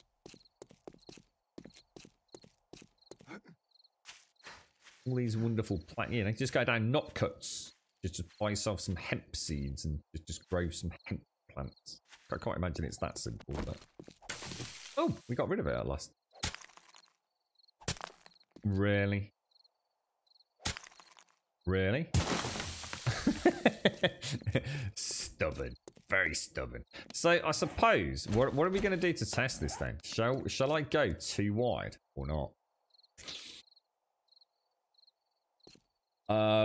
There's no real way to test it without going too wide, and then we could have the third block inside, couldn't we? It does bring us quite close to the edge down here, but it doesn't really matter. And an extra block there is not gonna cause any major distress to the build, is it? And then I could take the third block on the outside, so it's only 1 block deeper. Do you think that's gonna work? And how much do I want to commit with... shall I just make them out of wooden blocks, or...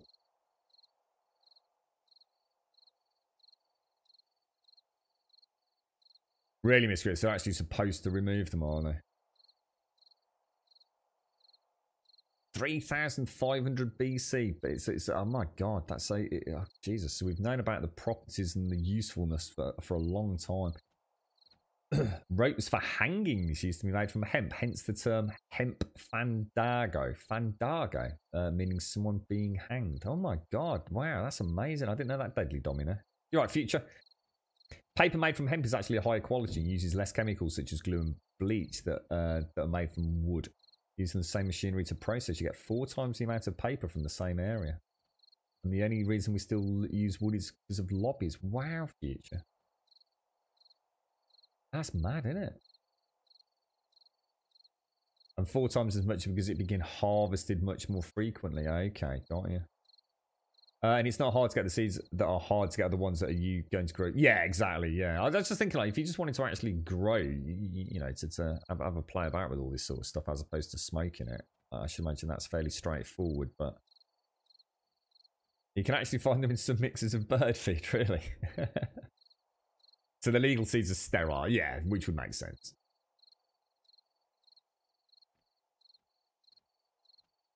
What's that? Grum was so good at sushi, he sliced them all and won the game. What's that, Smell? Oh, no, you're talking about Ghost of Tsushima. No, my brand new DualShock 4's turned out to be a faulty one, mate. The Bluetooth connectivity's failed completely, so I sent it back yesterday, Smell, so I can't actually play it at the minute. So it actually originates from Central Asia, but the earliest evidence originates from the Oki Islands in Japan, all the way back to 8,000 BC. Fucking hell. Yeah, all right, thanks, Smernal. How are you? How are you? God, I'm fascinated by all that sort of stuff. Wow, Jesus. It sounds like it's a wonder plant, doesn't it, when you think about it? Can you, is there any way to eat hemp? Is there any way to turn it into like a food source? Or is it just a little, is it just not really going to work that way? You know, like, for example, some plants have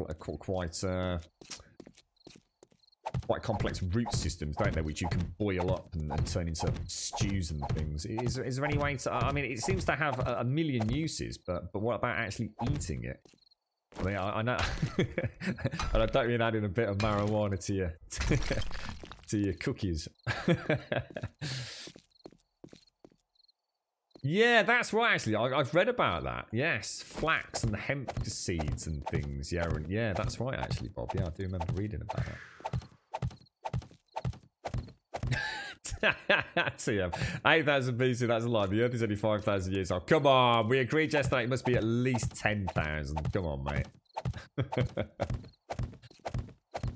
See, the thing is, Megalashid, right? I'd eat anything if it was mixed with a bit of oil and butter. I mean, probably not butter these days. But I tell you, you stick in a bit of garlic in there, garlic, onions, and a bit of oil. I don't think there's many things that wouldn't taste nice, right? Yeah, that's right, Crazy. Yes, I'm pretty sure. I mean, don't quote me though. So I'm sure when I was looking for something called, is it called chia? I don't know how you pronounce it, chia or kaya, which is a nice addition to some smoothies and shakes and what have you. I'm sure I saw hemp seeds in Morrison's. I swear I did. And I remember sitting there and a little chuckle to that. You can actually make flour from hemp seeds as well. Wow. Okay. Bloody hell. It's pronounced chia, is it? C-H-I-A, and it's pronounced chia. Okay, thank you. Yeah, I've got a big bag of chia. It's all flax and stuff, isn't it? And, oh, close call. China used to used hemp to make clothes, shoes, ropes, and early forms of paper. Then the Greeks were the first known to actually try to inhale it for ritual purposes. Was it? Oh, Bob! I didn't really comment that much in Discord, to be honest. I was a bit sidetracked. I did give you a thumbs up or something. When you said that your ex-wife beat you around the head with a shovel, I did wonder if it was, you know, actually a straight up legit smacking the head with a shovel, because I did say in yesterday's stream like that, surely that would have hurt a great deal. And then you were kind enough to post a picture of the lump in your head, or should I say the dent in your head. Dude, really? What did you do to justify literally a full-thrown shovel in your skull, mate? Were you a naughty boy? Or was she having a bad day, mate? I mean, I think you're lucky to be alive, bro. Thank you for the sub earlier, Forsaken. Thank you for the 3 of the Prime. Deadly Domino and Vogan, thank you for the follows as well. I hope you both well. Hang on, I've seen the link here, Miss Group. Express.co.uk. Grandmother accidentally grows 5-foot cannabis plant in garden. I think they're just bleeding a bit of senility there. It's the grandkids, Miss Group, sitting there. Got old Doris growing 5-foot super cannabis plants in the back garden amongst the tomatoes, right?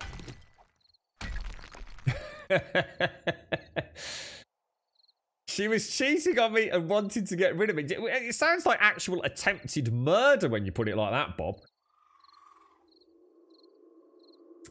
Hey, you alright, Diz? How you doing, mate? How's things? Nice write-up. I was talking about you earlier, actually, Diz. Nice write-up on Destiny earlier, mate. Really appreciate that. Thank you for taking the time out. I was saying in chat earlier, I couldn't have mirrored your words or said it better myself, mate. Fantastic.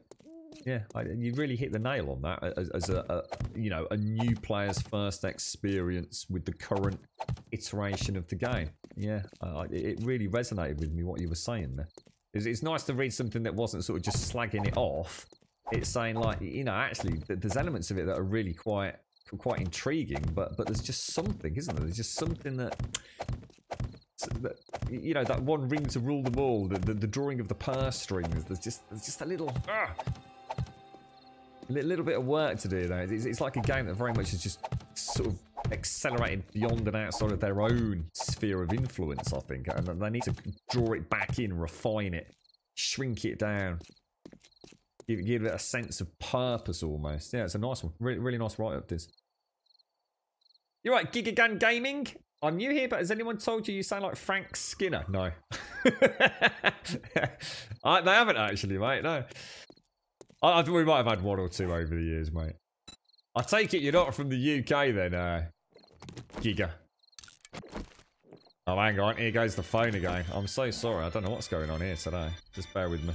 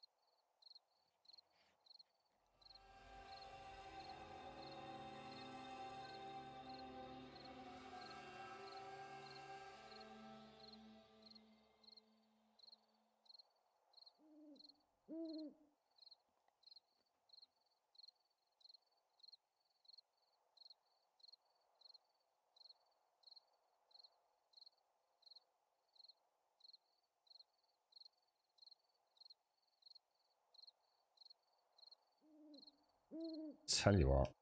Fucking tell you what. Right, okay, let me, sorry about that, thanks. Alright, you alright, Simpson? How are you doing, bro?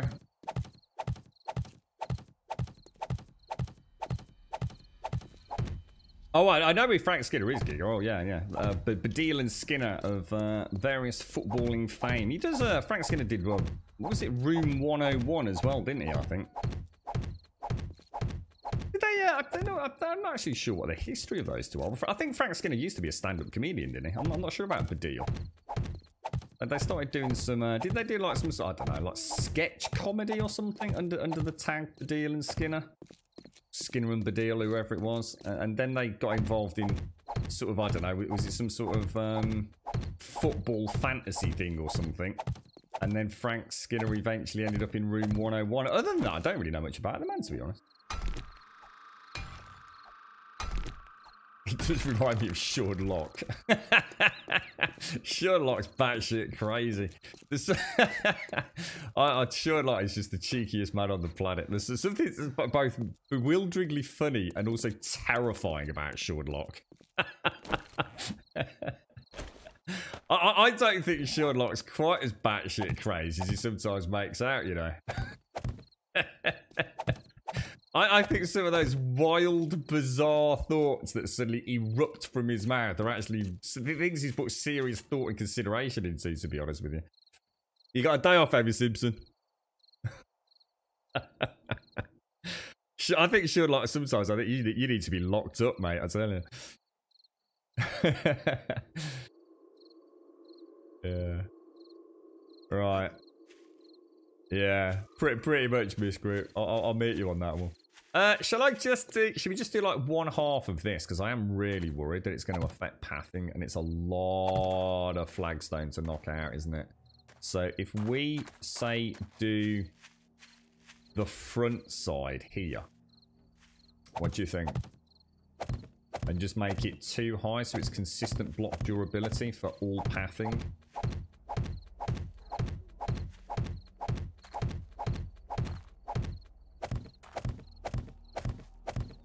Well, one of the funniest shows I've ever watched in its condensed form. I've never actually watched Countdown, 8 out of 10 Cats Countdown. Never watched it, the whole show. But Channel 4 on YouTube always put up like 15-minute sort of highlighted segments. And I honestly, I literally think it's one of the most pure condensed examples of just off-the-cuff comedy.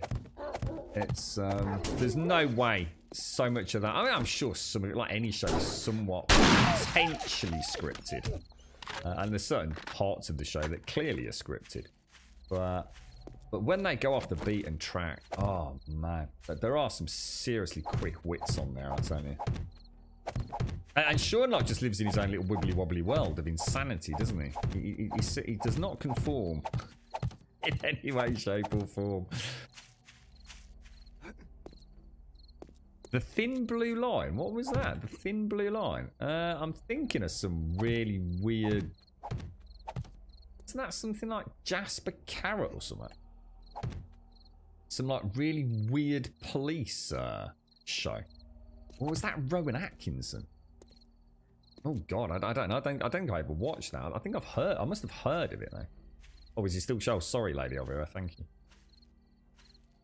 Cheers, Bob.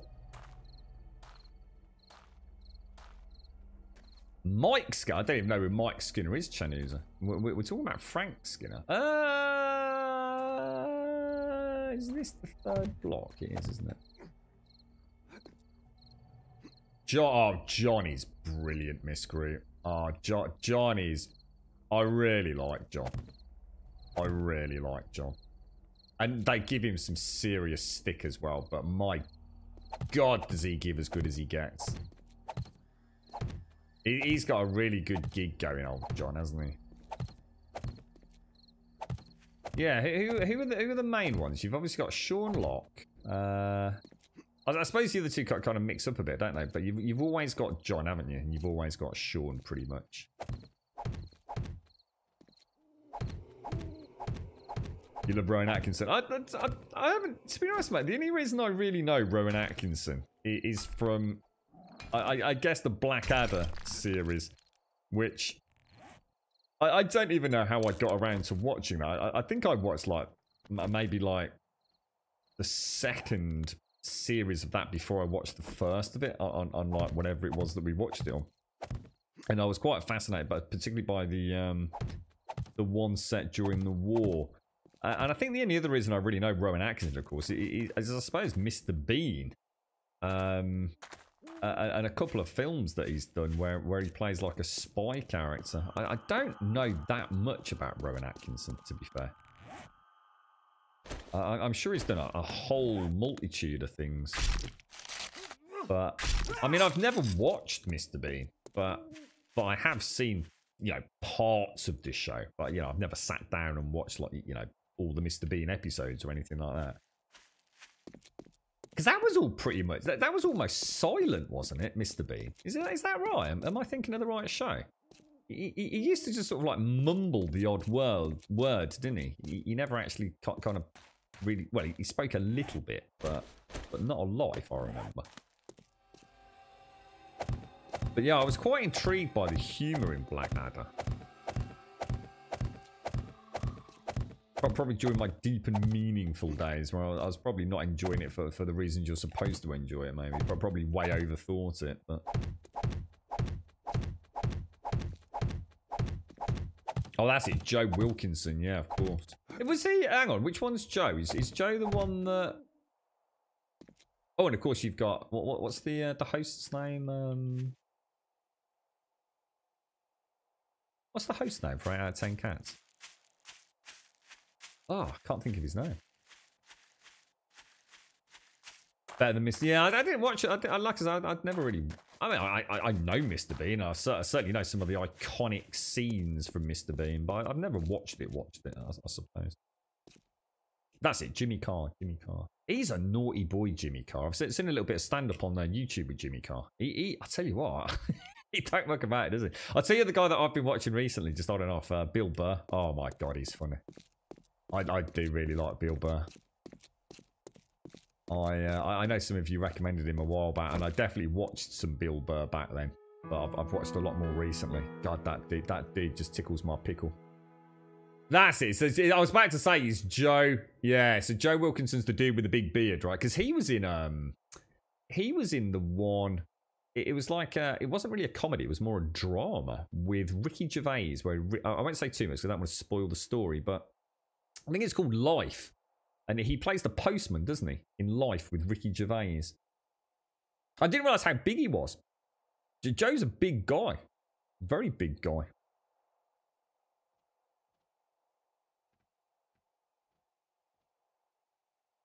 Bill Burr. I mean, I don't know how wide his repertoire of comedy is. I'm kind of limited to what I've seen on Netflix. But damn, there's just something about him. It's like anything with comedy, isn't it? So some people absolutely despise one comedian that you love, and you can never quite figure out why, right? But Bill Burr just has me laughing from the second he opens his mouth. To be honest. He doesn't even need to say anything that funny. I just find the bloke just... It's just his whole outlook on life. Maybe I see some similarities there. Definitely said a few things. So I sat there nodding my head going, it's about time someone fucking said that, mate. You're right, Rev. How you doing, bro? How's things? Yeah, he does. Yeah, Jimmy. I've seen Jimmy Carr is really ruthless in stand-up. I have seen him rip people in the crowd apart. I mean, like absolutely mercilessly. I didn't realize he was like that. I really didn't. How you doing, Mr. Renan? How's things for you? Yeah, Sean Lock's brilliant twinkle. Yeah, I see what I should do. I mean, presumably he is stand-up, isn't he? I have seen a little bit of Sean Lock stand-up, but I should really try and investigate more to see what he's like outside of 8 out of 10 Cats. You know, with his own raw footage, because yeah, he's definitely got a mad outlook on life, and he certainly has me chortling quite merrily. Kathleen Madigan. No. And in fact, I've never heard of Kathleen Madigan. When you said Ricky, Missy Kit, who's Ricky? Oh, you mean Ricky Gervais? Sorry. Ricky Gervais, yeah. Dave Allen. Dave Allen. Isn't Dave Allen really old?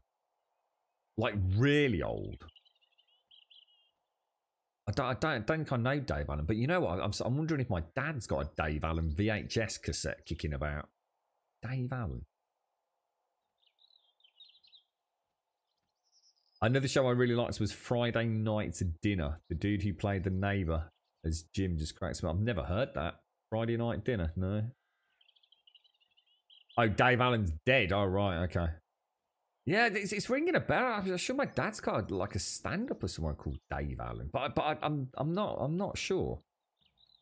I used to buy my dad for Christmas a stand-up comedy live show, whoever it was. He was, you know, really into everyone from Roy Chubby Brown. It was a Scottish guy we were talking about the other day.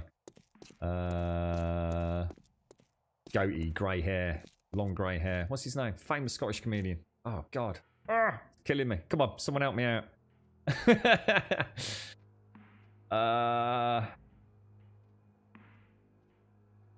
Oh no. I think he's really poorly, isn't he? Billy Connolly. That's it. Thank you. Oh, thank you. That was annoying the balls out of me. Billy Connolly, yeah. Isn't Billy Connolly really ill? Isn't he suffering from something like Parkinson's or something like that? Have you seen Bill's bit about going to visit his wife back when they started dating? Oh, no, I don't think so, Missy. Is that one of the... I think I've still got 2 stand-ups to watch on Netflix. I think he's got 4... I'm sure he's got 4 on Netflix. I think I've only seen the... I think I've watched them in order, but I'm not sure. Jim Jeffries. I don't think I know Jim Jeffries either, actually. James Acaster. The name's ringing a bell, and I'm sure I know him, actually, Red, but I just can't... I can't picture him, to be honest. No, I don't think so, Missy. Maybe that's in one of the others. But then again, I guess the Netflix stuff doesn't encompass all of his stand-up, does he? You can watch all of them on all 4. And what was it called, Missy? Sorry, what was that? Friday night dinner, was it, or something? Jim Jeffrey. Is he... I'll see if I can check him out. Do you reckon he's got anything on Netflix, Rev? Or...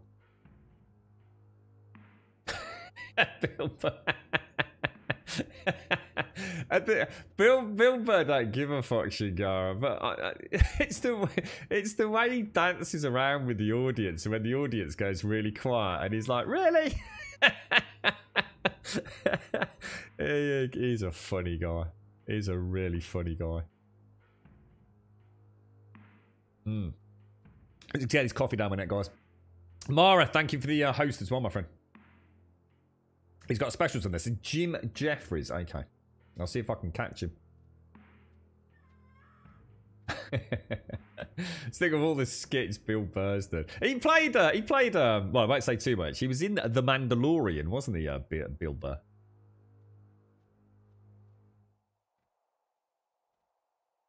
Did you enjoy it, Castle? Yeah.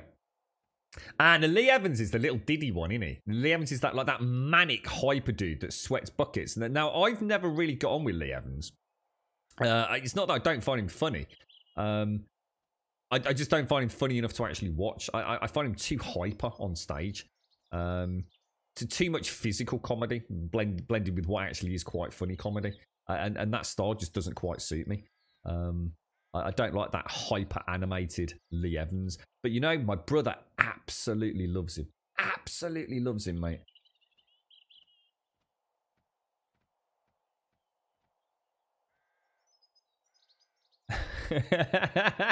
What, the Bill Burr skit on domestic violence, Missy? Intolerant. Is that... Hang on, which one's this? Which one's... so Intolerant is one of the Jim Jeffries, is it? I'll have to see if it sounds like quite a few have enjoyed him.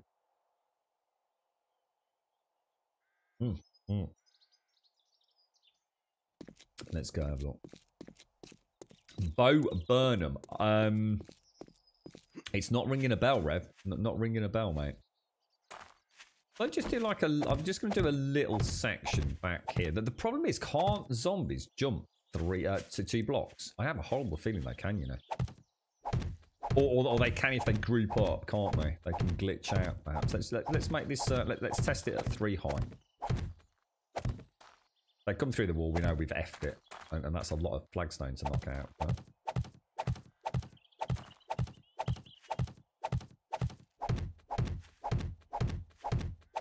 Oh no. I won't be able to do my decorative work, will I? Doing that. Oh no. I might have made a bit of a boff there. Well, I'll tell you what. Why don't we put that to the test? Hang on a minute. Let me just try and think of something here, guys. So, if we were to say...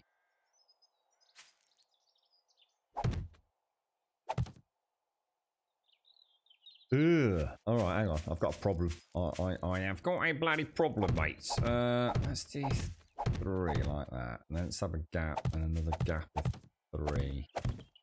Gap. 3. That's where this is going to bite me in the ass, isn't it? So 1, 2, 1, 2, 3. Yeah, that's not going to work. Shit. Okay. Okay. Oh, I'm not sure how to do this then.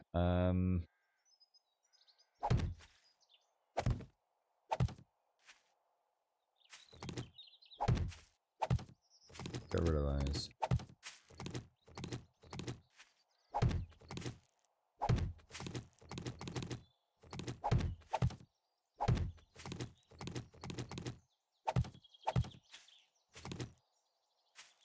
Okay, that... Oh, no, that doesn't work. Obviously, so we'd still have to go for the double... Yeah, because it's in... Do we forgo Gapper 2? Do we just give up on Gapper 2? And do what we were originally going to do?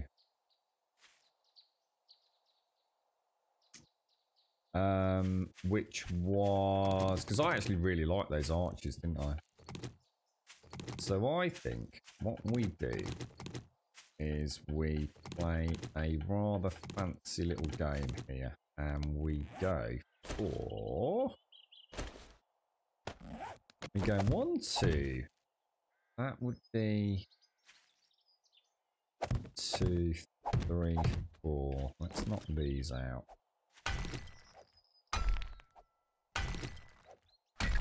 Oh, musical comedy. Ah, no, I'm not a big fan of musical comedy, to be honest. Is it like little sing-alongs? Like little funny tunes and things? I'm not into that. Yeah, I don't really like that sort of stuff. No, I like Bill Bailey. Well, I say I like Bill Bailey. I have seen some good stuff of Bill Bailey, but I know very little of his content. I've seen him on a few shows like 8 out of 10 Cats and things. I certainly don't know much about him.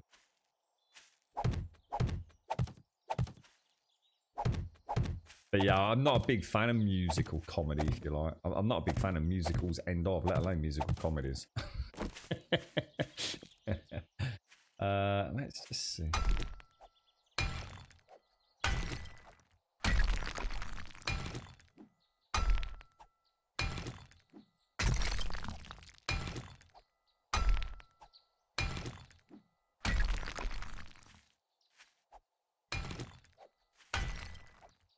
Yeah, I never watched Black Books. A lot of people have suggested that to me, actually. That's quite old now, right?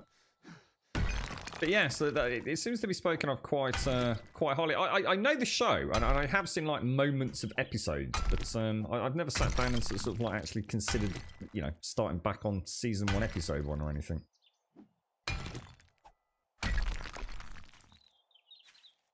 Why, is that what happened to Black Books, was it, Smirnock Ice?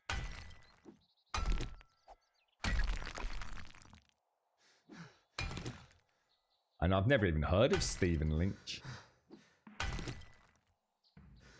George Carlin. Never heard of George Carlin either. It sounds like there's a lot of comedians out there. That's got to be a rough job, right? I should imagine some of them have got some horror tales of where they began and how they started out. That's got to be brutal. Truly brutal. Yeah, never heard of him, Rev. George Carlin. Never, not even ringing a bell. I mean, you know, I might see a picture of him and think, oh, freaking hell, yeah, but it's not ringing any bells, dude. Or what you, I had to do the lawn here yesterday. I was starting on my dad's yesterday as well, very briefly, Mario. That freaking killed me, mate. I sat there yesterday on my own lawnmower, Mario. No, not sat on it, as in sat there. It's not a drivable one. Sat there trying to figure out why I couldn't put the cap back on the lawnmower petrol tank. And I was like, for fuck's sake, why is it not going on? Stupid thing. And I honestly, I'm not even kidding you, I reckon I was there for about 4 or 5 minutes, which is a long freaking time. And I realised I was trying to put the cap of the gas can on the lawnmower. And I just hadn't clicked it, mate. And I was like, oh, for God's sake. You know what I mean? You couldn't make this stuff up, could you? They're very, very similar. Very similar.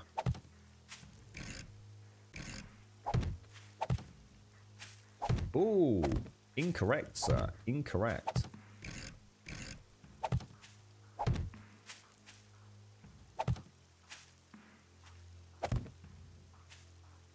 You reckon I'd like George Carlin? So is this a guy who's no longer with us, is it?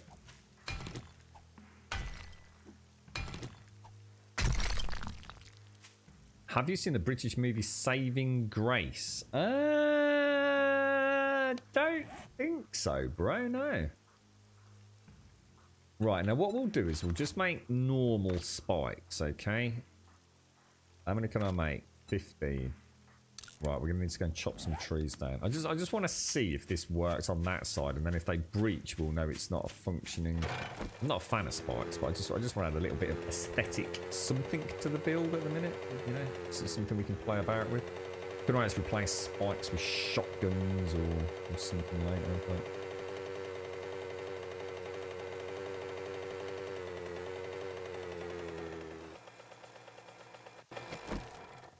What about the old guy Jethro? I only know this because someone's made. It's someone called Jethro Tull. Is that right? I know nothing about the dude. The only reason I even know of Jethro Tull is because of Twitch chat, mate. I have no idea who Jethro Tull is. He sounds like some mythical sort of, I don't know, folk sort of fairy singer or something. I know nothing about Jethro Tull, mate. I don't know whether he's a singer, like a hippie dude, a banjo playing dude, a comedian. I know nothing about him, dude. If that's who you mean. You had a mouse climb onto your ride-on mower's engine and built a nest there. It chewed through the spark plug. Why, little bugger. A couple of weeks back, I must have forgotten to empty the grass catcher, as I call it. And I went to... It all started decomposing in there. It's like, fuck, proper stunk. It was all like putrid in the bottom. Because we had this spell of rains, so the lawnmower hadn't been touched. Oh, Dogma. Oh, I know Dogma. Yeah, Dogma's a cracking film. Colin played the Cardinal. Oh, yeah, I can't think of the character, but yeah, I've definitely seen Dogma. Oh, it probably will come back to me when I look him up.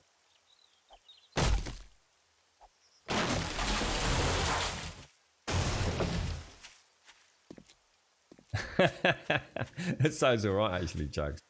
What's it called again? What is it?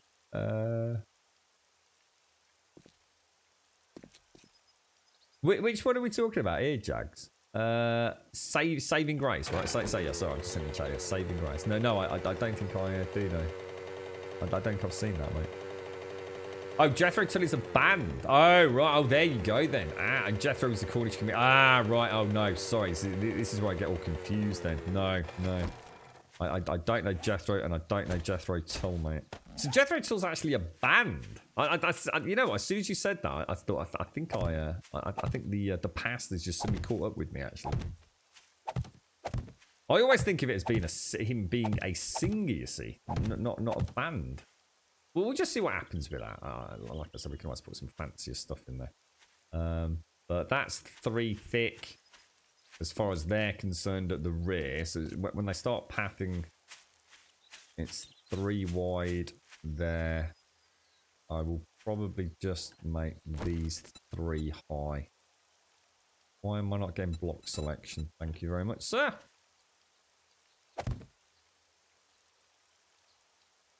Saving Grace. Is that a fairly old one then, presumably, Jags? How's Pepper getting on with his playthrough, Jags? I saw you over there yesterday. I was just doing a bit of cheeky lurking. I'll often pop on Pepper. How's he getting on with it?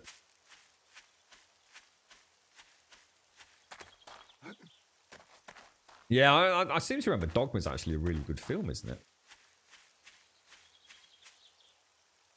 Oh, yeah, okay. So, is that everything? When's the next one? 126. I think we leave that. I don't think we do any more than this.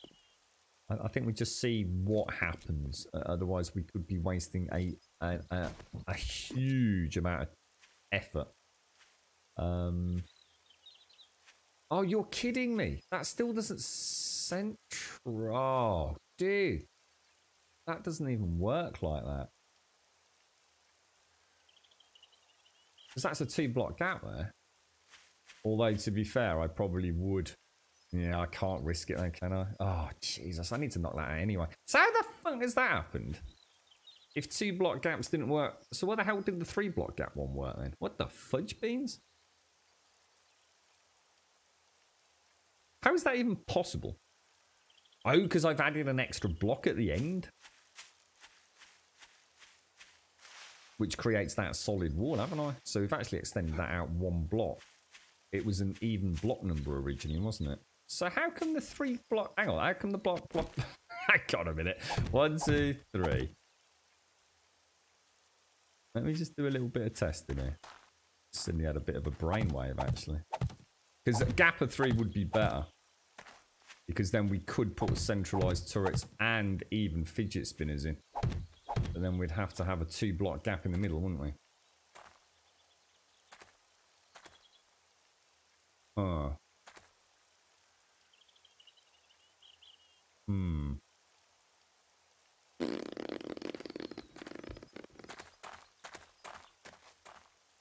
I don't understand how I can have an odd number not working, but also not have an even number not working. So something's wrong with this.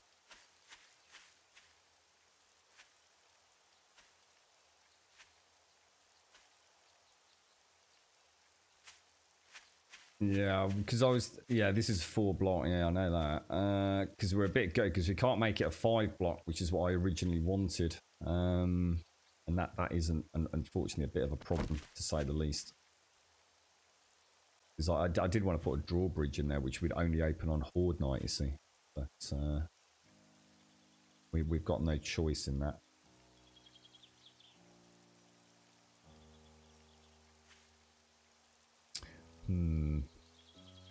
He's doing all right until the moment it goes. Yeah, I think the problem is you will.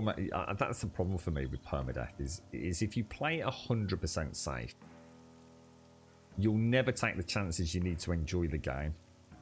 This is the kind of game for someone that knows a little bit about it. You will never take the risk. You will never play in that way that's going to get you killed. And what happens is, one of two things happen.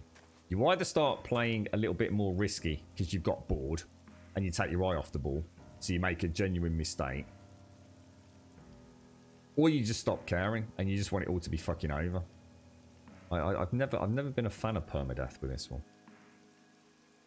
I like the flow of the natural game, and I think the thing is the alphas are going to come so sort of fast and thick these days that I don't think we'll be waiting long for Alpha 20. So we'll have a necessity, you know, well, it will necessitate a wipe anyway. I really don't know how to do this.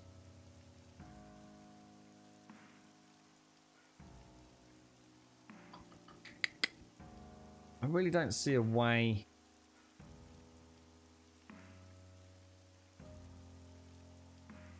How many blocks? Are both of these sides the bloody same? I haven't made a really bad error, have I? 1, 2, 3, 4, 5, 6, 7, 8, 9, 10, 11, 12, 13, 14, 15, 16, 17, 18, 19, 20. That terrifies me. 1, 2, 3, 4, 5, 6, 7, 8, 9, 10, 11, 12, 13, 14, 15, 16, 17, 18, 19, 20.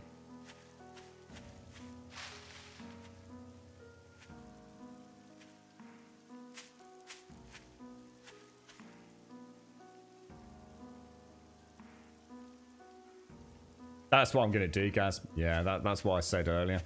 So rather than having, if you like, I'll probably leave this as an open archway.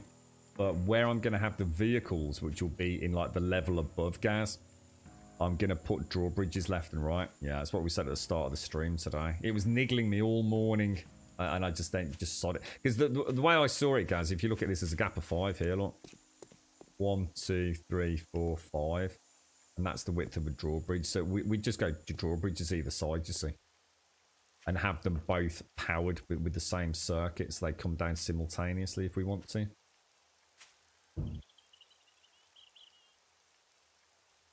You can't, Shades. It doesn't work.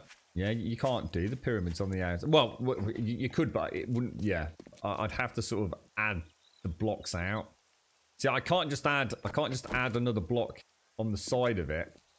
So say I had another third block, you know, here, and then add another set of Grumbyramids, because everything about this is essentially a 2x2. So it wouldn't be symmetrical. The only way I could do it would be to lose those blocks. So in other words, I'd lose those 2 Grumbyramids. So they'd come out. I'd put a third block here and have these mirrored on that side. Which I think would still work. I think pathing would still be viable. I think it would work, but it's a bit late for me to do that. I'd have to redo the whole thing. But yeah, that was the only option I could think of. So in other words, extend that central gap rather than trying to add a third layer of Grumbyramids. We'd still only have 2. Basically, we'd still only have 4 Grumbyramids, right, Shades, instead of 6. And I think it would work. I think they'd still see it as a path. And to me, it might even work better, Shades. It might force them to fall through even better. But yeah, that was a no-go.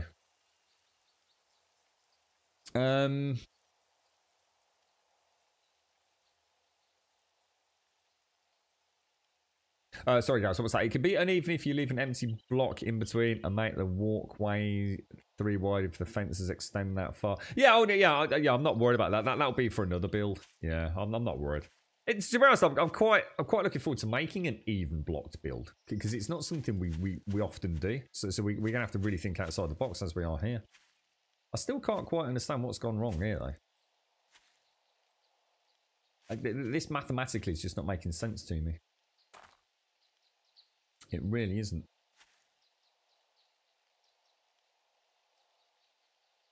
But we can't leave it like this. Although I suppose that is the archway, so I suppose it does add a... I don't know. I think I'm quite happy with it, actually. I think I'm overthinking it. I don't know whether to drop the archway down one. So I don't know whether to have the archway up there. Let's just pretend... I don't know whether it needs to be a bit more magnificent. But that was the idea, just to have an entrance coming in like that. Yeah, I just want to make it look deep enough that it looks like there's actually a wall there. And I can always thicken up internally. The thing is, I don't want to do too much, guys, because there's a chance we're going to have to strip this out.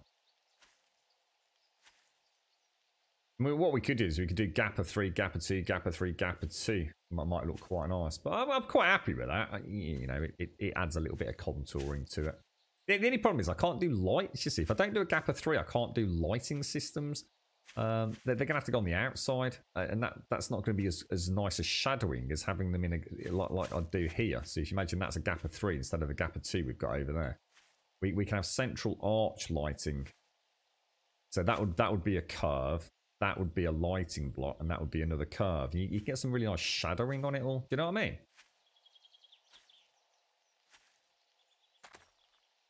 But you can't go... It's weird, because over there we've got gap of 2, gap of 2, gap of 2, gap of 2, gap of 2, but it doesn't even out. You end up with a double gap or a double block there. But if you go gap of 3, gap of 3, gap of 3, gap of 3, it also doesn't work. And I can't understand why.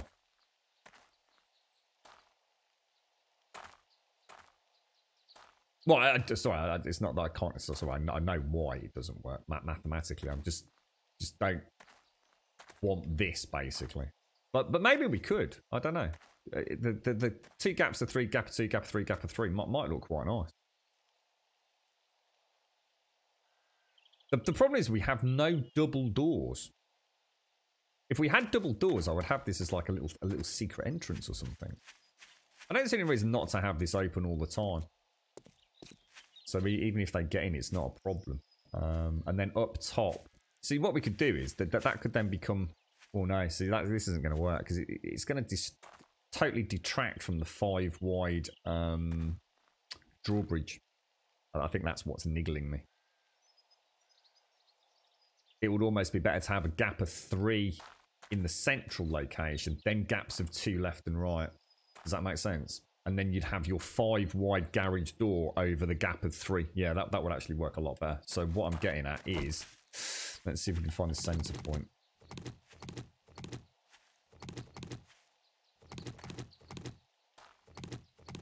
So if we went, so that would be like a double gap. That would be a double gap. I think that's the prime. Is that the primary pillar? So that would be a double gap. That would be a double gap. We get 2 in, we don't, do we? So I'd have to essentially... That's going to be... It'd be 1, 2... Like that. Yeah, it's not going to work.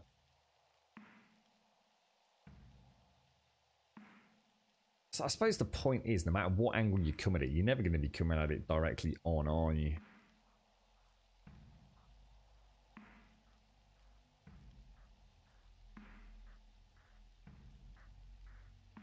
Five, I don't know. I mean, or we could put the drawbridge in there. I mean, we could do that as what is it? Is it 5? Is it for the drawbridge? And have it a bit like this with this double thick wall there. Quite like the double thick wall for the entrance, to be honest. I'm not against that. The problem I've got is I'd really like to do a tower. I'd really like a corner tower here. But what I'm going to have to do is I'm going to have to make it... yeah, I suppose what we could do, we could create... what would we use? We could use something like... Where is it? Wedge. The wedge tip one. So the counter to that. Where is it? I can't see it. That one. See what rotations we've got. Oh no. Oh well, copy shape. It's always been there. Oh, I don't think I actually remember there was a copy shape. Yeah, we need something a bit thinner than that. Well, should we just do a Commander Yan Killway around it? I think I might just stick with a Killway. Yeah, I could do ducks. Yeah, you're right. Yeah. Yeah, so you're sort of like stagger them 2-3, 2-3, 2-3. I don't know. I suppose there's no point worrying about it until we've had the next Horde Night, because we don't even know if this is actually going to do anything, do we? I suppose the best way to do this as well, because it's actually making it harder to visualise, because I'm actually placing blocks where the gaps are going to be. What I should be doing is placing blocks where the pillars will be. So if we were to put pillar, we went for a... oh no, I did not mean to do that, sir. Hey, oh, hang on, where's my sledgehammer gone? Pickaxe even. Oh, there it is. God, blimey, I thought I'd lost my... Is that... Steel, I was going to say. Thought I'd lost the steel pickaxe then. So, if we were to go... a gap of whatever it is, and then a gap of 3, you can have a gap of 2, and a gap of 3, and a gap of 2. Yeah, it doesn't really work, does it?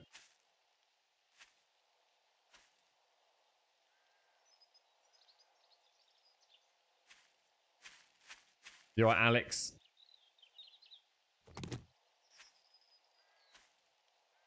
I suppose it depends on whether or not we want to look over the edge.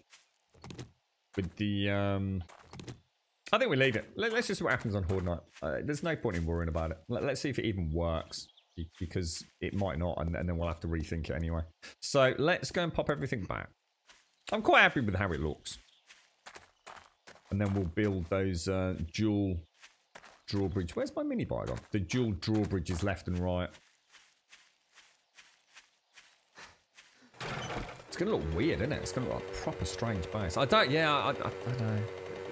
I'm so tempted to take the easy route out, Shades, and do what essentially you've said there with the triple and the 4 pyramids instead of the 6. But we always build odd numbered, don't we? This game seems to be obsessed with odd numbered builds. Maybe it's time to do something new. See if we can think outside the box a bit. Just one of those weird things. Everything just makes so much more sense in this game if it's gaps of 3. It's like the golden rule of Grumbodian building, isn't it? Gaps of 3. You just can't go wrong with it. Gaps of 2, nightmare fuel. Complete nightmare fuel. Paprika, sorry, bro. Sorry, Paprika. Thank you very much for the bits, bro. Deeply lost in thought there. I was doing maths in my brain, bro. It's terrible. You could probably hear it whirring uncontrollably. Right, okay, so let's just pop back normal combat loadout. We'll also throw those in there for building materials. They can all go up top. You can go down there. That's all on the mini bike. That's all upstairs. And what am I missing on my loadout down there? Timmy the turret. Very naughty, Grum. Yeah, it's weird, Gaz, because normally a build just builds itself in front of me. I never have to think about what I'm building. Get a gap of 3. It just happens. I stick blocks down randomly, and it just starts making a picture in my head. Gap of 2.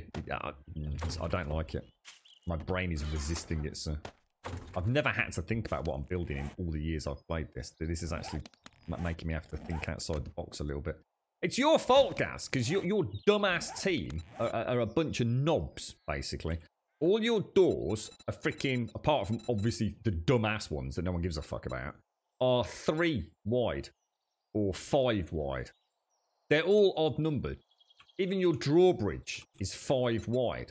You bunch of useless bastards.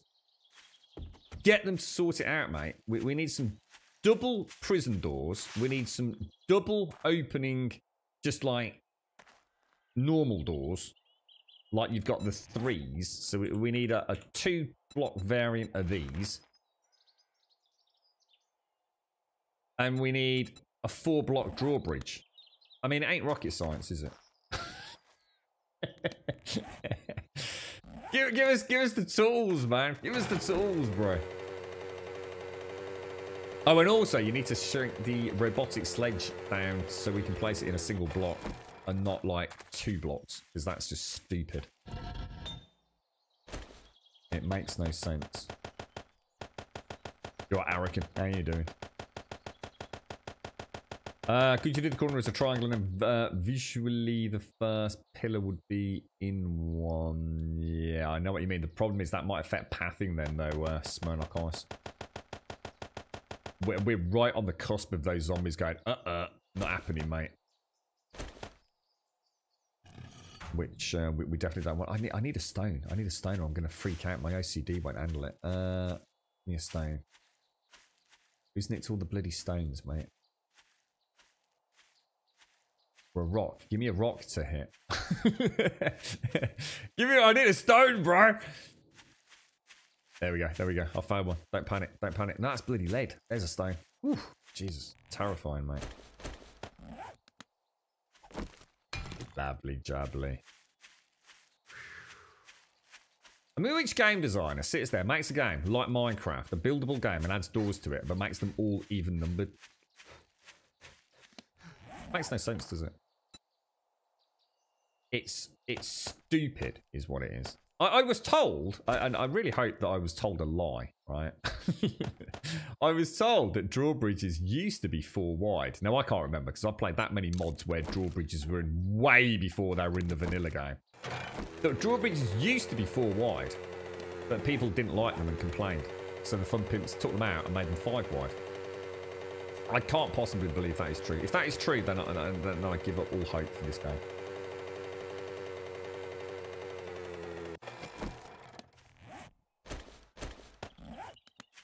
I bet there's some mods that I wonder if there's a modlet. I wonder if anyone could make a modlet which just basically just takes the drawbridge asset, squashes it down a bit and makes it 4 wide. I can't be the only person that wants to build an even numbered or an even block base, surely to God.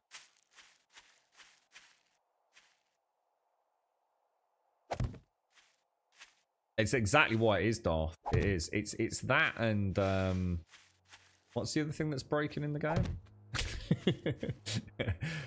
Oh, where do we start? Well, I don't think there's anything broken at the minute. The laser sight, but we know that's being worked on. What was the big problem a while back? I can't remember. There was something, wasn't there? Right, let me go make my meat stews and we're going to go do a cheeky tiff or something while we wait. How you doing, Darth? How's things? Bandits, yeah. I'm personally not worried about bandits. The problem with bandits is it's going to have to be done so well to make it work, in my opinion. I'm really looking forward to what they come up with, but I'm not too worried about that. But yeah, minecarts would be great. I'd love to see minecarts. Especially if we could have some sort of like rudimentary kind of automation system with them.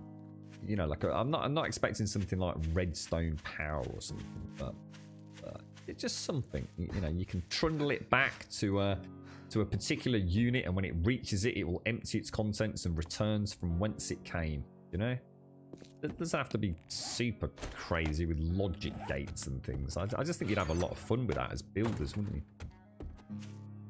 It's like the holy grail of Minecraft, isn't it? Pissing about with mine carts and gives you a chance to drink your coffee, right?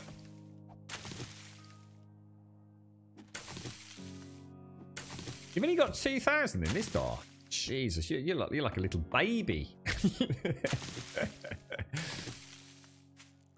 You're not even allowed on the forums with 2,000 hours, mate. I tell you. They'll eat you alive at 2,000. I would like to voice my opinion. I have 2,000... Sorry, what? 2,000? Get out of here. You can't have an opinion with 2,000 hours. You'd be hunted down like the peasant that you are.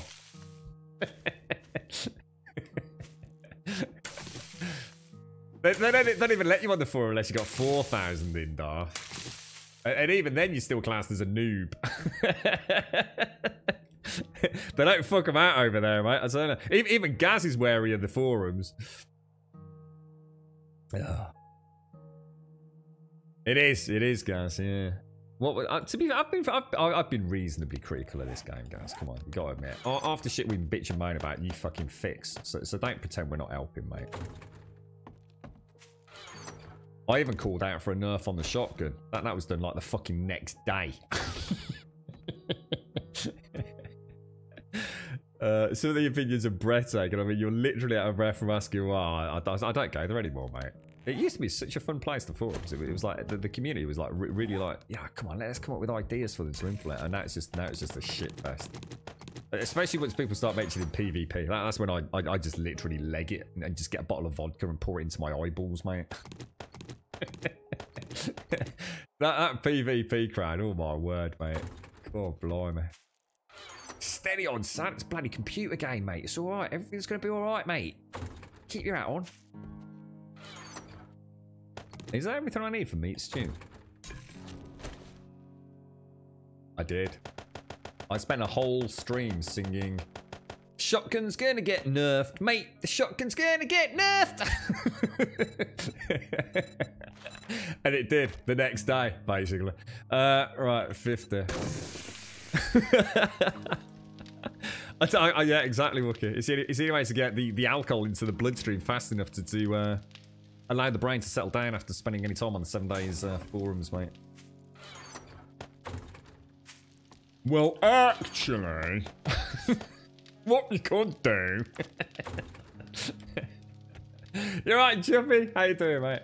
The PvP people secretly want to make it Rust 2 and ruin the rest of the game in the progress. It wouldn't surprise me, actually. I've never heard anyone say that. I mean, I'm not knocking. I mean, I'm sure the guys and girls that play PvP have got a very valid consideration about what they like to see the game do. It's, I suppose what you just have to accept is the game was never designed to be PvP from day one. You know, the fact we even got it is a wonderful element. You know, the fun pimps want to focus on that PvE content much more than the PvP balance. So, you know, if you're really heavily into PvP, there are ways to make it work, and you know, some fantastic mods and modlets, and you know, you've got the modding community that can make things work better for you. Set up good, robust server rules and get a good admin team on it. You can have a really good PvP experience, I'm sure. But there's no point in trying to ask for the game to have more PvP balance when the Fun Pimps never set out to really make a PvP game, did they? Exactly, Shades. Yeah, the shotgun's gonna get nerfed, mate. The guys couldn't handle it anymore. I think Smetanol was going slowly mad. So actually, Smetanol was being a little, you know what, that day, weren't you, Smetanol? Even Angel's fear to tread in the forums. I've got my secret account over there. I just use it to stir the shit. Sitting there giggling. That's it, the cat amongst the pigeons. Oh dear. The game has the worst character models in game. What are you on about? What are you saying about character models? These are brilliant. Look at them. What's about what you're trying to say, dude? Take it back, Diz. The freaking hell. Naughty Dog literally took these models for The Last of Us 2, mate. I don't know what you're on about, bro. It's cutting edge tech. No, you know how they're fully mocapped they are, bro. They found a Scotsman that had been injecting vodka into his eyeballs and mocapped him, mate, apparently. Right, now, we want to go and shoot some zombies in the face. Now, do we have... We've got to clear the area at 1.8 clicks away. Tier 4. Tier 3, 1.8. Tier 4, 2.3. That's a long bleeding way away, isn't it? Who's nicked me... Who's nicked me bloody mini bike?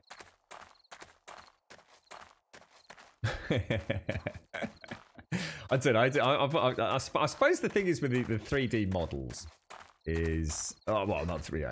I suppose the character models is... I guess it's one of those things. It doesn't really matter at this point in the game. You know, they know how long this game's taking to make. So to them, as long as they've got something that works, that's something that they could... Just update that, even after the game's gone gold, couldn't they, I suppose? It's not something that's going to make a huge difference right now. Oh my god.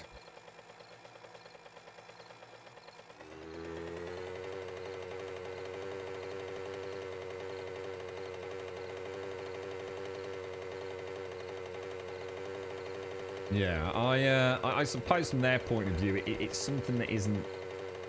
I suppose it doesn't directly help sell the game. Yeah, most people's first experience of this is probably going to be just picking it up, saw it on a Steam sale, whack it in and play it first person. And, you know, I guess getting modern looking or good looking vehicles and textures and good looking zombie models probably takes precedence over something you're only really going to see when you hit the multiplayer side of the game. And like I said, I'm sure they can fix that easily later on if they decide to spend the budget on it. I mean, who knows? They might not bother. But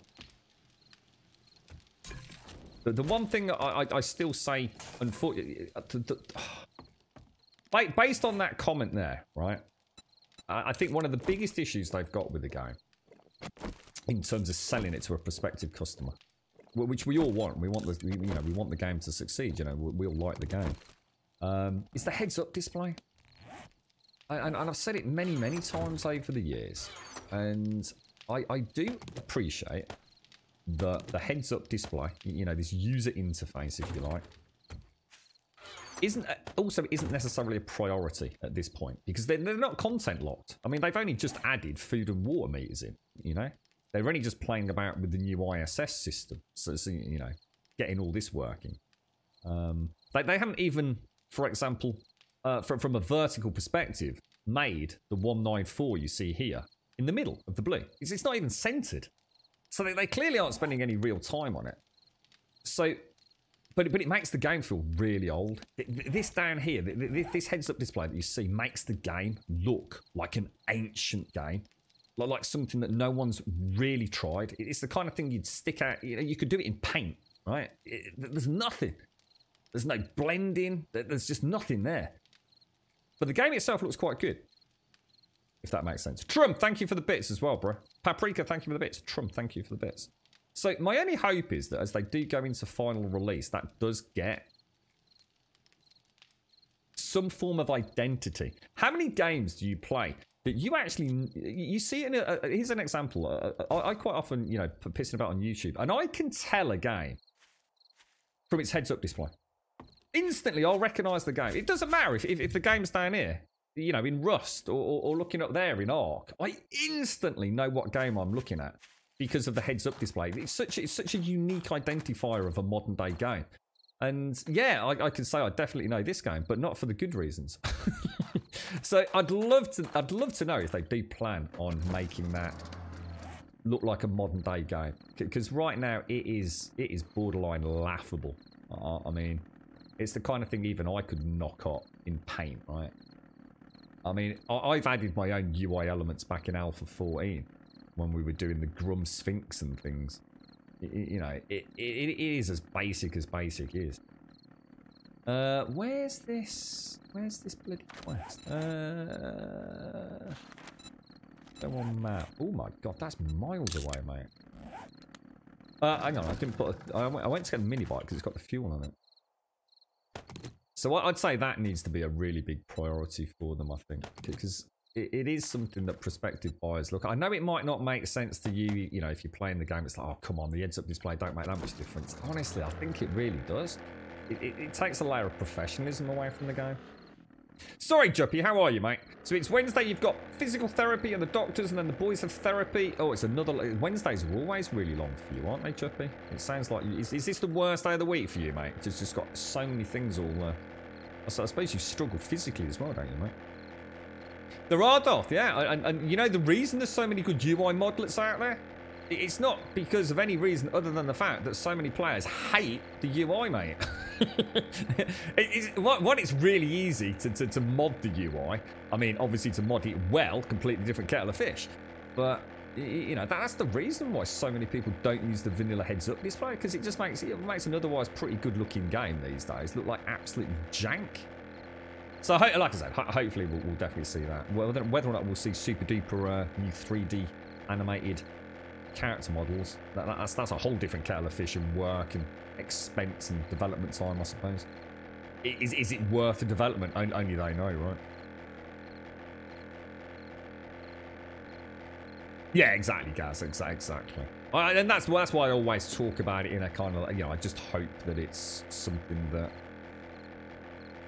will be looked at to give the game an identity, perhaps, because right now it doesn't feel like it really has one in that regard. I don't know why I just did that, guys. I just literally all over the place. I don't even know what I thought I was doing. I think I was just pressing the crouch button. But I don't think I even realised I'd done it then. Making the drawbridge install and be centered on 4 blocks is a one-liner in XML. Just doesn't change the visual model. Hang on. What do you mean it doesn't change the visual model? So is it still going to look like it's 5 blocks and it's going to clip through the side block? Or are you talking about something else, bro?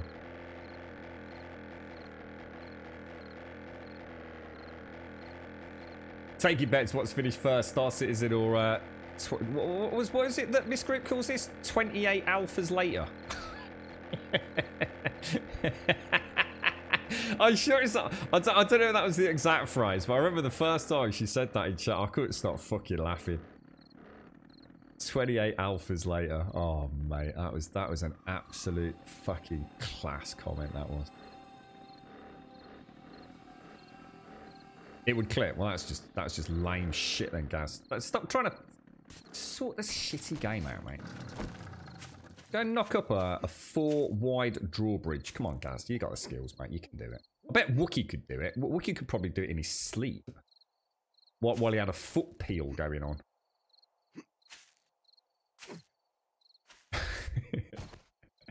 I can't. So where's it gone? Blip, blip, blip. Well, I hope it goes well today, Juppy. I hope you haven't. Despite the heat and the stress, I hope. Well, that was nice. Did we actually get? Oh, tier 5. Oh, vitamins, mate. Vitamins. You've added it to your list already, have you, Wookie? Yeah, 2-minute job for the likes of you, mate. Imagine how good this game would be if you worked on it, Wookie. I hope Jax is paying you a lot of money, mate. You must be... It's got to be more than the fun pips are paying gas. Alright, let's... Oh, because you've got the... what was it you were saying you've got... It's not even trying now, is it? What was I going to say? Pressure plates for vehicles, right? Alpha 19, yeah? Model it available, ready to rock, is it, Wookie? Or...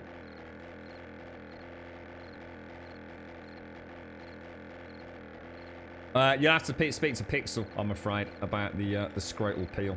I have a feeling he's trademarking that right now, mate. I can't comment. I don't want to get in any sort of legal sort of trouble or turmoil around the scrotal peel. Oh God, I'm not even looking where I'm going. I keep reading the chat. Tunnocks. Oh, is that? It's Tunnocks are the things Sadie sent you, right? They're those like weird, like wafery caramel, chocolatey, just bits of heaven, yeah. Really hard to describe, right? But just and that they come in that foil as well. Instead of like that horrible kind of cheap packaging, there's so many confectionery items coming these days. Aren't Tunnocks like that? Like you actually unfold the foil. Beautiful, mate. Little works of art, if I remember, Wookie. I think that's what they are anyway, right? Oh, hang on a minute. That's not where we're going. Oh, hang on. Oh no, I've made a terrible mistake. I think I've just come over to see Missy.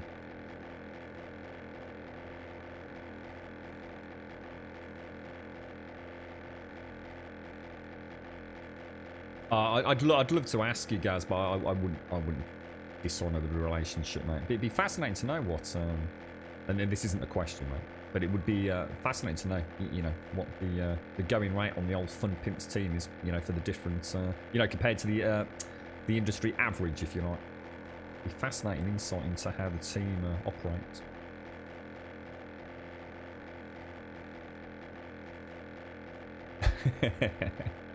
That's the one thing that I suppose I've not had to worry about anymore, Shingara, because I can make as much meat stew as I want and drink as many red teas as I want. But yeah, that was quite a surprise. I do remember laughing and putting down campfires and storage chests every 30 yards, mate.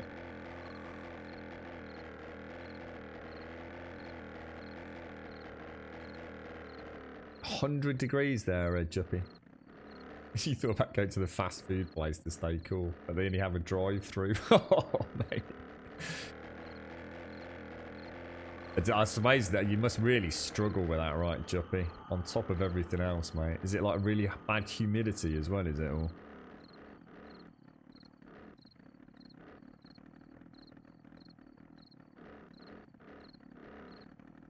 yeah, I think that's why it would be nice to be part of a team like this as well, though, Darth, because I should imagine they operate under very different circumstances to, you know, a fairly stereotypical non-office-based development team.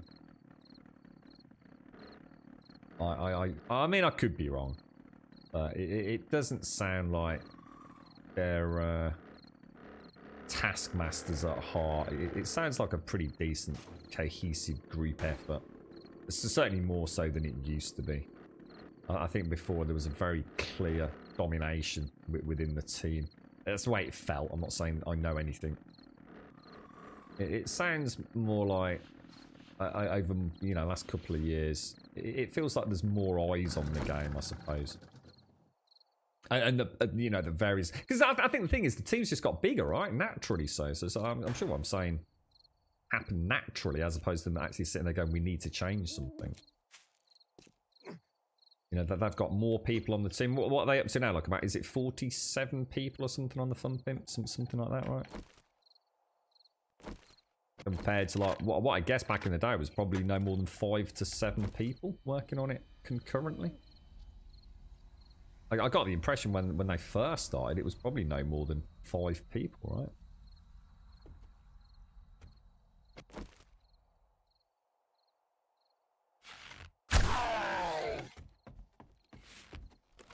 Well, it's night time, isn't it?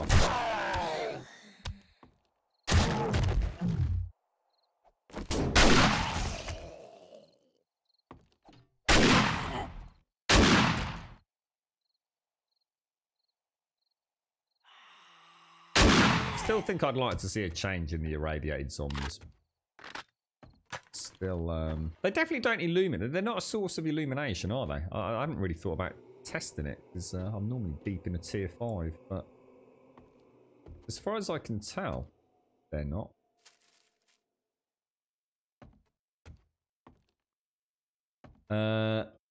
You'd love to work on a game like 7 Days, but in general, most game dev jobs, so it's very much what they say, isn't it? I mean, at the end of the day, you know, work is there to put food on the table, isn't it? And yeah, it's a very difficult industry with very minimalistic wages compared to the skill set you need to be in this industry versus what you would get elsewhere with that skill set with software in general, you see. So yeah, it's not ideal, is it? But I suppose that leads to it sort of leads to that culture where it's like, well, you don't want to do it, don't do it. And therein lies the problem, doesn't it?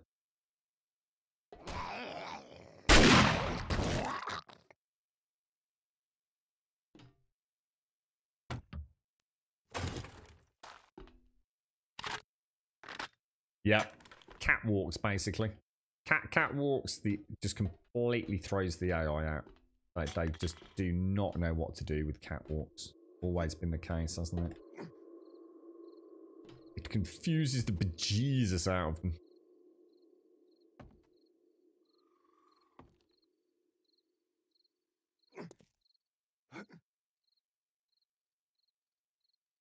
You're not in the business, are you? You're not in this business, Wookie, right?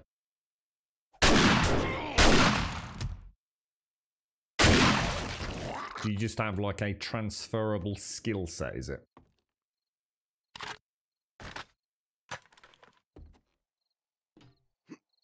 Have you noticed stealth doesn't seem to work in Alpha 19? Stealth kills won't wake them up, but other stuff will that it shouldn't. To be honest, Shingar, I can't really comment. I didn't have any issues when I was playing stealthy earlier on in the game, but then I discovered the completely broken shotgun. And I've always, as Gaz will tell you, I didn't discover the shotgun until really Alpha 18, when I discovered that the gun that made no sense to me, the worst gun in the game, in my opinion, suddenly made sense when I added a red laser dot sight. See, to me, a shotgun. I don't know if I can explain this. To me, a shotgun. I'm not a gun expert. I've never even held a gun, right? I'm an Englishman. They don't let us near fucking things like that. They're terrible things would happen. And the whole point of a shotgun is that there's a peppering of buckshot, whatever, that comes out at the end, the dangerous end, right? And to me, it's like that whole reticule there, it suddenly gets filled with like low damage multiple rounds. And as long as part of that white reticule is over the target, some of them will hit, and in up close and personal, a body shot and that whole reticule's in there, it's going to do a devastating amount of damage. But that's not the way it works. The pellets really only do any damage when they're exactly where that red dot is. And of course, we've also got this, if you notice the drift on that red dot, it's always in the northwest quadrant. You see how it's always northwest? It never deviates from that 1/4 area of the reticule. And that's why, I mean, I think that's a bug that's been introduced only in Alpha 19, the reticule drift. But it just goes to show why some of the guns in the game don't feel right. But you put a red laser dot sight on a shotgun, and you put that red laser dot over a zombie's head, that zombie's going down, mate. And I fell in love with it. It feels like a mini game. It feels like I'm aiming, but also got a bit of sway to it. And I love it, dude. I love the bloody shotgun. So I haven't been doing a lot of stealth at all, man. Not a lot at all. I mean, stealth seems to work. You know, I've got my headlights on. You know, 3 stealth versus 72. They're still not awake. I haven't got any skills in stealth. You know, I can shoot him all day long. I've got a silenced pistol. That will wake that one up, which you'd probably expect at that close proximity. Hasn't woken the vulture up yet. There goes the vulture. So I haven't noticed anything wrong with stealth, but like I said, I suppose I haven't gone 100%. I mean, I could try it. I could turn that off, go night vision, see what happens, but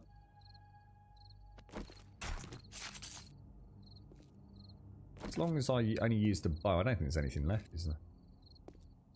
Actually, I'm not going to do that. You're going to have to forgive me, because there's bears down here, aren't there? And I'm not a fan of that diminished field of view of the...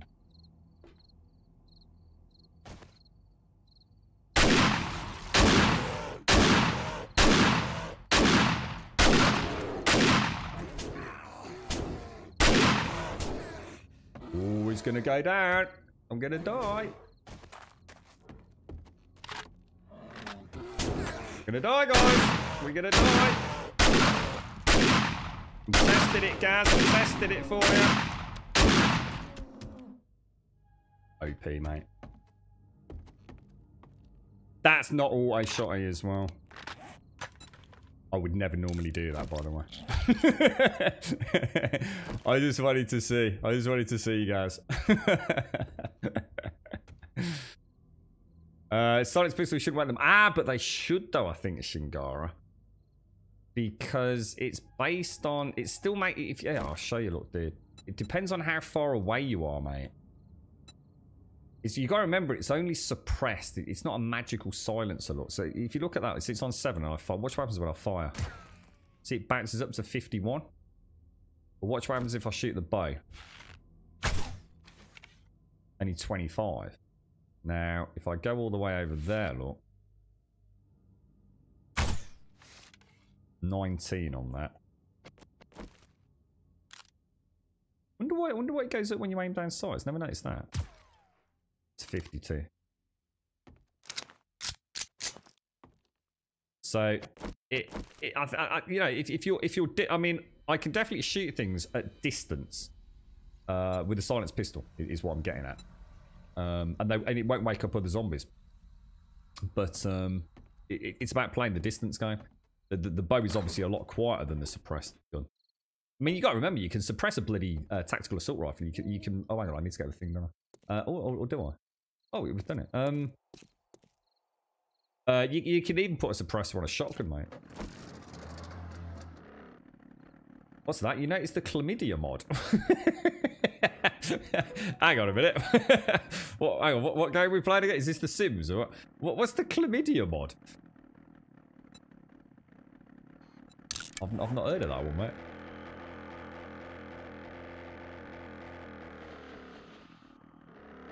Okay. I don't know, Shingar, I'm not, it doesn't seem any different to how it used to be. But again, yeah, it sounds like you've got more experience than me with the suppressor, mate. It doesn't feel off though, did? I've been through a few tier 5s and gone with the suppressed pistol and killed rooms, slowly and cautiously, as long as I'm not on top of them, if that makes sense. Oh, the burning shaft. I was thinking, what's the chlamydia mod, you knob? Fair play, Rosso. Fair play. You got me good, mate. 10 out of 10, mate. 10 out of 10. You're right, Jigmeister. How are you?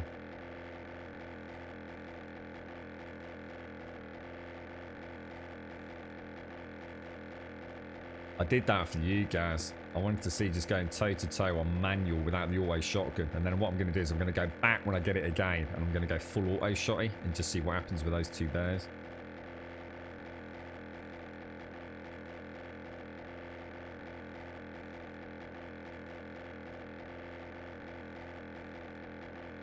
Does the feed you find also depend on game stage? What do you mean, like as in the tin feeds and things? I actually don't know. I know RNG loot definitely is affected. I'm not sure about food though. I don't think so, because you get a lot of food from treasure chests. That seems to be fairly commonplace even in low game stages, doesn't it? If you're talking about tin products. I know, for example, you won't find pistols until you hit game stage 12. Is the best example I think we've been given to use.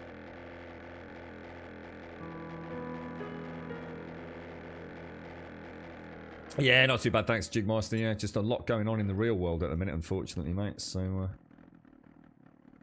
struggling a little bit, to be honest, mate. Oh, maybe they've changed it then, Shigar. I mean, you'll have to let them know on the forums or have a chat with Gaz or somebody. Maybe they've changed it because they felt it was OP, or maybe it's actually not working as intended, in which case, they might have to tweak it, but...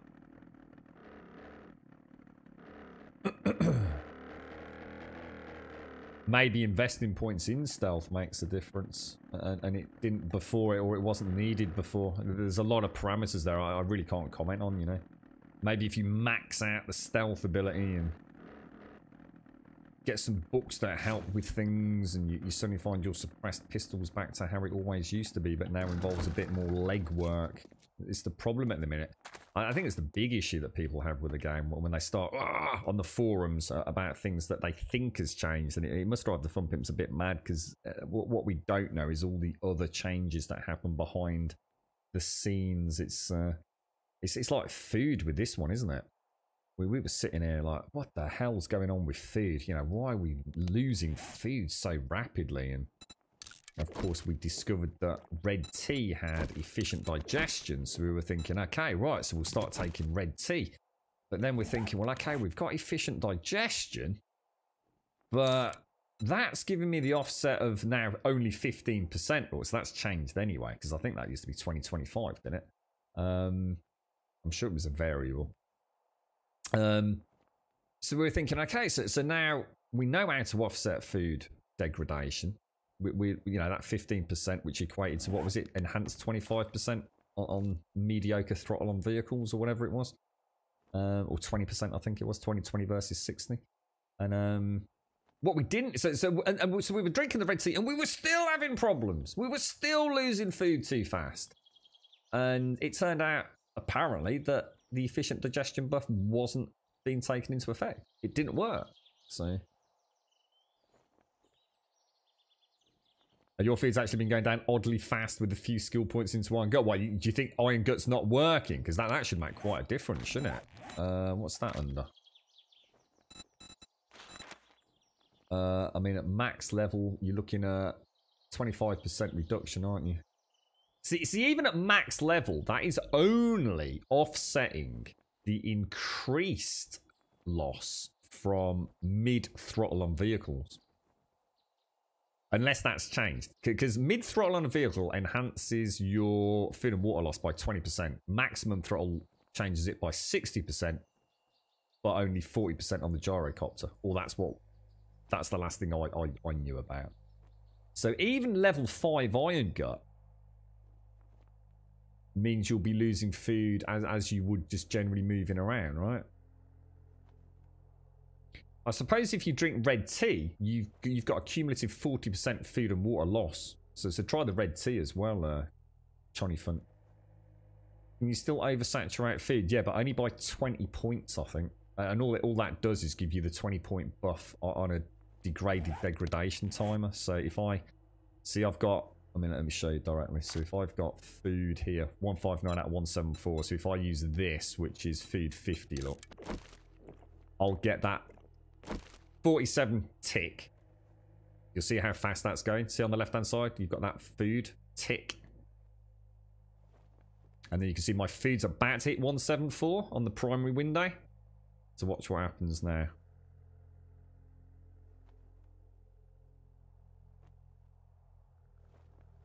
Now I don't know whether that is going to change at 20, but apparently the last 20 goes even slower, apparently. I'm not sure if it actually does or not. So I've overeaten. So I've got that food buff, 31. And I think when it hits 20, it's supposed to go into, if you like, an even slower rate of decline. So yeah, I guess you can JT Whisper to a point.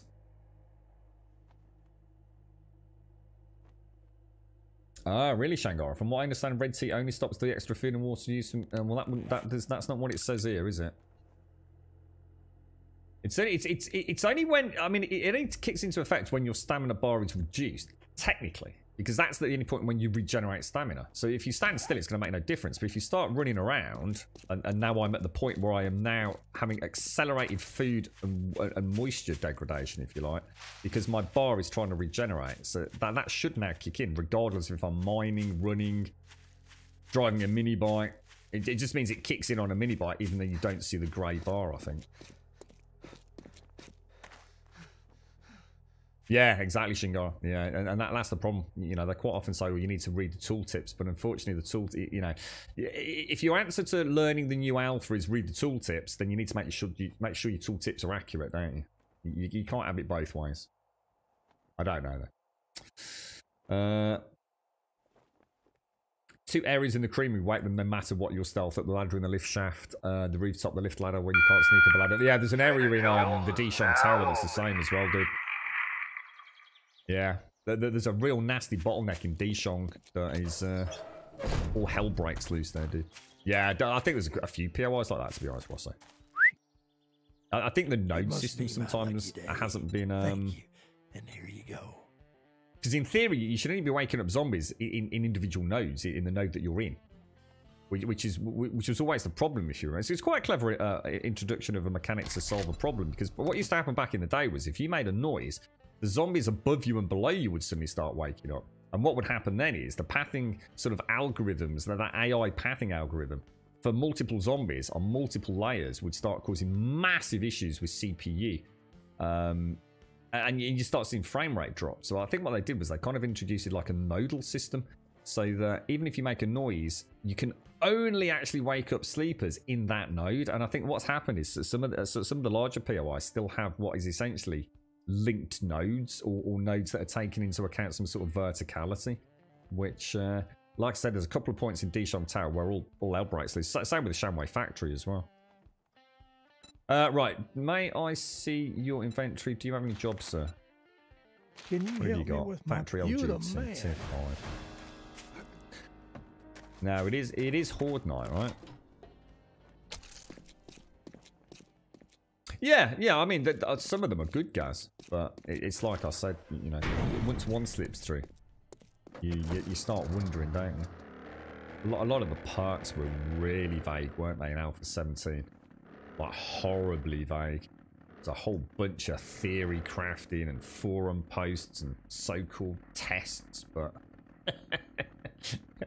as with anything, you know, it's,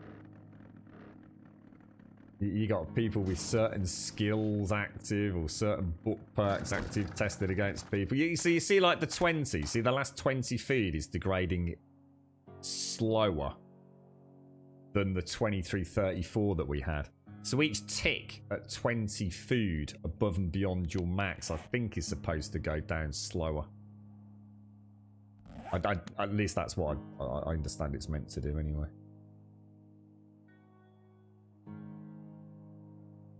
You've also noticed light sources travel through walls and the ground to alert zombies. Oh, do you mean in terms of waking them up from stealth? Careful with the gas. I don't worry about it too much, to be honest, Eric. I'm not too worried about gas these days. It's I had to just forget about enhanced consumption of food, otherwise I just couldn't enjoy the game anymore because it was niggling me so much. And you actually meant refuel it, didn't you? I thought you might be saying, everybody tells me, stop throttling up, Grum, stop throttling up. Yeah, because whenever I go in the minibar, it's so important to when you do this. Just travel like that. And don't do this. Slow it down. Slow it down to mid-throttle. Because that uses less food, doesn't it? Cheers, Jigmeister. Cheers, Aaron. Do they not have testers? They do have testers, but and I mean this with the utmost respect. Whoever it is on the test team, and I really mean it. I'm sorry, mate, but the shit that gets through, it's either one or two things. Either the test team don't know what the fuck they're doing, and they don't know how to play the game, which I find really hard to believe. So I'm not buying that for a minute. Or the test team feed back all the issues that we find out about, and the fun pimps say, yeah, we know, don't worry about it, let's get the alpha out anyway. We can fix that during the experimental stage. And I think that's more likely to be the case. I can't possibly imagine there's a test team that is that completely incompetent that some of the things we've seen get through testing. They just can't be that bad. You know, so the stuff that's... It literally sits there poking him in the eyeballs saying, this is broken. And you notice within minutes of starting the game up. So I think a lot of it does get tested, and I think the testing probably do a really good job. But ultimately, someone on the team says, "Yeah, look, we know, but it's not going to be game breaking." And you know, ultimately, you got to look at it from our point of view. If they wait until everything was perfect internally, you might be waiting ages for the next alpha to come out. Yeah, at least we've got a sneak peek. We can play it. You know, there's a lot of people that aren't playing it right now. They're waiting for the stable build to roll out before they start on servers. It's your choice. You know, you're playing an experimental build. It's down to you. We can't hate the fun pimps for that, for having a game that, you know, doesn't feel like it's quite balanced just yet, or has some bugs and issues, or hysterical issues with things like aim down sights on certain weapons. You know, it's our choice to play an experimental build of an alpha game. You know, it's not supposed to come out of the gates polished. That's kind of like why we're here, really. So yeah, I'm not going to bang on and hate on a team that probably are actually doing a good job, and ultimately the fun pimps are making a decision that means we get to see the alpha a little bit earlier than we probably would have done. You know, it's, you can't have your cake and have it still sitting there, can you? Defect triage. Yeah, there you go, Pixel. Yeah. Look, We found it's really terrible issue. Yeah, but does it really break the game? Well, it looks hysterical, mate. If we aim down the sights with a shotgun, with a scope on it, it literally looks like something out of some Atari game. Yeah, well, look, don't put the mod on then. There's an easy way around it. And hey ho presto. What does make me suspicious though is, right, we sat here with that automatic shotgun and found that issue, right? Gaz fixed it and it was fixed the next day. We sort of lends me to believe that, hang on a minute, well, look, if it was fixed that quick, then, like, why wasn't it fixed before? Maybe they didn't spot it. I don't know. Who knows, mate? Who knows? It is what it is. Yeah, that's it, guys. Yeah, you know, like I said, you know, it doesn't break the game. Just don't use that scope. It's simple. You know, you know, I'd rather have access to a slightly broken game than still sitting here playing Alpha 18. I know not everyone feels the same way, but you're right, Baker. How you doing, mate? Yeah, I haven't seen roaming hordes. I think I've seen one roaming horde, mate, and I've literally spent an entire day with an auger today and yesterday. Roaming hordes seem to just be like non-existent in Alpha 19. It's been really weird. They were pretty hard to get to spawn in Alpha 18. I really have no idea what's going on. Is there anything we need to do for Horde Night? Let's go and we need to get some stuff done, don't we? Yeah, exactly, Gaz. Yeah, just to hide it, get rid of it. Just stop grum bitching about it. We love you, Gaz. Right, let's get these down and up and running. I gotta admit, I was 666. It's terrible, isn't it? That was a funny stream, Gaz. I honestly lost for words on that one, mate. I was like, come on, how did that get through, bro? It was funny though, because you'd got the white reticule, which was in a different place to the red laser dot reticule, which was different to the aim down sights reticule. It's like, come on, bro. It's not even like halfway there, is it? I mean, are they even trying anymore? Does it? I've not. See, I didn't. Oh, is it? I didn't even notice it had got bad iron sights, to be honest, bro. Let's have a look.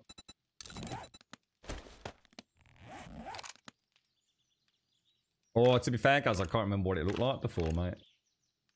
I mean, yeah, that's nice. That's really nice. What was it? Was it a bit crap previously? Was it? I honestly can't remember it, mate. But yeah, that is actually really nice. No, you're absolutely spot on there. Have you fixed it? See, the only thing that's a shame here is the model. It's that silly bloody wrap around the barrel. Just get rid of it. It's stupid. It just looks absolutely ridiculous. Right, all clips with his hand and everything. But, you know, who cares?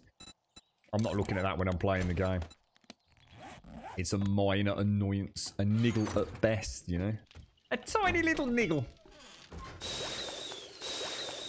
Where's all that going? Throw those up there.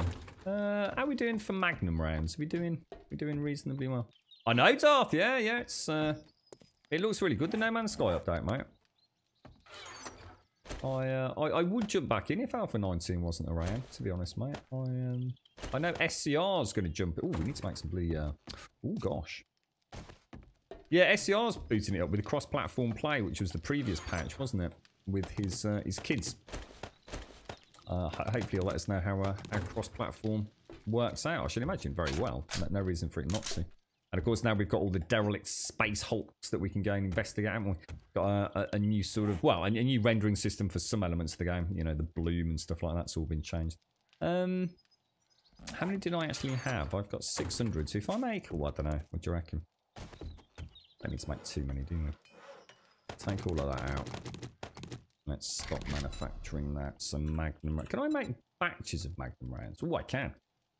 Box of Magnum ammo. This reduces it by quite a nice chunk, doesn't it? Is it by 20%? Ooh. How many can I make? 12. Oh my gosh. Let's make 600. No, sorry, let's make 1200. I like the Magnum.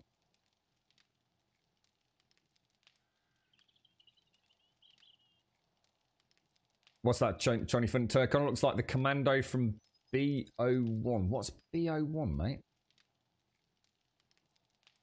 Yeah, I no doubt they are, to be honest, Lorvax. Yeah, I mean, you know, see the game, you got to bear in mind that I know people laugh and joke and talk about the game being in alpha so long, and you know we were just sitting here laughing ourselves, you know, as people that do actually genuinely like the game. 28 alphas later, you know, it is funny because it has been in alpha a ridiculous amount of time. But what I think what's easily forgotten, and I have to defend them on this to some degree, the game became very, very popular. You might not think it's a popular game, but it actually is a very popular game in terms of sales, and especially on Steam, obviously. It was very popular on console. You know, despite, as I'm sure you know if you follow the Twitter account, every update is like, and what about the bloody PlayStation 4, the Xbox? Bloody hell, mate, let's get an update. You know, it has seen phenomenal success, and I think the game that Joel and Rick set out to make had very realistic expectations that actually became very unreal expectations very quickly. And despite the amount of crowdfunding they got, they realised this was going to be a hell of an issue to get the game up and running and deliver those promises, some of which are still outstanding, obviously. And it did, however, become much bigger than they ever planned it to be. So, you know, the reason we've got so many alphas isn't because they're still working towards the goals set in the Kickstarter. They're working to goals that have come about and been added to the development cycle because of its success, because of the financial income it's brought. They've been able to expand the team, and in expanding that team, expand the scope of the game outside of its original concept. And that's something that's easily forgotten. It would never have taken them 7 or 8 years to create the game on the Kickstarter. They could have finished it a long time ago and have met the majority of the Kickstarter requirements. But they've refined, they've polished. Feature creep definitely set in at one point, regardless of what you hear. At some point, they just realised this game, you could throw any element from any other game into it, and somehow they could round peg square hole it into the code. And I think only now are we seeing them kind of say, okay, right, look, content lot, let's get it absolutely ironed out. And I think the next alpha will be a lot sooner. So although we sit here and we joke about long development cycles, it's because the game has evolved, not because they're still trying to meet the Kickstarter goal. And you got to bear that in mind. Like, they could have walked away ages ago, taken the money and pissed off with it, but they decided they'd just make more money. Yeah, there you go. Yeah. Exactly. Like I said, you know, you look at Twitch metrics. You know, there's not that many people play this game on Twitch really these days. There are some very big content creators on YouTube who make a lot of money out of playing the game, as I'm sure you're aware. And you know, it doesn't have that high profile, high relevancy of you know, something like Fortnite. So people tend to think of it as not being a particularly big success. This game has sold extremely well. Extremely well. You're right, Weedspix. You've been trying No Man's Sky. I've had a hard time finding stuff to do in it sometimes. Can't really remember the early days, to be honest, Weedspix. I'm not sure I can actually help you with that, because most of my early days, Weedspix, were actually spent, and the game's evolved a long time, you know, a hell of a lot. So talking about games that have changed over the years, No Man's Sky is top of the pack, really.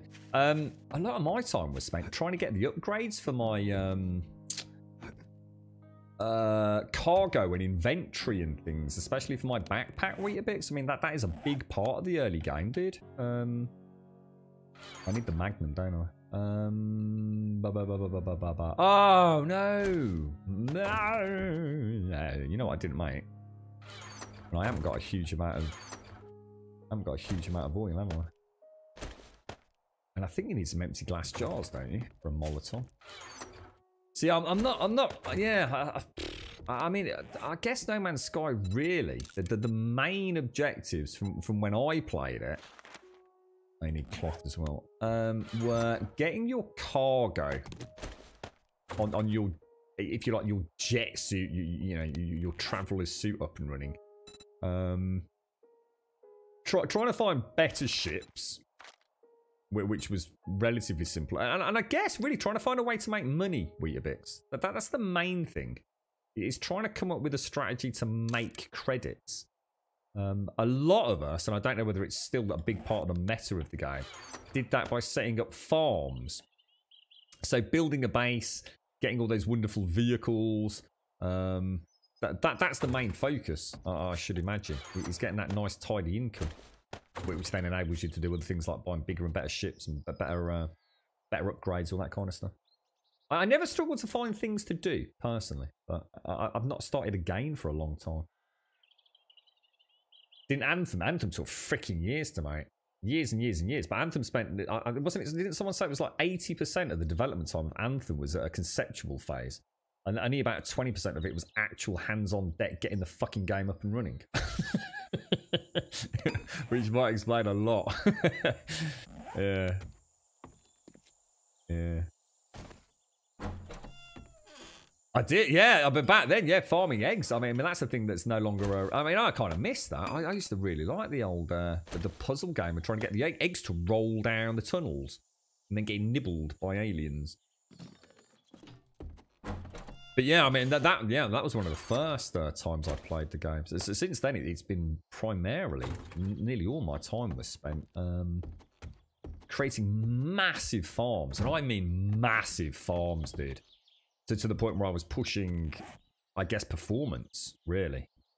I'd got 3 super farms littered around the galaxy, hadn't I? I can't even remember. They were completely self-sufficient as well in terms of... I mean, fucking hell, I had like 4 or 5 banks of batteries in each one, didn't I? Was it like 40 hydrospheres in each one? So something like that. I can't remember. Crazy, though. And then, of course, you reach the point where you think, oh, what do I actually need any more money? What do I need any more money for? And I suppose my...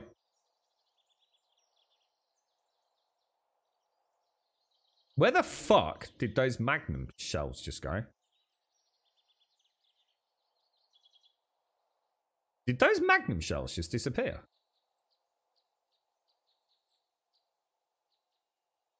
Did I not just open 2 boxes of Magnum shells?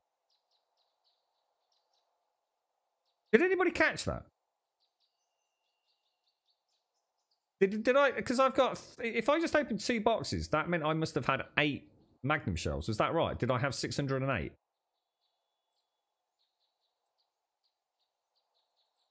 That don't seem right to me. I thought I got 608. So now I should have 808. But I don't know.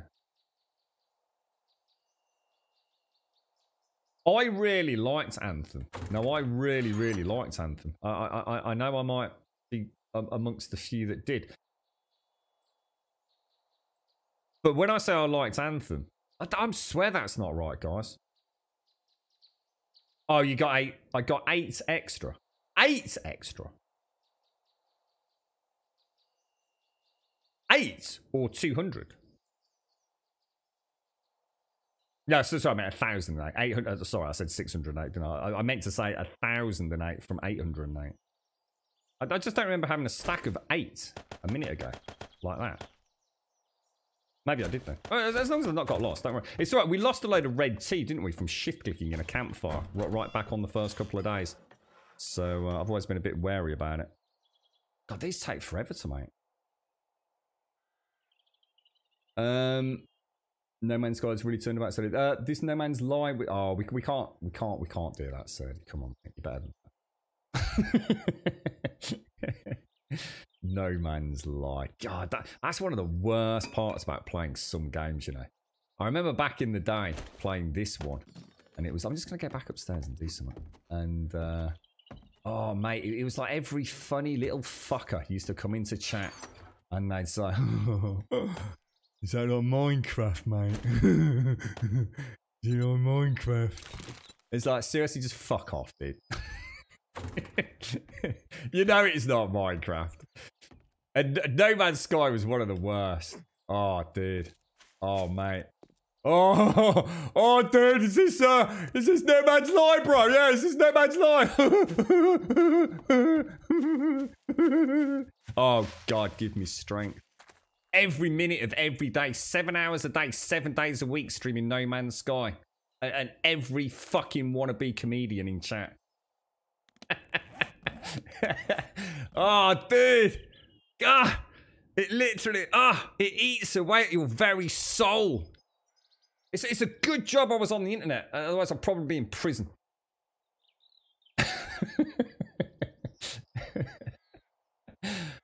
Traders are resupplied by survivors selling stuff. What was that? Cheers for that, 6 Volt. Thanks for looking into it, mate. It's all right. We are in the early beginnings of Alpha 19. We I'm just gonna get one more. Sorry, it's Horde night. I ain't got a lot else to do, really, have I? Yeah, I shift clicked some red tea, and we managed to catch it on a clip, and they vanished. A whole stack of red tea just vanished. So I was really wary about shift clicking in inventories and things. We've got 6. We need 25 minutes on that, so we're just gonna get some more wood, I think. Yeah, you did there, Serdy. Come on, mate. You're a very naughty boy, you are, sir. Oh man. Oh, it was honestly. There's only so much of that you can take before you actually start feeling, oh, I've got to say something, mate. I'm just gonna have to start banning people for my own sanity, you know. Yeah, that's it. Oh, 7 days to mine, mate. Oh, what's this Minecraft?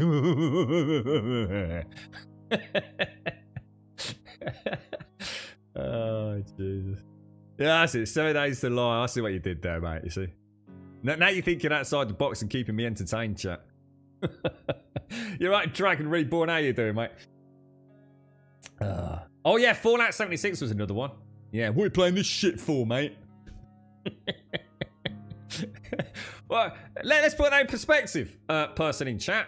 Why are you in a Twitch stream about a game or that you clearly don't like? I mean, I'm sitting here playing it, having a cracking time. Why are you like in the stream? You go and watch a game you fucking enjoy, you fucking cockwomble. Unbelievable.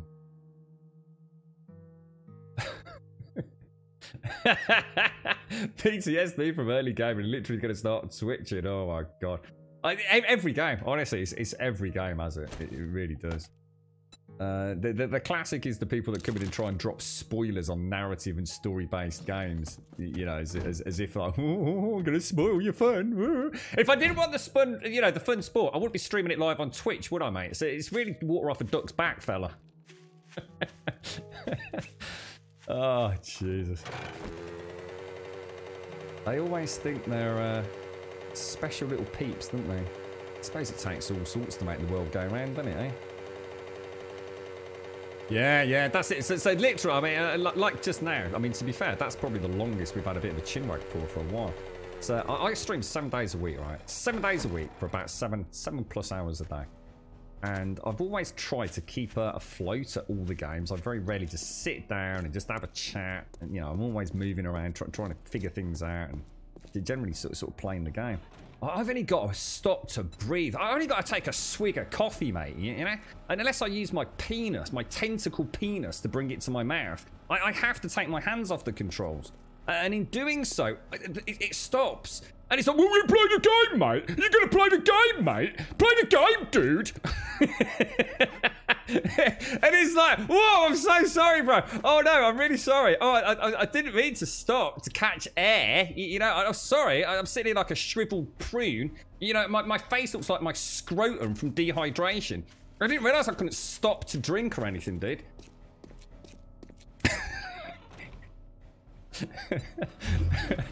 It's shocking, the expectations of some people, mate. Or the other classic one on stream is this one comes into chat and they say, you all right, mate? Yeah, can you answer a question? And like literally they give you... light travels faster than the amount of time you're given to respond to that person who's never been in the channel before. You know, and just expects immediate gratification to whatever, you know, they're on about, really. Instant response. And then it's the classic, well, do you even interact with your chat? Do you even interact with your chat? Do you speak to people, bro?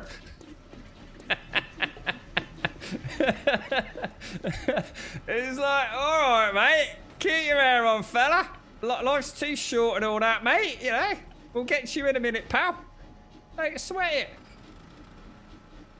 Alright, that's all working.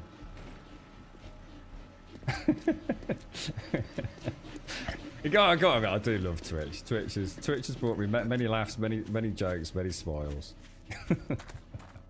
Right, she's all up and running. And I think I need to just go and grab... I'm just going to grab a few more. I thought we might as well take the minivan. Let's go and get some shotgun shells. Yeah, you got it, Dragon. You're clearly a Twitch streamer. You know how it works, bro. Johnny Fun, thank you for the follow. Live Dive, thank you for the follow. Cheers. Appreciate it.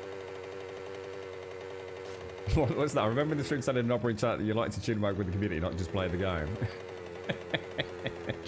It's the fact they hang around as well, don't they? They still hang around. Expectations, people. Expectations. There's a lot going on. Right, yeah, shotgun shell, sorry. Yeah, well, I must admit, I'm really, but see, the problem is with follows is that what happened. See. This is one of those things that it's difficult when you've been around on Twitch for that amount of time. You got to remember that what happened with Twitch was they introduced this really stupid system, right? Whereby when you make an account, you had to sort of choose some game categories and some specific games that you were interested in. You had to in order to complete the account creation process. And what happened was a lot of people, like zombie games. And so quite commonly what would happen is someone would make an account on Twitch. They're not watching Twitch, they're just making an account. And what happens is they would say, oh yeah, I like zombie games. And they say, oh yeah, 7 Days to Die, I've heard about that one, click it. And they'd click Fortnite and click whatever, Call of Duty, whatever it is. But then what happened was, if you were live streaming, to Twitch's special little algorithm would automatically follow that person against your 7 Days channel. So someone's just made an account. They're not watching 7 Days, let alone watching, say, us. But they get automatically followed to the channel. And we would send you a notification. And you would just see all day long spams of people following you. None of which, when you said thanks for the follow, were even here. And that's why we turned off all the notifications for follows, because it was just getting so distracting, you see. So what we tend to do now is we give a shout out to follows periodically, and hopefully those people understand that. It's not ideal, and to be fair, that algorithm has now changed, so I suppose I do need to adjust to that, but it was a really big problem at one point. You started streaming this, have you, Dragon? How are you getting on with it, mate? How's it all faring? I didn't start the meat. Oh, did I not, dude? That would not surprise me, mate. Thank you. We don't put a huge amount of these in here, do we? So this Horde Night is really about us testing to see if the pathing range is going to work. We're working on the premise. What are we saying? What are we working on? We didn't want to go to 25 blocks. We're working on a 22 block pathing range at the moment, aren't we?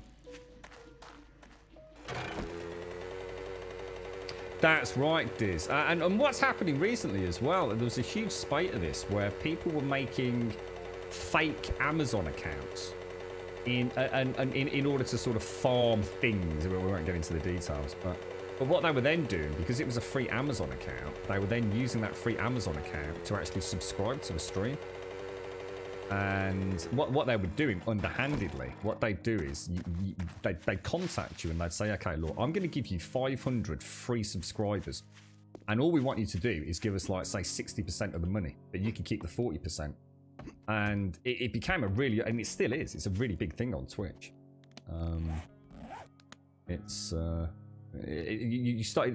probably remember it from the big streamers like Summit and all that. And they'd suddenly get like 20,000 new subscriptions in a 48-hour period. And it was these megabots going out. Now, in their case, I'm certainly... Look, I'm not saying Summit had anything to do with that, because he wouldn't have done it. The guy already makes tons of money. He didn't need to be involved in the illegal element of it.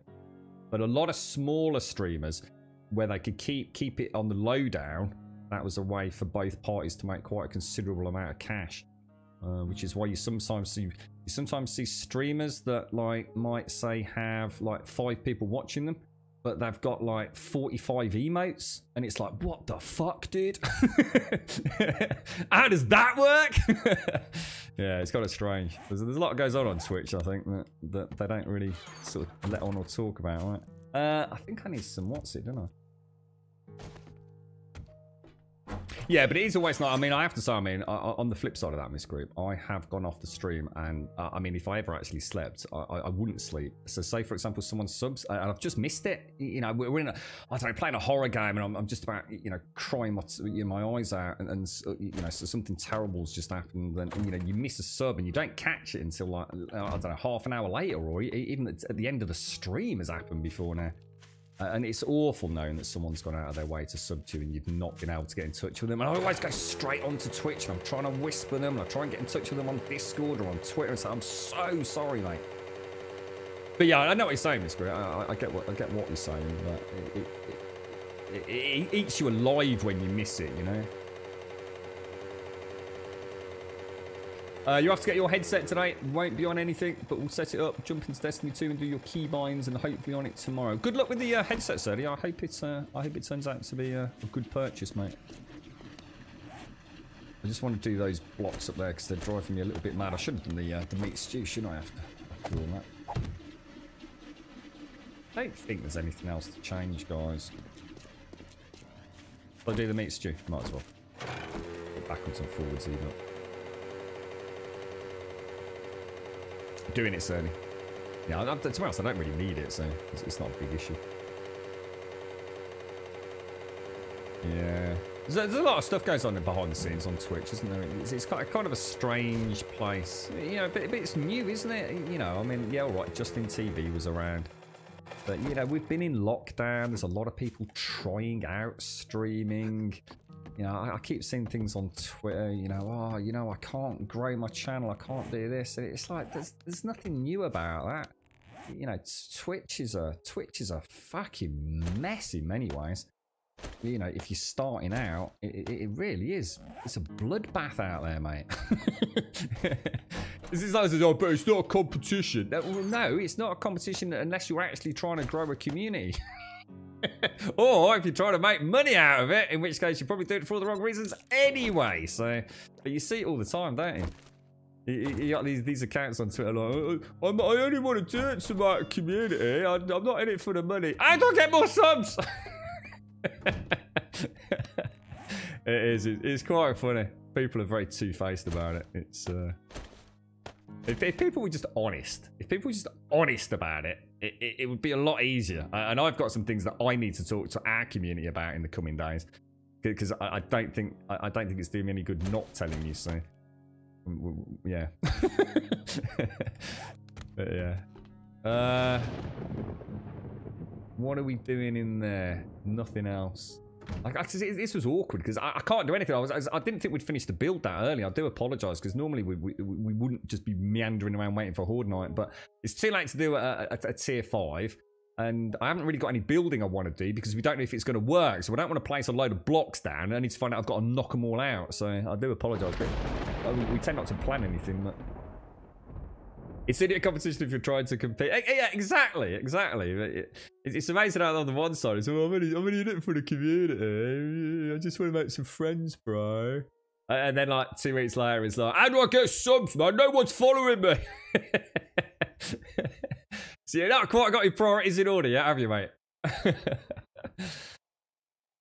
Finding out to win the lottery. I tell you, if I'd win the lottery fucking tonight, mate, this entire fucking community would be getting fucking plane tickets. And we're all in lockdown. We could all make it. No excuses. Fuck knows where we'd end up, mate. I'll tell you what, I'd be visiting some of you. I know that. If you'd be kind enough to have me. Especially if you've got the internet.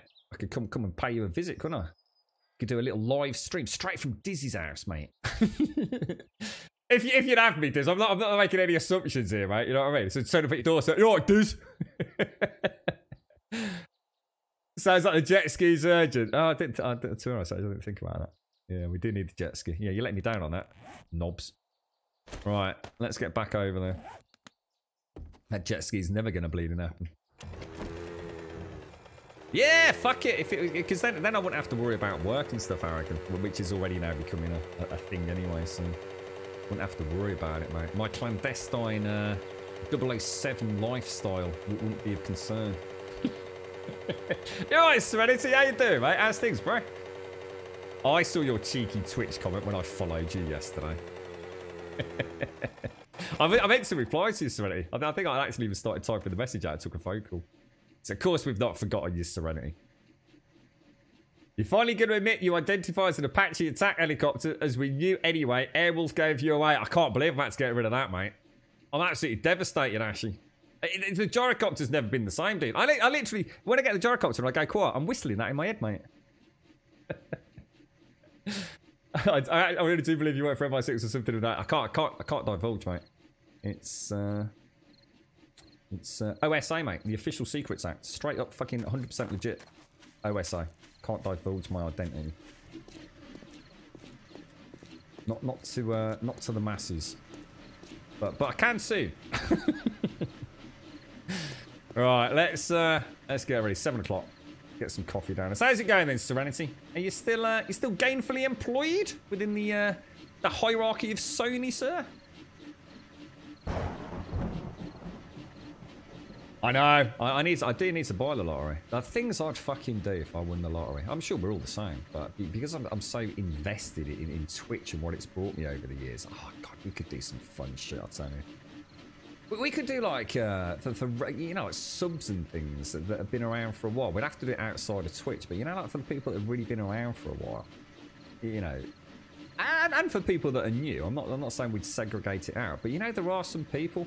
We could get like a little group of people, say like, look, you know, who are the people that we've known for so many years that we become so good friends, you know, such good friends with. What can we do to help them out? It'd be so much fun, wouldn't it? Just turn up at someone's doorstep and say, there you go, there's a fucking house, mate. There's a house. Look at that poor bastard who's been struggling to pay the rent as long as you've known them. He just said, here's the keys to a fucking house, mate. There you go. And a car. And a jet ski. They live in like Birmingham city centre. Got a jet ski, mate, eh? It's gonna be wicked down the canals, that is, bro. Yeah. Can't so we just I suppose I could, yeah. I suppose it's all become part of this fiasco with DMCA. It's all become such a joke pretending that we can't do anything. I suppose it's almost been taken seriously these days, hasn't it? Oh no, I wouldn't drive your truck, Hicks. No, definitely not, mate. I've never driven anything like that, mate. And it's the wrong side of the fucking road anyway, dude, so it'd just be a disaster. It was like, yeah, Bullseye, yeah, I remember you telling me about that. That's the one where they used to win, what was it they used to win, Doc? Oh, God, I remember this. Speedboats, wasn't it? Is that right? You got some dude, you know, for some council estate like I used to live on in Birmingham or something. He's not even got a sofa or a TV, mate. He's just got a can of Tenant Super. He wins Bullseye. Yeah, there you go. Fucking... What was it? A jet ski or a speedboat? What's he going to do with a bleeding speedboat? Yeah, or a caravan. So I got a car. I ain't got a car, Jim. Not my problem. It's a caravan. Oh, dearie, man. How you doing, Hicks? You alright, mate? You're right, Dragon. You stream just for the people to talk to, but you can answer why I'm not getting any subs or followers. I love talking to people there and only stream for the talking, but why is it so hard to get followers and subs? I'm so lost. Help, I suck. Well, if it's a serious question, yeah, I mean, we can certainly talk about it. It's just what it is, dude. It's just one of those things. It's, I think people think there's some, you know, you see it all the time, you know, people on Twitter telling you how to be a success on Twitch and YouTube. It's all bollocks, mate. No one can tell you that. There's a few things you can do. You know, if you wanted, to have like a channel that had 20 people regularly chatting, because that's the perfect size for a Destiny raid group, you know, dropping in and out, you know, 7 days a week. Yeah, there's things you can do to get your name out there a little bit, innit? But it doesn't matter. You know, you could be the most charismatic person. You could be the most beautiful person. You could be the greatest gamer of all time. Twitch doesn't care. Twitch is just like real life. It doesn't give a fuck. It's just that simple. It really is.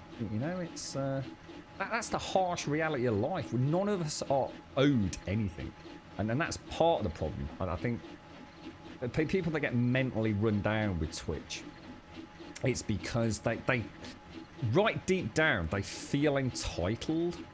And I know that's going to sound harsh. And I'm certainly not talking to you, by the way, here, Dragon. But you do see it a lot, and especially if you're within the Twitch community, where people say, yeah, but I stream such long hours, and I work so hard, and I'm so tired.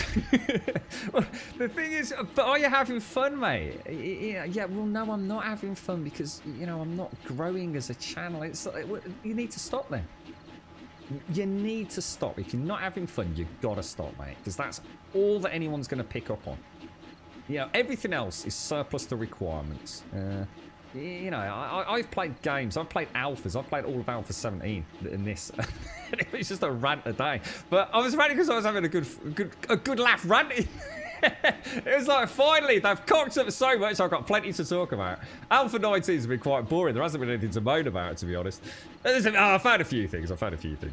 But yeah, you know, it's and people for some reason, I know this is going to sound weird because most of you probably will not be able to think like this, but I tell you what, the amount of people out there that think if you press that start streaming button that they are entitled to compensation.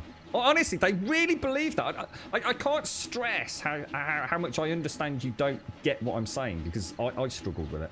They actually think because they have chosen to spend X amount of their day streaming on Twitch that they are somehow entitled to some sort of financial compensation for that. That is not an unfamiliar attitude to have on Twitch. And I know it's impossible to get your head around, but that's the problem. People do think that, yeah, but you need to start paying me, mate. No, we don't, dude. Yeah. No, they're not, Pepper. In fact, I've got major fucking problems right now, bro. Now, obviously, a professional channel like yours, Pepper, then, you know, we know you're raking it in, mate. Living the life, right? I've seen your setup. No one can afford that amount of LEDs, Pepper. Not unless they're banking it, mate. I know. Yeah, I know where the rich kids play, mate. I was talking about you earlier, Pepper. How you doing, mate? Jags was in chat. I was actually lurking in the channel yesterday. I saw you back on your I think you're on day 2 on your permadeath run, mate. Yeah, you have so much fun with the game. Sometimes I forget the chat is there. If anyone is actually watching, for us, I literally stream for your own amusement. Yeah, that's it, mate. Just have some fun with it. You know, one day someone will come along and you become best mates with them, dude. And you know, what more can you ask for, mate? It is what it is, bro. People overthink it. Sit down. If you sit down in front of that PC one morning, you think I'm not in the mood for this. Just don't stream. Just don't do it. It ain't worth it, mate. I know, yeah. Not like us peasants having to use our feet, Arakin. It's Pepper. Not even trying, mate. LED lights flashing and whizzing everywhere. It's disgusting.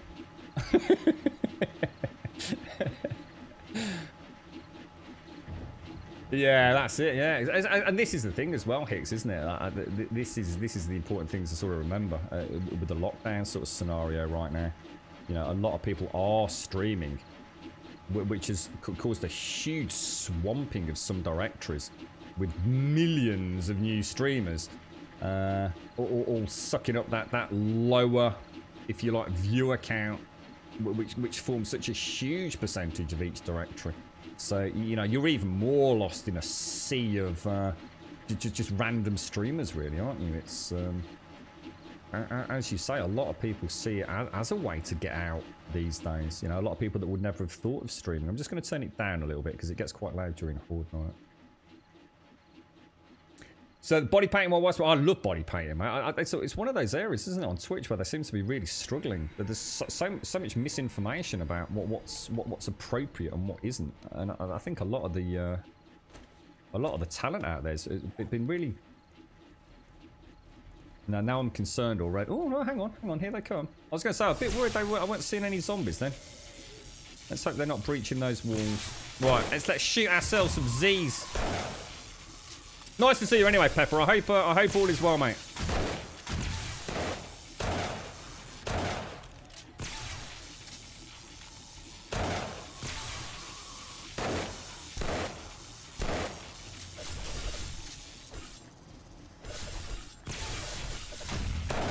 I'm not sure you want to see me painting my body anyway. I don't think even I want to see that, mate. I'm too hairy, bro.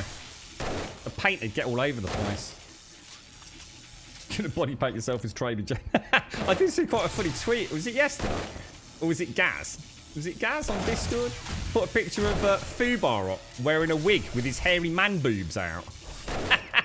And it was tagged Trader Jen cosplay. Classic, mate. Absolute classic.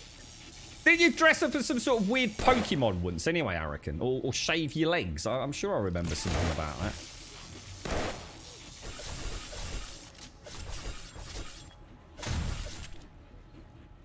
You do Friday, Saturday and Sunday. What do you stream this, do you, Dragon? Have you just started like recently? Well, look, Dragon, all piss takes aside, best of luck, mate. I hope you continue to find enjoyment out of it, mate. And anything else above and beyond that, mate, you know? Cherry on the cake, all right. Sounds like you got a good attitude, Dragon.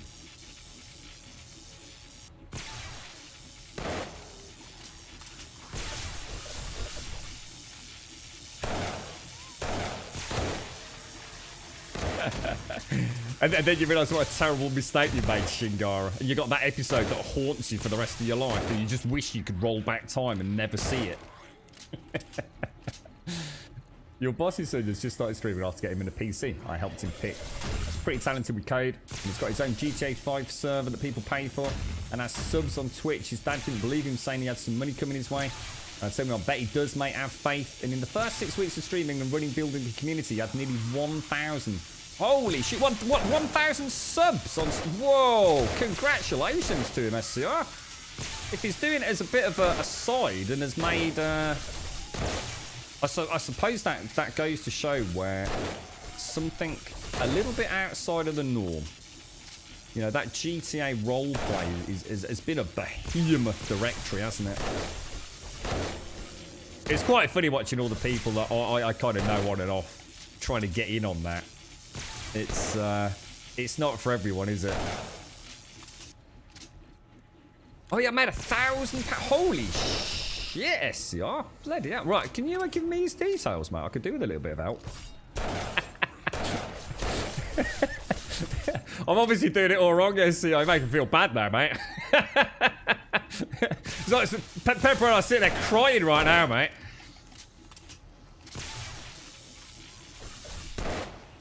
Oh, well done to him, man. No, seriously, it's lovely to hear a success stories like that, SCR, because as much as you look, no one wants to, you know, shit on someone else's dreams, do they? But the thing is, mate, you got to have realistic dreams, haven't you? To some degree. You know, I'm sure at one point I wanted to be a spaceman or something, but you know, it was never going to happen, mate. And I understand, you know, the modern day equivalent is a kid growing up saying, oh, you know, I want to be the next ninja. You know, I want to play computer games for a living. And, you know, you really, you know, sometimes it can still happen, right? It gives you hope, doesn't it, SCR? That actually, you know, no matter what, you know, you might be the next F1 supercar driver. You know, you might be, you know, the next big esports champion. You know, it's a big part of our lives these days, gaming, isn't it? But you've got to be realistic, ain't you? Well, and even being realistic about how long it's going to take as well. I think a lot of people think that, yeah, they say, oh, I've not seen any growth. Oh, when did you start streaming? Oh, about 3 weeks ago. Well, it might take a bit longer than that, right? Like sort of 30 years longer. Oh, it's already gone.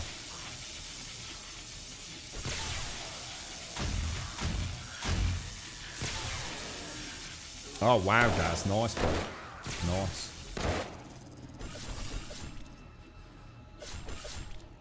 We only run at about... I think we only run at about 300, mate. Actually, am I even allowed to... I might not be allowed to say that, actually. I don't know what I'm allowed to say to them. Oops. Well, stay quiet on that one, dude.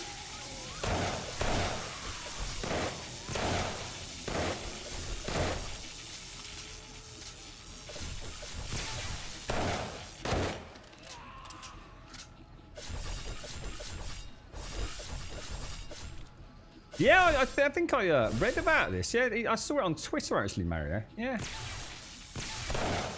Didn't they hit some sort of phenomenal success on Twitch? It makes sense though, because I suppose they're already quite a well-known personality, aren't they? You see it a lot with YouTubers, don't you? A lot of really good YouTubers come over to Twitch. And I think it's really nice for their audience to see them. It makes it a bit more personal, you know, long-term followers. I love to see Games for Kicks. You know, he's a guy I'll follow for as long as I can remember, really. Always nice to see him do a live stream. Oh yeah, of course you can, Arakin. Yeah, of course you can. Oh, yeah, of course, yeah. I didn't think that through, did I?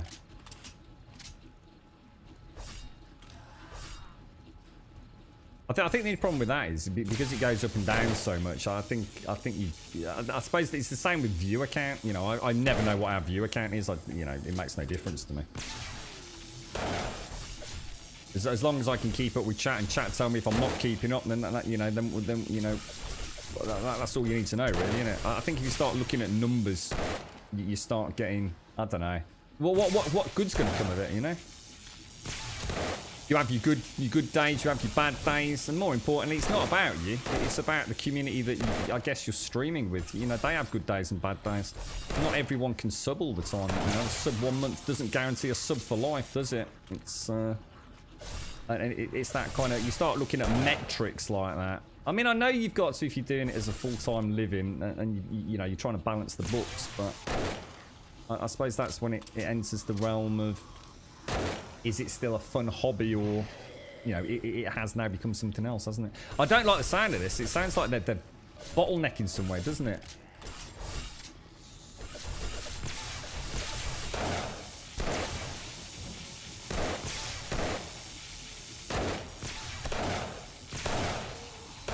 Oh, I thought that, you know what? That's why I've just suddenly realised why I don't like the new bikers as much as I probably should do. They remind me too much of the Demolitionists.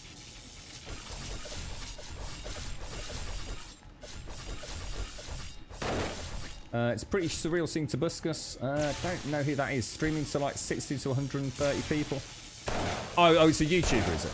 A YouTuber who's come to Twitch. Well, I suppose the audience is translate. I don't know who that is though, mate, so I've got no real point of reference. Rings a bit of a bell. Tobuscus. Did he used to do like just lots of gaming let's plays, or? You streamed Black Flag on PlayStation 4 for the crack one day, and there happened to be a sale on the PlayStation Store. All of a sudden, I had 20 viewers asking me questions.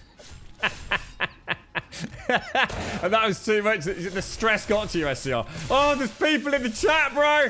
Oh no, there's people talking to me, dude. Oh, turn it off quick. Oh, it's all gone wrong. Yeah, I think that's a very natural feeling, mate. A very natural thing. You see, this is part of the problem with raids. It can put a huge amount of pressure on someone. You know, the whole raiding scene is one I could discuss until the cows came home. I have seen people completely break from raids, and it's not a fun thing to watch, mate. Not everyone's equipped for that.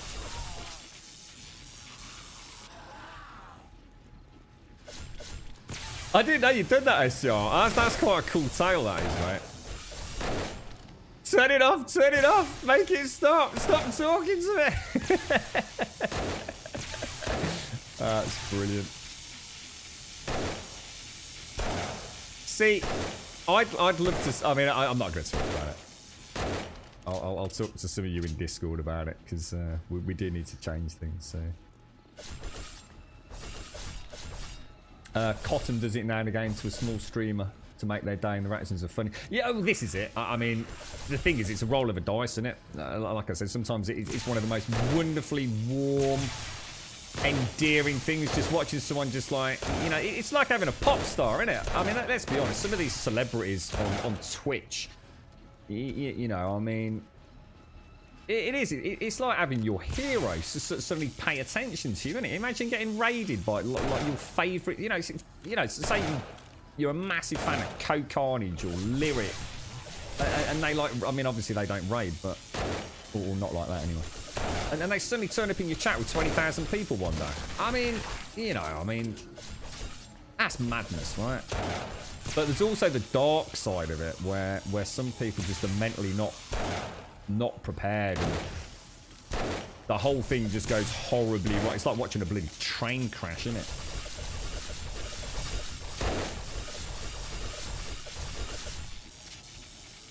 Yeah, that's right, Eric. That's right. And it can be really. I mean, like, look, it doesn't happen often, but it can be. You know, I have literally seen it live, as I'm sure some of you have. And they just have to leave, don't they? They just have to leave the room and like try and compose themselves and.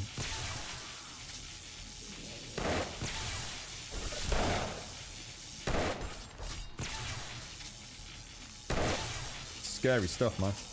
You're gonna get me voided? Nice one, dude. How's the old mischief maker going, bro?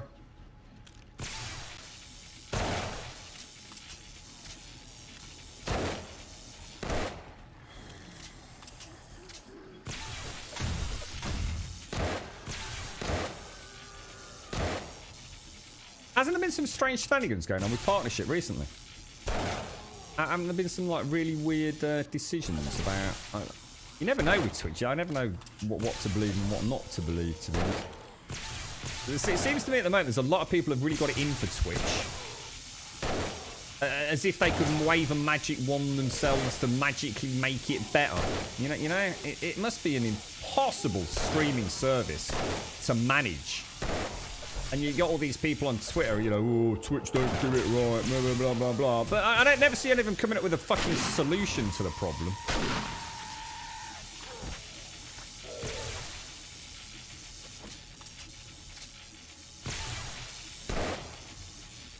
The guy did not start talking to chat and so on, but he kept playing for 12 hours and did so for a few months already. He starts to impest till he stops. Is that Lindmar? I don't know who that is, mate.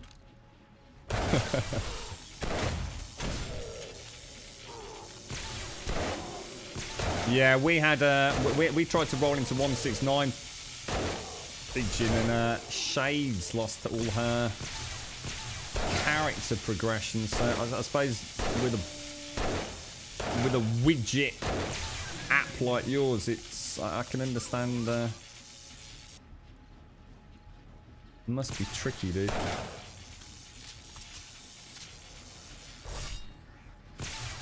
Yeah, that's what it's always been about, really, isn't it, I reckon? I've got many a tale, as I've repeated on several occasions, about my whole shenanigans back then, mate. Talk about inconsistent. I think back then Twitch was still had some characters, didn't it? That were a legacy from Justin TV on the payroll. And it wasn't such a professional show. It was very much a case of who you knew, really. And you know, I understand that people want some sort of equality on the platform, but I'm going to be honest. You know, I'll always say it as I see it. I don't expect to be treated equally on this platform. I'm not Co-Carnage, mate. I'm not bringing in huge amounts of revenue. I'm not that brand that is the face of Twitch, you know. I don't expect to be treated the same. If I put a foot wrong, you know, I don't expect to be treated in any way other than what's in the terms of service. And I know that doesn't sound fair, because it isn't, but life isn't fair. And I get that people won't agree with me on that, but that's the way I see it. You know, some people are going to get away with more. And let's be honest, Co isn't going to do anything wrong, so it's a bad example. You know, there are some really, really quite scary people out there on Twitch that do seem to get away with murder. And you know, some of them definitely need to be held accountable. But that's the point. It's sometimes people do have a bad day. So sometimes someone might say something that, you know, just isn't right. But should they just be forced off? I'm sure there's people out there, you know, people make it out like small channels won't get away with it. I tell you, I've watched some small channels, right, say stuff that I've been so fucking gobsmacked at that I've reported them myself. They're still streaming. So it's not like, you know, people make it out like it's unfair, but I tell you what, the amount of small streamers that get away with murder, it's not all one-sided, but people don't like to accept that, do they?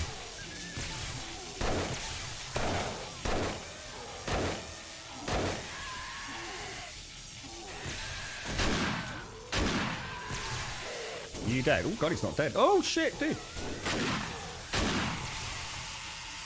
Oops. Oh my lord, is he in? You know, I'll tell you what, Shades, it'd be nice to try that that double Grumbyramid with the 3-block gap. I think that'd be quite... Oh my god!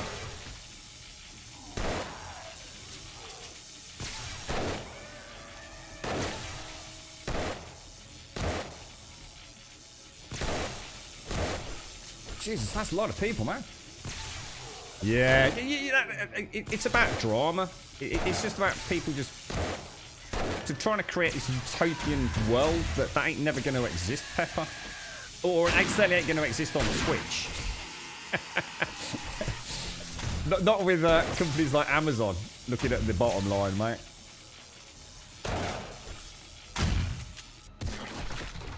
Just be happy with your lot in life and don't do anything silly.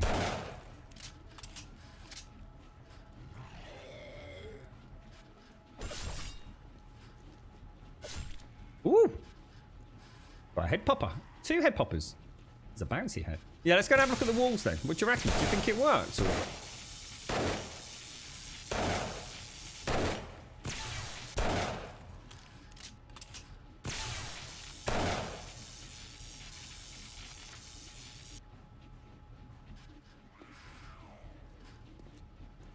Oh, she's still there. Right, okay. So, this was really just a test for the perimeter, wasn't it? Let's go and turn everything off and see where we stand. What do you think? Do you think it worked? Or do you think it's all gone a bit Pete Tong? Ooh. Okay, and let's turn off the old wires. Look, I can't see any breaches down this southern side, which is the only one we've fully reinforced. So, and we could probably build in a fair bit of redundancy for the structural integrity if we go sky high with it. There we go. Lovely job.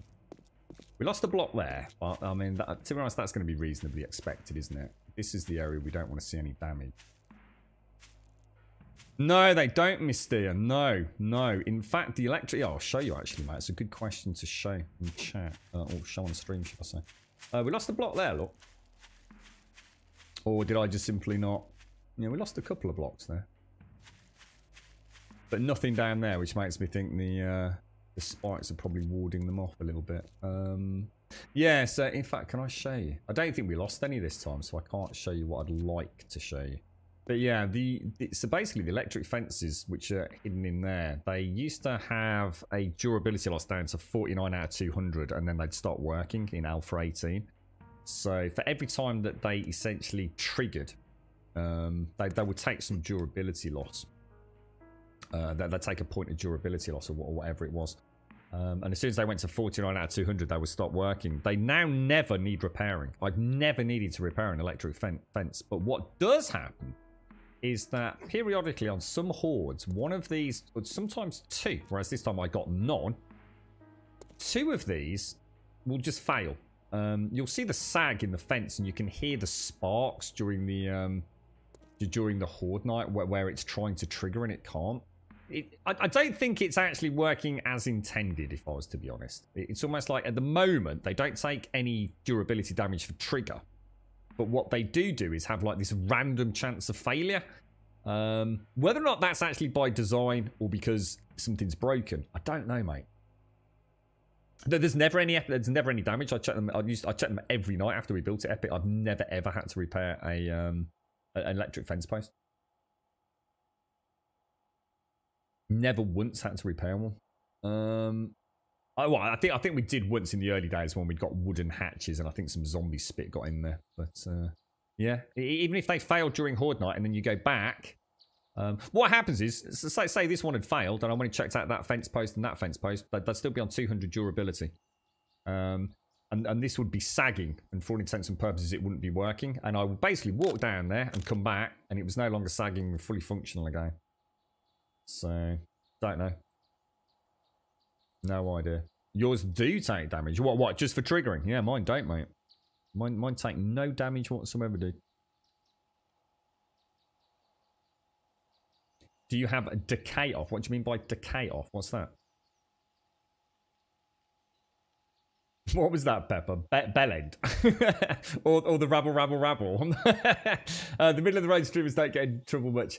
It's either end of the bell curve. Well, you say that, I reckon. Like I said, I mean, I've seen, you know, I quite often, you know, if it's a new game, bounce down into a really low view count stream just to ask a couple of questions. And in doing so, you sometimes stumble across some people having some right old dodgy discussions, mate. Like I said, I very rarely report anything on Twitch. Unless it's really kind of hate-based. You know, I'm not going to start swinging my weight around all hell belt trying to save the world, mate. But I've seen some stuff that's made me think that has to be reported, mate. You know, that's like zero tolerance policy, that is, mate. And yet, and you sort of, you put in the you know, you do the report and you go back a few days later, they're still there. I don't know. I guess the problem is that the whole thing is so unwieldy these days, isn't it? Just trying to police a platform like this, man. Oh, Jesus, it must be a nightmare, dude. Imagine live streamed content. With all, I mean, think about the assholes you just know in your own life. And then now extrapolate that out to the rest of the planet, mate. Just on a statistical basis. And now they've suddenly got access to live streaming technology. It don't bear thinking about, does it? Yeah, I mean, this is Flagstone. I mean, bear in mind, this is Flagstone. And I've only lost 1, 2... Look like they're getting caught on the corners, doesn't it? I mean, we could even chamfer them off. Might be an idea. So I'd say we go with it. I say we test that out. I see no reason not to move forwards with that. To be fair. Building decay. What do you mean by building decay? I don't even know what building decay is. Isn't that just for like that's got something completely different, right? That's for permanent servers where decay sets in after a certain amount of time, so that people on servers their builds will drop over time. Is that what you're talking about? That's nothing to do with fences, is it?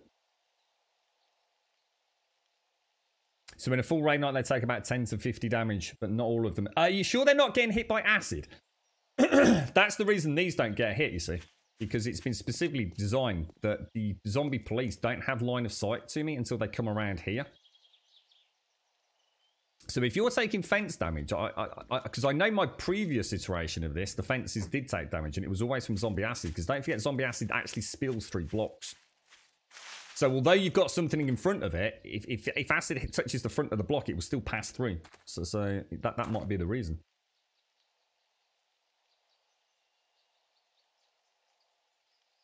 Oh dear. Well, hopefully it'll all get fixed tomorrow. Fingers crossed. You got a new 980 coming, haven't you?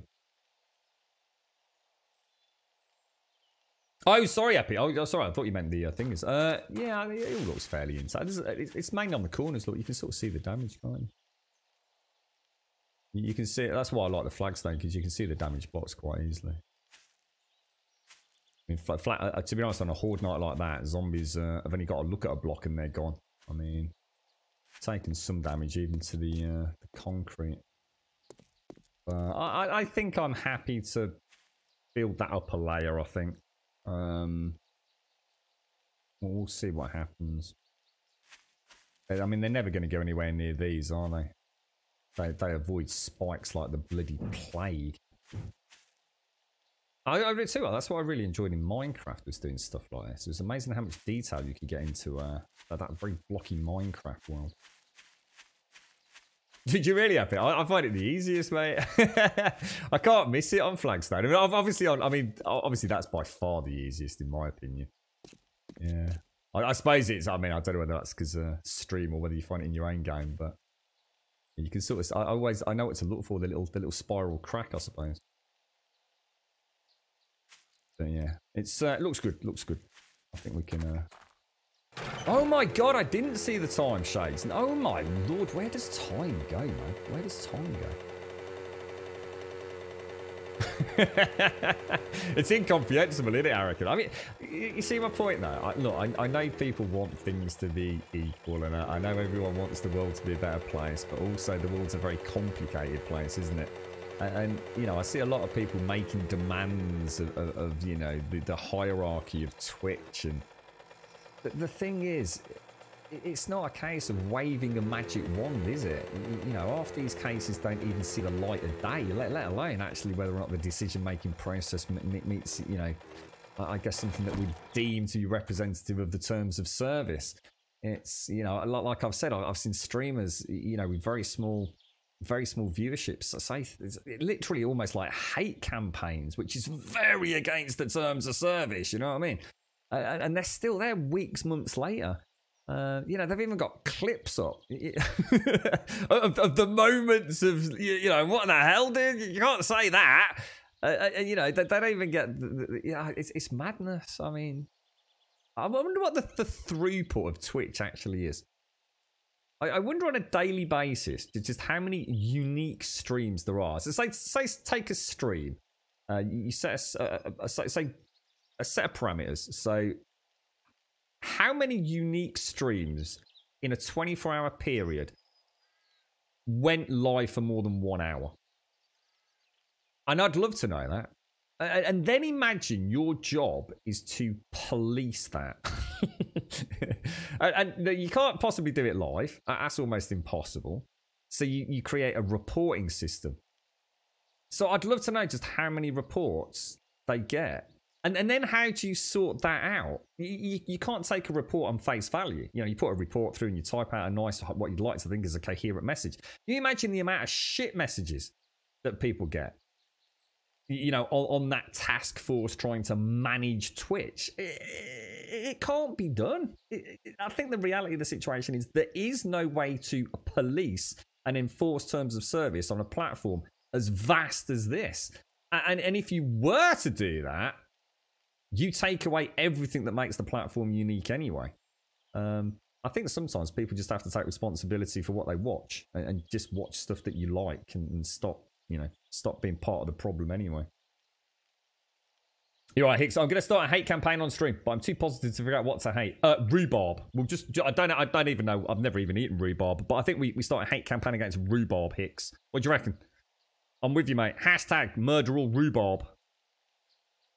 We'll get a graphic and everything, mate. I like it.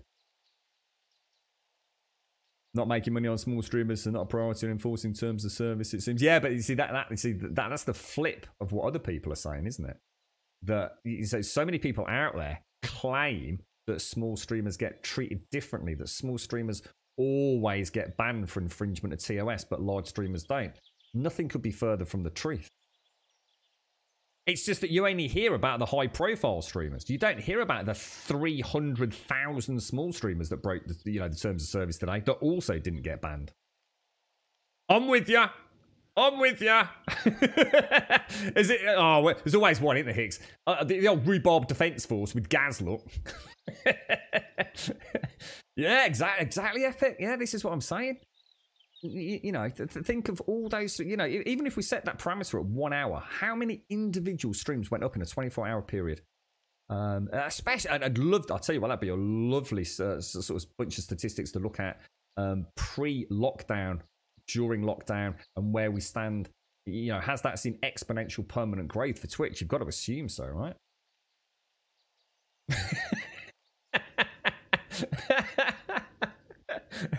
We've started a war, Hicks. It's like the Great Grabonian chocolate cake versus carrot cake wars of 2018, man. I'm getting flashbacks, a bit PTSD here, mate. I'm telling you, it was a terrible time. to be fair, I did defect to the carrot cake team in the end. Yeah, crazy, mate. Thank you, Shades. Thank you. Right. Ladies and gents, it's nice to see you, Pepper, by the way. So sorry, mate. I didn't get much of a chin wagging with that bloody old night. Nice to see you, though, bro. Thank you all for joining us. It's been an extremely enjoyable stream, as always. Nice to see so many friendly faces in chat today. Always a pleasure. Day in, day out. 7 days a week, 7 hours a day, 7 days to die at the minute. We start at 8:15 in the morning, through till 3 o'clock in the afternoon. And at the minute, it's 12 minutes past 3. We'll be back here. You can set your clock by us, 8:15 tomorrow morning. Thank you all. Been a very enjoyable day. Lots of fun discussions, and we keep it as real as we can here. That don't need to. You got anything on your mind? Come and have a chin wag. We're more than, as long as it's not politics or religion. Unless I just decide to go for it. Oh, we're very naughty here. We allow anything, don't we? Right, anyway, the point being, come and join us on Discord. !Discord in chat will get you a link to the Discord server. You are more than welcome over there. All we ask, just once, never have to do anything else beyond it. Just post one message in introductions. Just say hello, post an email, post a full stop, post the letter J today, if you want to. That's all you need to do. Literally just one post so that we can physically see you've joined us, so we can say hello. That's all it's really for. So we can say hello, and it just stops all the bots joining us. And it's a nice way for us to welcome you to the server. Twitter will get you a link to the Twitter feed. And we always tweet out a few minutes before we go live, as I say, each and every single day. Monday through Sunday, 8:15 in the morning through to around 3 o'clock in the afternoon, with evening streams coming up. But we'll talk about that in a bit more detail. That's almost in concrete now. So we'll be getting some double streams up. And finally, YouTube will get you a link to the YouTube channel. And if you do join us over there, which as far as I know is 100% up to date, I think I did everything yesterday with all the archived Twitch footage. Please do consider dropping us a subscription on the YouTube platform as well. I would be very, very grateful. I'll leave it there. Thank you very much for the subs, the resubs, the bits, the follows, the donations, the gifted subs throughout today's stream. Thank you all so very, very much. Smurnockley, is it Smurnockle? Smurnock Ice. Sorry, mate, I can't read your name on this weird Streamlabs thing. Smurnock Ice, Dragon Reborn, Pasgent, and is that Sasame? Juki, thank you for the follows earlier as well. Thank you all very much. Have a wonderful day, whatever you're up to. I will be on Discord in a little while, probably in about an hour or so. But if you do join us now and post in introductions, we'll sort out your posting permissions literally as the outro music plays. Thank you for watching. Stay safe. Love you all. I'll see you tomorrow morning, 8:15.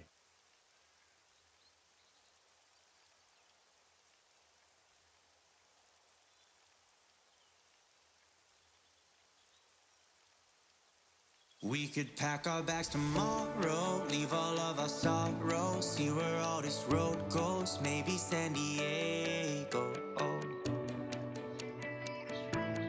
Maybe San Diego, oh. Roll down all our windows, just see where the wind blows, one leg out the window, sit like a flamenco, oh. Sit like a flamenco. You can run and you can hide. You can look and try to find. Take a breath, open your mind. Take it one ride at a time.